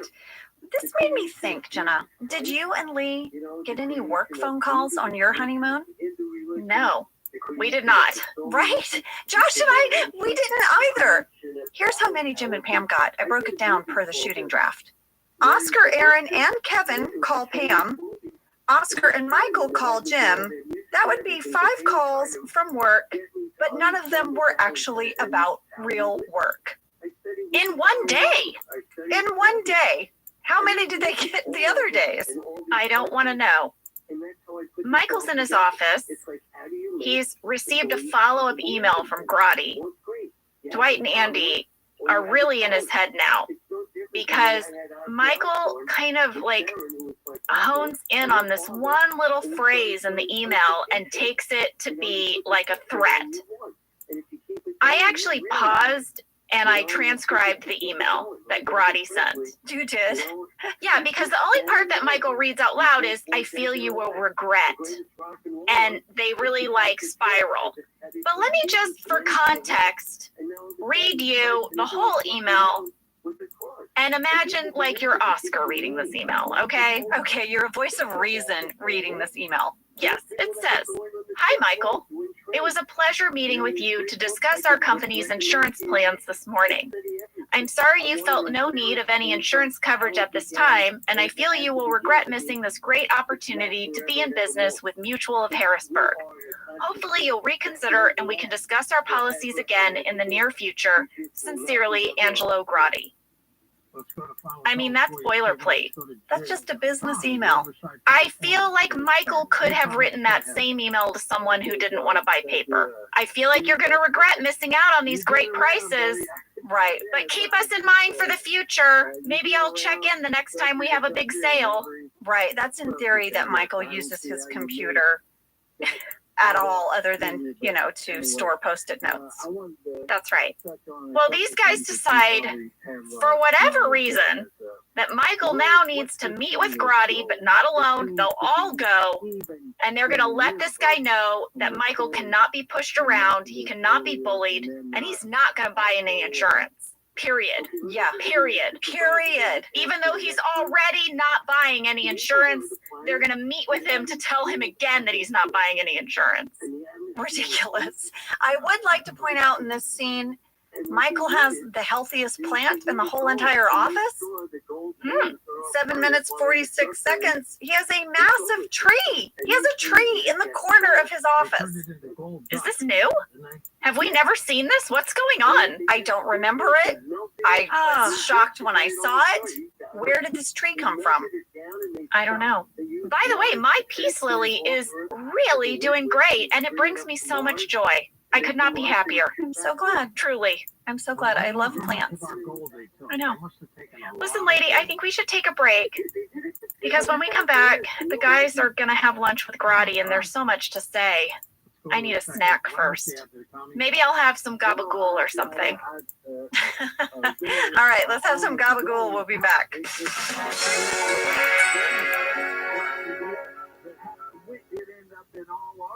All right, this next scene starts out in a parking lot where Michael and Dwight are waiting for Andy, who is dressed like a mechanic named Pat, with a tire iron, which he calls a tire thing. Yeah. And, you know, Dwight and Michael are like, why are you dressed like that? And Andy's like, basically, the tire iron can be a weapon, but he had to dress like a mechanic, so it makes sense why he has it. I just want to point out that this man came into our office, sat on reception's couch, which is a direct line of vision to Andy's desk. He had to pass by Andy to get into the conference room. So I guess Angelo Grotti is not like super present in the moment. Like he makes no connection that he has ever seen Andy before. He completely buys the fact that Andy is a random mechanic who has come to this lunch. I know. I just want to say, yeah, it made me laugh. Here's a little couplet of dialogue that when it was said, I thought, Rain improvised that, right?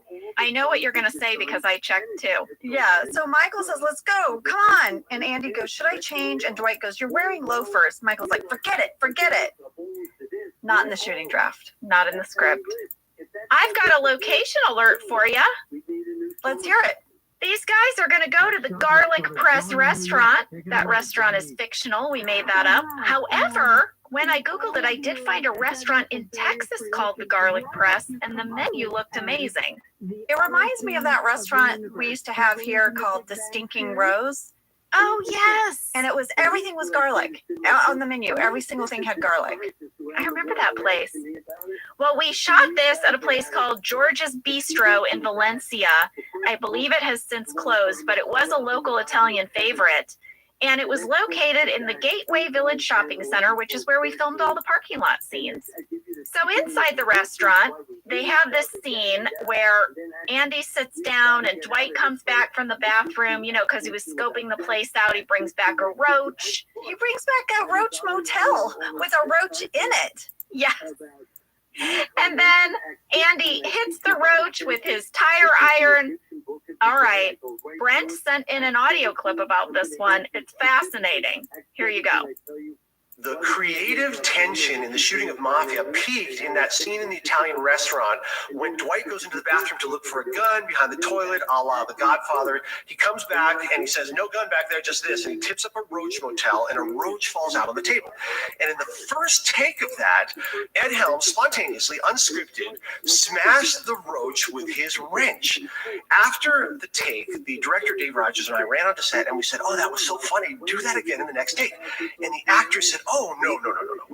Ed will not be doing that again. This has become a cartoon." And for 8 more takes, Ed never again hit the roach with the wrench. But if you watch the episode, Ed hitting the roach with the wrench is what ends up in the cut. Now, what is going on here is the earnest search by talented comedy people to find that balance between what Greg Daniels, the show creator, would call the plausible and the comical. If there's too much plausible, it's not funny. But if there's not enough plausible, it's silly. And the search for that is not easy, nor is it doable even by good people in real time. There's a certain trial and error element to finding comedy tone. So when I heard this clip from Brent, it really made me think about how much trust you put in your director and editor. And when you don't have that trust there, it can make you as an actor not try things. And we did have that trust on our set. And so Ed tried this moment, and in the moment, it didn't feel right to them. So they were like, "We're not going to repeat it." And we would do that all the time. I would try a reaction to something, and I would be like, "Oh my God, no, okay, no, not doing that again. That was like not the right thing." And then you just kind of, you hope everyone agrees and it doesn't end up in the cut. But then ultimately, sometimes you're wrong. Like, it was the right thing to try. And I just love how our show had all those checks and balances, I guess. Yeah, me too. I thought it made perfect sense. If a cockroach is on a table, all of a sudden you're going to try to whack it or shoo it off or something. Yeah. So that reaction felt very natural to me. It's probably why he did it in the first take, because it was a natural instinct. And I love that audio clip. There's one thing that keeps coming up for me when I hear Brent's voice make a passionate plea about a joke or why something stayed in the episode or the process. He's reminding me a lot of a youth pastor we had at church. He's very passionate. I hear this cadence in his voice that is reminding me of a Sunday worship service a little bit. It's a compliment, Brent. You're very passionate. I'm riveted by your storytelling. While the fellas are at the restaurant, Jim's credit card company calls to verify some charges that seem out of the ordinary. There are charges in Puerto Rico, and this has caused a red flag at the credit card company. Yes, so they call Jim's office and Kevin answers the phone. He manages to give Jim's information. They think he's Jim, and they're like, "Well, you're obviously not in Puerto Rico, so we're going to go ahead and cancel the card." Not just any information, he finds the home address and the last 4 digits of his social security. Well, lady, at 9 minutes and 51 seconds, as Kevin's shuffling through all these papers to give away Jim's information, I noticed something. He has a word search fun book open under all this paperwork. And I thought to myself, is this a character thing or is this a Brian Baumgartner thing? Because I know Stanley always did his crossword puzzles and that tracks for me, but I don't imagine Kevin is sitting around doing word searches. Are you kidding? That is so not Kevin. So I was wondering, you sat with him, Angela. Did Brian do like word searches in his free time in the background? Do you remember? Mostly over in accounting, he was on his computer surfing the internet because you could not see his screen. He was very lucky. I know. Right? He never got reprimanded for his computer screen. But I imagine over in Jim's glass box, he was visible in so many different ways that maybe he had to do something to pass the time. Very interesting. I thought it was fascinating. As I watched the scene, the only thing I could think of was, why, Jim?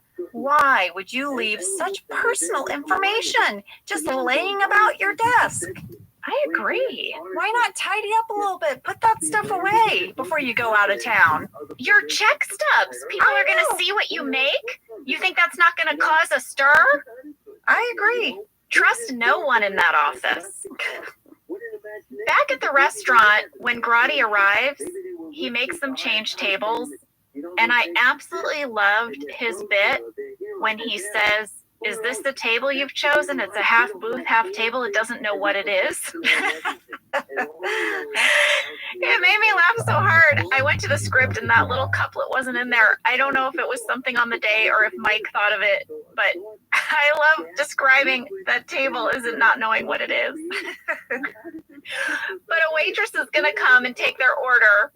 Wow, if you do not make Grotti's order exactly how he wants it, he's going to send it back. Michael is fascinated by how Grotti orders. He's taking mental notes. He is. And, you know, the whole point of this lunch is that Michael's supposed to seem intimidating. So he's going to try to give a very intimidating lunch order, and he's going to order gabagool. But the waitress doesn't know what he's talking about. He's like, gabagool. Andy knows. Teach us about Yeah, gabagool. They don't have it. What is gabagool? I didn't know. I only knew it from one place. The Sopranos. That's right. Yeah. Well, I looked it up, and thank you, Esquire. They wrote an article called "What the Hell is Gabagool and Why Does Tony Soprano Talk About It All the Time?" I found an audio clip online where somebody stitched together all the times they say gabagool on Sopranos. Let's listen to it. Gabriela says we down here for the gabagool. Tony gabagool, Grandma. It's something with fat and nitrates. Gabagool. Like 4 ham, salami, gabagool. Taking the gabagool and shit out of the fridge. Let's get back to that gabagool. Gabagool. It's from a slice of gabagool to gabagool. Okay. Clearly, Michael watches The Sopranos as well. I Googled it. Gabagool is a cured meat. It is known formally as capicola, and it is made from pork shoulder. It's kind of a cross between a sausage and a prosciutto. You would find it on like a charcuterie board. Gabagool is kind of like a shorthand for saying capicola, where you just sort of garble it. This is what the article said, that it's like, instead of saying capicola, you say gabagool. That's it. It's so interesting because Tony Soprano's anxiety attacks were triggered by meat. Remember? Yes. Yeah. What isn't in that audio clip that we played were all of these additional scenes of him just standing in the fridge eating gabagool. He would often get up in the middle of the night and eat it. And then he would have an anxiety attack. Well, ultimately, Michael can't order gabagool because they don't have it. So instead, he says he'll order spaghetti with a side salad. If the salad is on top, he'll send it back. Yeah. If the salad is on top of his spaghetti. Yeah. In the shooting draft, the scene continues. Andy is also going to order. Here's what Andy orders. He would like a ham sandwich on white bread with mayonnaise and some Lowry's salt. Oh! Lowry's seasoning salt on top of his ham sandwich. I love a Lowry seasoning salt on top of some salmon before you grill it. I mean, you can really put it on anything. You really can. I wouldn't think to put it on ham. Oh, why not? I think it would be great. I mean, ham's already a little salty, but I really think you can put it on almost anything. I don't disagree. Oh, I just saw this fan question from Kimberly W. in Fort Worth, Texas. It's going back to gabagool. She would like you to know that Black Cat Pizza in Fort Worth, Texas has a special order, gabagool pizza. And I looked it up. What's on it? It's their take on a meat lover's pizza, and it has capicola, which is gabagool, pepperoni, soppressata, spicy Italian sausage, a bunch of peppers, mozzarella, and provolone on a marinara. It's 11:15 here, and I'm now hungry. Oh, I know. I wish. Well, you also love a charcuterie board. I do. I mean, it's, it goes with the cheese that you love. I love it. Oh, I read today's National Cheese Day. What? Yeah. It is? I know. Oh, I'm going to put that on my calendar for next year because I want to be the friend that sends you cheese on National Cheese Day. That is some serious BFF territory. I love you for it. Oh, wait, we got another fan question from Izzy T in Pittsburgh, Pennsylvania, who wants to know who played the waitress. I think she was very funny. I agree with you, Izzy. She was played by Deborah Poete. I hope I'm saying your last name right, Deborah. She has been on, oh my gosh, Parks and Recreation, Grey's Anatomy, Strong Medicine, and she's also a theater producer. She won a Drama Desk Award in 2011 for producing the play Four Places. Awesome. Well, we have another guest star alert because a woman and her child are going to approach Andy because he's dressed like a mechanic. Her car won't start and she needs his help. Yes, that woman was played by Ray Latt. The son was played by Tucker Albrisi. And, you know, she's going to regret asking for Andy's help because he kind of blows up her car. Oh my gosh, he clearly knows nothing about cars. He even says, you know what, I have a great guy. I can help you. Randy told us that to make the battery spark and blow up in the scene was another special effect engineered by Mike Thompson. He used squibs, which are electronically ignited devices that spark, and they also used an electronically triggered smoke generator, and he also sent us a video of them testing the effect. You got to put it in stories. I love how they have to test this stuff. They're not just going to hand Ed some electric things and make it blow up. Somebody has to test that first. But just in case you find yourself with a dead battery, I am going to tell you how to jumpstart a car. Oh, you know, I feel like our rabies information really helped some people. And so I'd like to offer this for you all. Okay. So you're going to need a car with a battery that's working, and then you'll have your dead battery car. Before you start, make sure both cars are off. Then you take the red clamp, which is positive, and you clamp it on the dead battery. Start with dead battery first. That's right. Then attach the red clamp to the positive terminal of the working battery.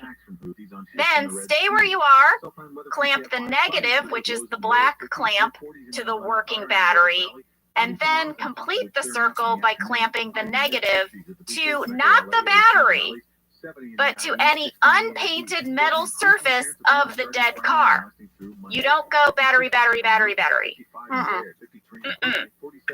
Then start the working car. Then start the dead car. Right.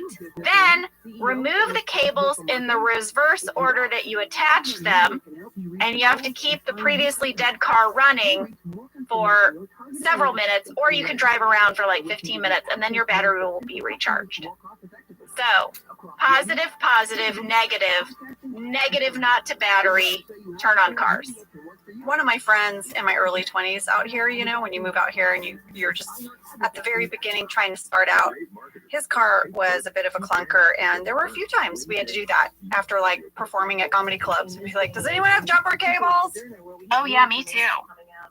I found out why Andy had the problems he had. Makes being nimble and pivoting easy, and that's what I really like about it. As the #1 audio company, iHeartMedia gives marketers access to the audiences, influencers, insights, and data you need to grow. If you're a marketer, go to iHeartResults.com. This is Jacob Emron. If you've been in a truck accident, call 844-24-JACOB. In a small Tennessee town, a killer was caught by unlikely investigators, high school students, and their teacher, Alex This must be Campbell. mother Though of the first Tennessee daughter Bureau of dance or something. Investigation Because supports their theory, why? no charges have been filed. Murder People 101 too follows old. the students as they endeavor to complete the assignment.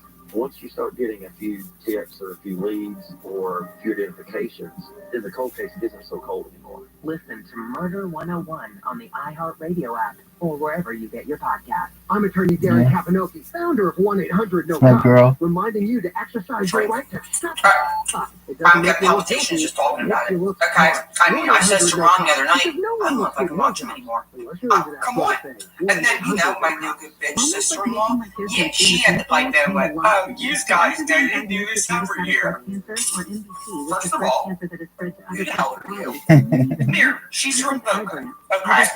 Talking shit about our team. No, I don't think so. No, she thinks she's all fancy now wearing news in the air with her family. They don't have a problem with it, okay? Yeah, so I says to her, listen, kick rocks, all right? Go Birds. Eye brands may cause low white blood cell counts that may lead to serious infection. The birds are going to drive me to drink. I'm getting palpitations just talking about it. Okay? I mean, I says to Ron the other night, I don't know if I can watch him anymore. Come on. And then, you know, my new good bitch sister-in-law, yeah, she had to pipe in with, oh, you guys didn't do this every year. First of all, who the hell are you?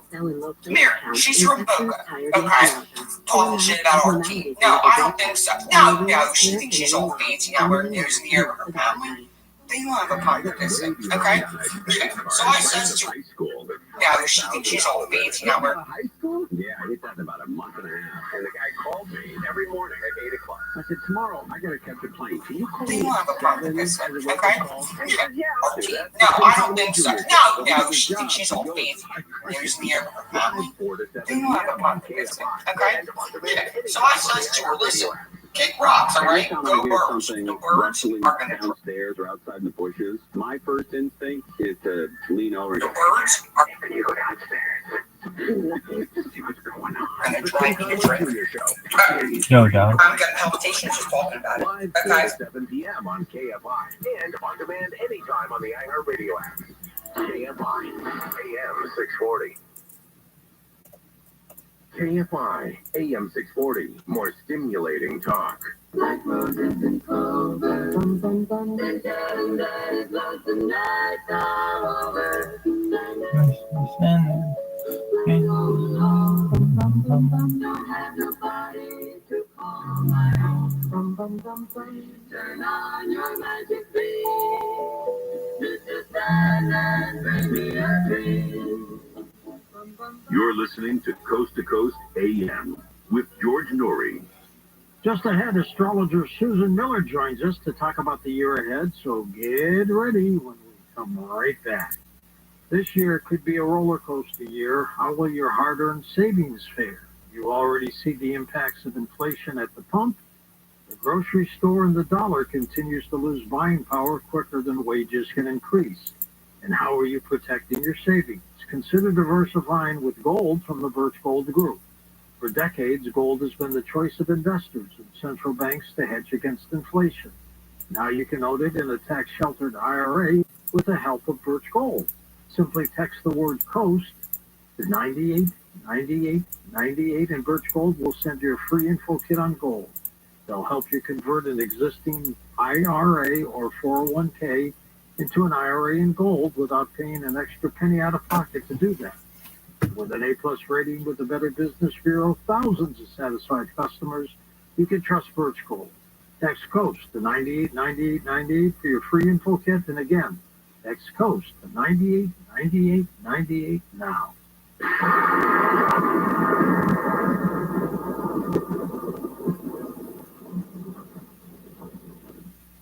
Personal safety for you and your family is a year-round priority, and if you haven't developed a plan, put buying Byrna Less Lethal Pistol at the top of your 2024 resolution list. That's BYRNA. A Byrna pistol is a reliable self-defense weapon that has formidable stopping power and is very easy to use. Byrna provides different ammunition options mixed with pepper and rock-hard kinetic rounds that can incapacitate attackers for up to 40 minutes. Do you work the night shift? Make sure you have protection to and from. Byrna is the solution everyone can get behind, legal in 50 states. No permits or background checks required, must be 18 years or older. I personally own the Byrna SD launcher, a great complement to my firearms. As a responsible gun owner, I fully understand the adverse ramifications of using my firearm. Byrna is proudly American, manufactured in Fort Wayne, Indiana. Visit Byrna.com/George now for an exclusive 10% discount. That's byrna.com/George.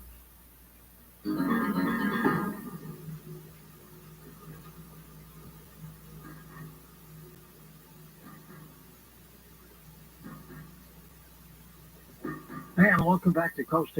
George Norrie with you. Susan Miller with us, internationally known astrologer, author, columnist, entrepreneur, pioneer of the internet. She's the founder and editor of astrologyzone.com, created back in 1995. She's ahead of her time. She's the author of 17 plus astrology books and the Year Ahead 2024 astrology calendar. People love Susan's philosophical style, as well as her accurate, comprehensive, and insightful reporting of planetary trends. She is recognized worldwide for her astrological writings outside of the box in the areas of business, technology, lifestyle, culture, and economy. Welcome back to Coast. If I had a drum in here, Susan, we'd be beating it for you. How are you? Bless your heart. I didn't expect such a long introduction. Thank you. How have you been? Oh, well, I had a scare in September when I got an eye infection and went completely blind for 10 weeks. In both eyes or one? Yeah. Well, the other eye, I can only see the E on the chart, and it's fuzzy, so for all practical purposes, I couldn't see anything. But I'm back. Your sight came back, thank God? Yes, it was an infection. And actually, they get rid of the infection within 2 days. It's the inflammation that follows the... I've learned a lot about the eye, probably more than I ever wanted to know. But your eye is kind of made out of jelly. And when you have cells that have died, they kind of float around, and it's hard for your body to get rid of them. So it takes time. But I did put in the time, but for a writer to lose her eyesight. But luckily, I had written summaries for, so I could still publish, and they were very comprehensive, and nobody complained except maybe just one or two letters. I was very lucky. The readers understood. And I'll be writing along again, as I do always. Oh, that's great. Well, thank God you got your sight back and things are getting better. Yeah, sight, gosh, you lose that, you lose everything. Were you scared? No, because I trusted my doctor, and I said lots of prayers. So the doctor said once the infection goes down and the inflammation goes down, your sight's going to come back. Yeah, well, he said after 3 weeks he could see my retina. In the beginning, he said it was like a snowball. The bad cells were falling off so fast that he couldn't see the retina or the optic nerve. And they were a little nervous about that. And he said, God, I hope you can take all this. But I did. He said, you're strong enough in terms of health that I was able to survive it. So you were last with us in January of last year. 2023. Yeah. And that year turned out to be so-so for a lot of people. What do you think? Hard. It was a tough one. There were several things. When I first looked at the year, because I write my calendar, so I'm looking in every little pore of the year, I said, where are the sparkly days? Where are those little shots of happiness that usually are sprinkled throughout the year like confetti? You get them here, there, and it just motivates us enough to work harder. So we didn't have them. And I've never seen a year so devoid of these wonderful little days. Also, we had some very severe eclipses, and they uprooted people, and those were tough. Because Uranus, which is the planet of shock, and he's called the Great Awakener in astrology. And he does wake you up, I'll tell you that.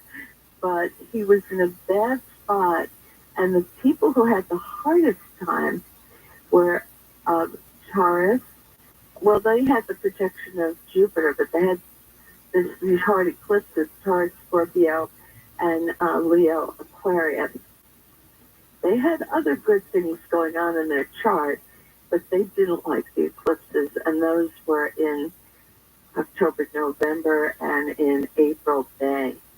April 19th, May 5th, October 25th, and 2 weeks after that must have been around November 11th or 10th. And those were hot spots of the year. The new eclipses are much more gentle, much easier to endure. We've got one coming up on April 8th, don't we? A good one. Well, yeah, I'm really excited about that. I don't know if everybody knows about it. It's a total eclipse of the sun, and usually eclipses happen in Asia or Africa or somewhere else, Australia. This one is just the United States and Canada, and it starts down in Texas. Let's say El Paso. You can actually Google this, to see what the path of totality is. And it goes diagonally across the United States up to Niagara Falls and beyond.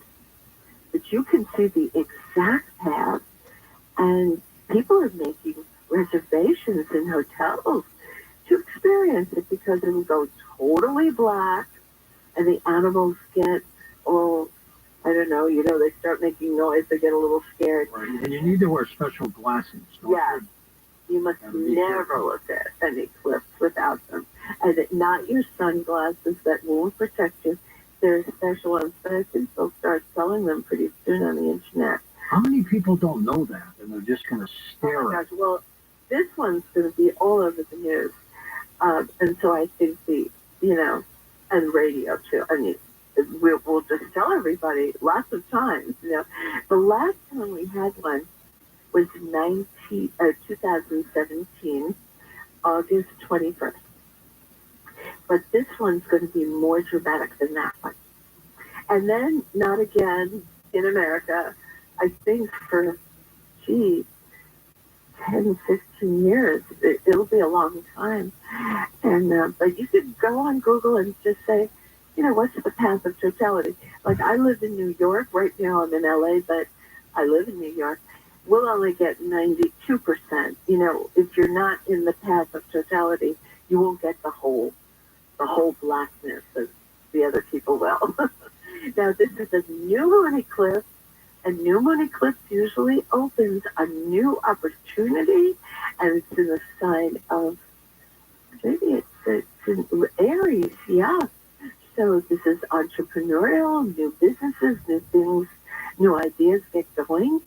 And sometimes you have to give up something to take the new, because it eclipses out of your life. But, some people had it last year, April 19th, but it wasn't totally, not as total as the new one. It's going to be exciting. So it's kind of interesting, right? I love them. Susan, give us your overview of 2024. It's going to be a presidential year. Well, the finances are great. Okay, go ahead. Let me explain this, because when Jupiter and Pluto meet, and these are the two big financial planets, they meet every 13 years. Well, they were meeting 3 times in 2020, right during the pandemic. But we didn't know a pandemic was coming. I mean, when I was looking at it in 2019, I had no idea it was even possible to experience what we all went through. So anyway, I thought, prosperity, money will flow.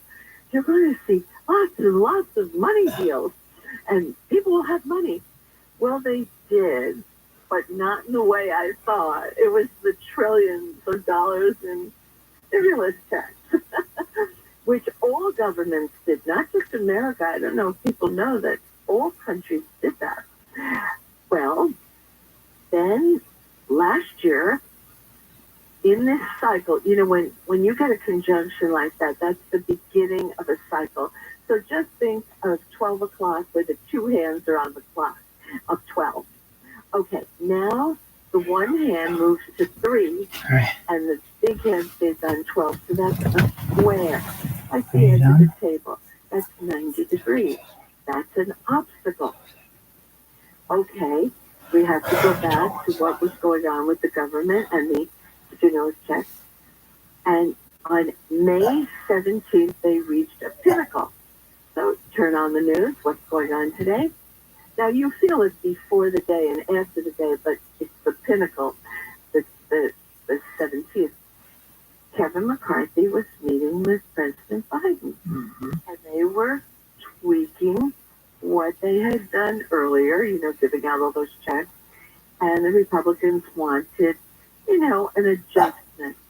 And that's exactly what they were doing. I thought, this is amazing how accurately this works. Because the universe runs like a train station. But here's the really good news. On June 2nd, Jupiter and Pluto are friendly again, and in the best possible angle to each other. Oh boy, is June 2nd good.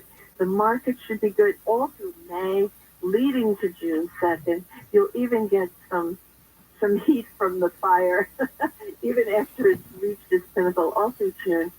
And there won't be a recession, but there is something else coming at the end of the year that I want people to be aware of. When you get to Thanksgiving, Mercury goes retrograde, but that's, it's tough when you're buying holiday presents because people probably won't like what you chose. Better to get gift cards. But you Give them can cash. ahead of Give them time. cash. You can, cash. Right, everybody loves cash. And especially teenagers, it's so hard to buy for them, right? But when you get to the beginning of December, little Mars, who's like Mighty Mouse, he is, imagine you want to make some soup. You've cut up all the vegetables, you put it in the water and the broth. You want to turn on the heat now. But when Mars goes retrograde, there's no heat, there's no electric, there's no gas, no soup, nothing's happening. How do I know that we feel like we're walking through glue when Mars retrogrades? And he's going to retrograde from December 6th to February 24th. This is a long period. And I think we're going to have supply chain problems or delivery problems This is like a or perfect day weather in life. problems. We have Really? to do our holiday shopping early. Let me give Except you there's somebody joins. show you It's how too an many people. astrologer knows that But things aside are from that, really going to slow down God, at Doc. specific levels. It could even be strikes. Here's what's going on. When Mars is healthy, it takes him 2 days to go 1 degree. Okay? Okay. At the beginning of December, it's taking little Mars 18 days to go 1 degree. 18. Gosh, we're like stuck in cement practically. So let's say you're a business. Even me, I